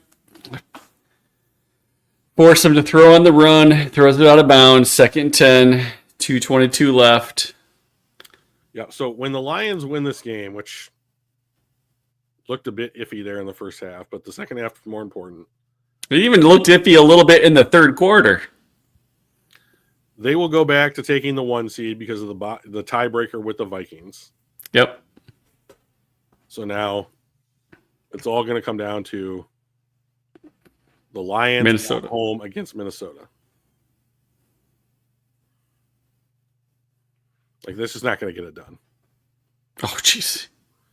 He got popped twice there. He's been they kept it. He's been kind of a bitch all game. I don't mind that he got popped twice there. Yeah. 4 ribs. Getting the ice. And he stayed in bounds. He should have just tried to bounce out of bounds. So what were I thought 35-17. You said 35-17. I said 31-13. And Zakwa said 31-20. So let's see here. The over-under on this game is 50, and we're at 68. You said you were going to take the over, though, right?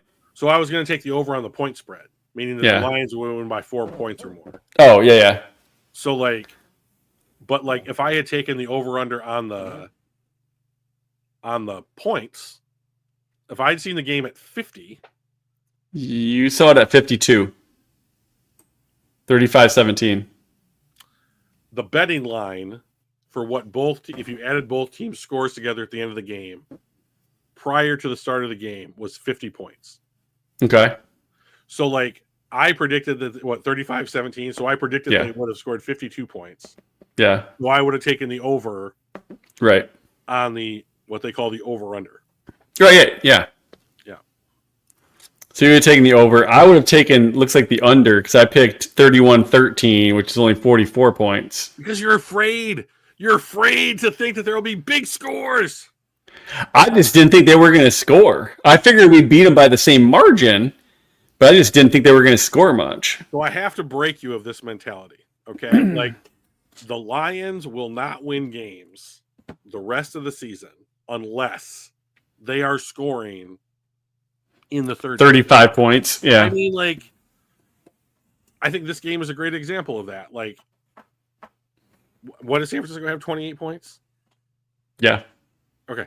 So, assuming everything's touchdowns, which I know it hasn't all been touchdowns tonight, but assuming touchdowns, they have one more touchdown than their opponent. So they're in 35. What are you yawning there? Yawner?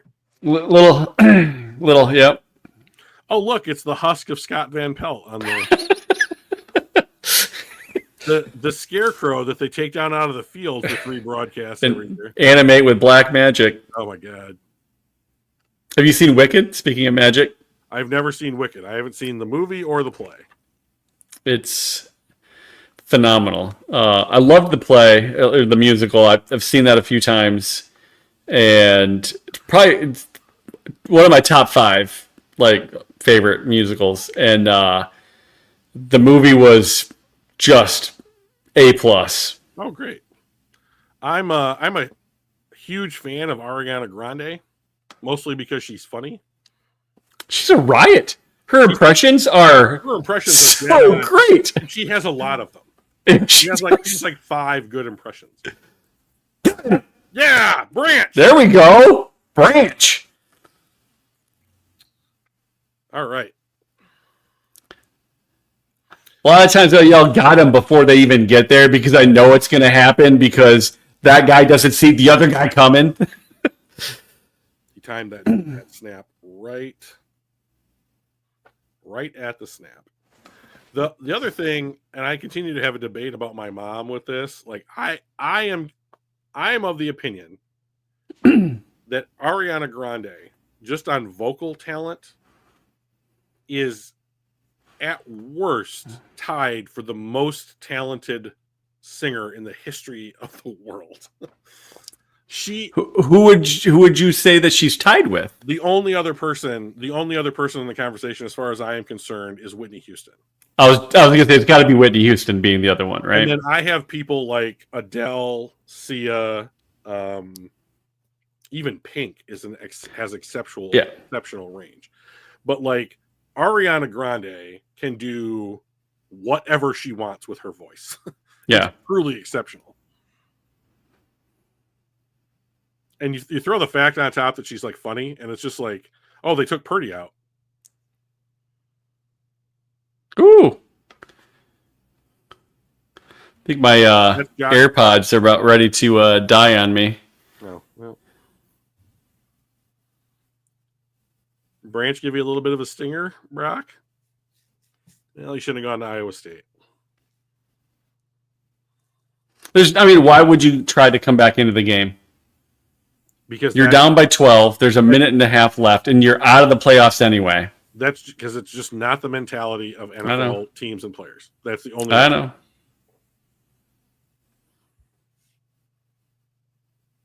27 for 35, 377, 3 TDs, 1 pick, 1 rushing touchdown. It's a pretty good night. The previous play is under review. In what sense? I think to see whether he was down in bounds. Oh, he was absolutely down in bounds. Oh, maybe not. Inbounds. And yeah, his butt hit first. They're calling him inbounds.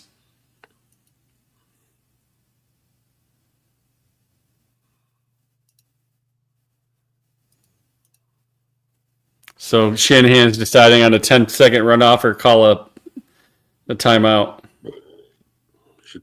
If he was cool, he'd just take the runoff. Yeah, right. Just get the game over with.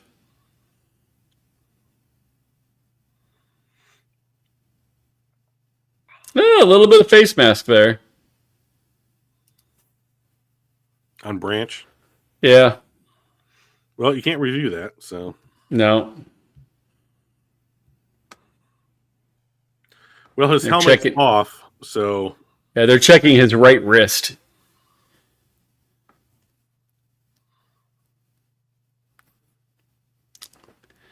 The ref has now talked about changing the time clock like the third time. It's 1:19 now. My mistake, he says to the entire world watching.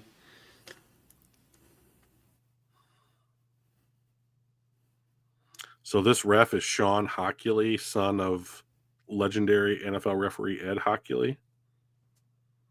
Yeah. And that's it. Yeah. It's late. I don't have any other fun news and things to say. And Ed Hockley, for like someone who is, I think in his like 50s, was ripped. Oh God, the dude had no body fat at all. Like his BMI had to be like 0.5. Well, isn't he like he's like a lawyer or something for his normal job, right? They're all lawyers and like. I thought we were gonna get the strip sack there.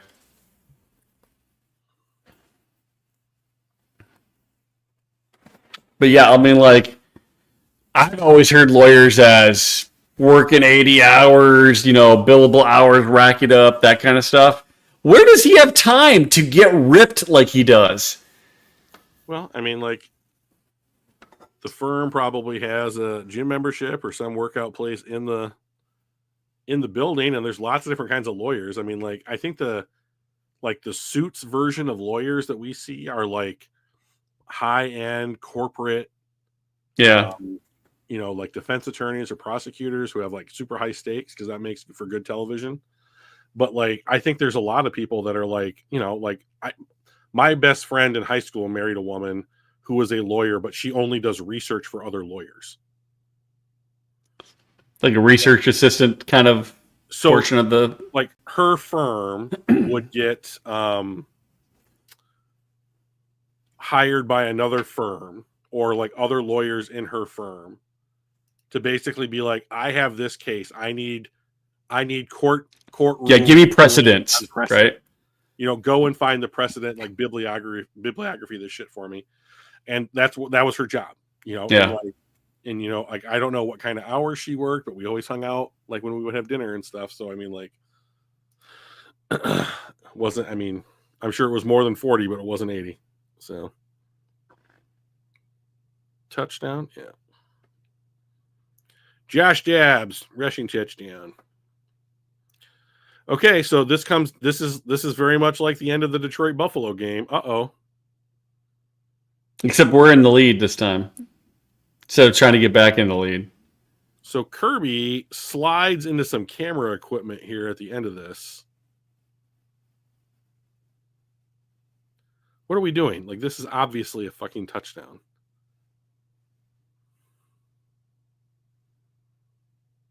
Yeah. I think they're trying to decide was it outside of the pylon?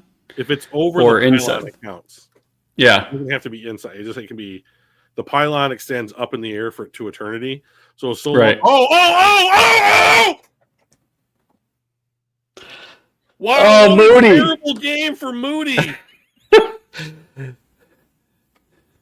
I guess it doesn't really change anything. I guess what it means is that if they score a touchdown, and they have to make the extra point. It's a tie. Well, if they score the extra touchdown, they have to make the extra point, right, to win. I know there are people in San Francisco that are calling for his job, and like, he is not doing himself any favors. Yeah, Zeka says Moody's confidence is shot. It's got to be shot. Like, he just needs to get to the off season, like go to a darkness retreat, have a Canadian shaman give him some ayahuasca, and just get back to kicking, and then telling people they don't need to get vaccines. And all your troubles will go away. And then you're in the your completion percentage and your wins. A lot of money and apparently invite you on their stupid ESPN talk shows. That's another one that I don't ever watch. Yeah, I will. You would have to give me money to make me watch Pat McAfee, the court jester of ESPN. I mean, he's entertaining as far as like entertaining type things go. None of that is entertaining. Wow. He can't even onside kick it right. Yeah. This is a rough night. He may not make it out of the stadium. I mean, like, he might be cut by the time the game's over. I don't know. Oh, I get it. He's emulating a 49er defensive back. Wow, that's going deep, Kirby. I mean, like, 1994. Jesus. When Hanks was playing. He wasn't alive, no. But he is a student of the game. He was a student of the game. Victory formation. Can't stop it. Yeah. So be cool here and don't call timeout, 49ers. Yeah, no shit, right? So the Lions can just walk up to the line at any point here and just snap it and kneel it, and the game's over.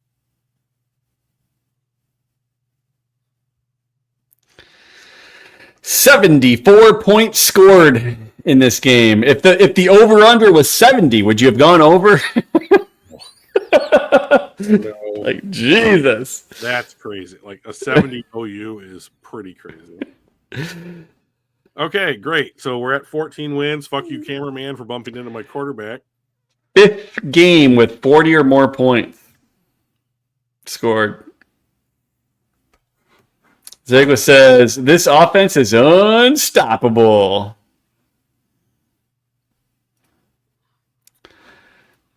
Zakwa, bro, I gotta tell you, I really appreciate you hanging with us for like. Yeah, right on, man. I don't know what it is you do, but whatever it is, like, I'm kind of impressed because you're very clearly making a sacrifice. So, so that was fun. I guess the question to Zakwa, and then anybody else that watches this afterwards, is this something you want us to do more? Right? Throw it into the comments and all that. We'll be back not next Tuesday again because we'll be back next Tuesday. There's nothing special, right? We'll be back a week from Tuesday, is what Mike means. Well, I mean, like tomorrow. It's tomorrow. Yes. No, I mean like the following 8 days from now, we'll be back to our normal time, right? So he says, hopefully. So he must have enjoyed it. Yeah, awesome. Yeah, that was fun. Hopefully, we'll get some games at 1:00 Sunday. We probably won't do this next week as a Sunday night football game. I got to work on Monday. Oh, right. But it's not like I'm not going to be watching it, so why not, right? Do you not work tomorrow? No, I have tomorrow in the Remind me where you work from again. I work, whether I work from home or the office. What's your commute look like, you piece of shit? It's about a 20-minute drive to work. Stop it. This dude can wake up and put on his pajamas and I don't work from home yet. When's the change coming? As soon as I can hire my replacement. Yeah, okay. So hopefully in the next couple of weeks. I can't work from home, baby. But I haven't been. I've been driving to the office. So but that will end in probably the next couple of weeks. By the end of January, it will be for sure done. Yeah. Maybe even early January. So, well, that was a ton of fun. Appreciate Zakwa for staying in there. Shannon popped in for a while. So Brian Coates popped in for a while. That was awesome.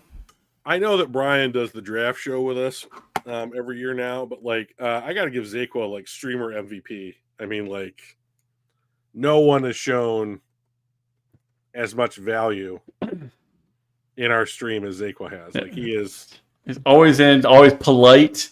Yeah. All right. Not stirring shit up. So I gotta say, dude, love it, man. That is the thing about our chat, and I know we don't have a 300-person chat or whatever, but that is the thing about our chat that I might respect the most, is that everybody is decent to one another. Yeah. I wouldn't trade that for anything, I don't think. So. All right. Well, next Tuesday. Tuesday. Not next week's Tuesday. Yes, 8 days from now, we'll be back. Same time, same place. Hopefully with another Victory Tuesday, because next week is going to be the big game for the regular season, right? Because that's going to determine who ends up in the 1st and who ends up in the 5th seeds. It all comes down to this. It has the billing of kind of a WrestleMania kind of event. There's a lot on the line. It's the whole year has been about this game or whatever, and we didn't know it because the Vikings are 7 games over their expected win total for this season. So congratulations. 9 for me. I figured they'd win 5, maybe 6. So I looked at who they've played. They have, other than us, they have not played one elite team. I mean, if you want to call the Packers elite, then they've played 2. But yes, they have not played an AFC worth their salt. Oh my God, Michael at the end. We did it. You also made out look like a man bandit and FanDuel. Right on. Attaboy. What'd you get? What'd you make, Mike? Gonna have to. We still got to do this mock draft at some point too, buddy. So, all right. that's our show. I want to go to bed. Yep. Thank you, Mike, for setting this up and letting us do it. Yeah. Thank you, Zakwa, Coates, Shannon, and Lutchies for joining us in the chat. Really appreciate it. One prize. LM popped in early as well. All right. Yep. I forgot about LM. Good job. So yeah, it was a fun time. And then we'll see you guys 8 days from now. 2 Tuesdays from now. Not tomorrow Tuesday, but 8 days from now Tuesday. Sounds good. So, all right, we'll see y'all.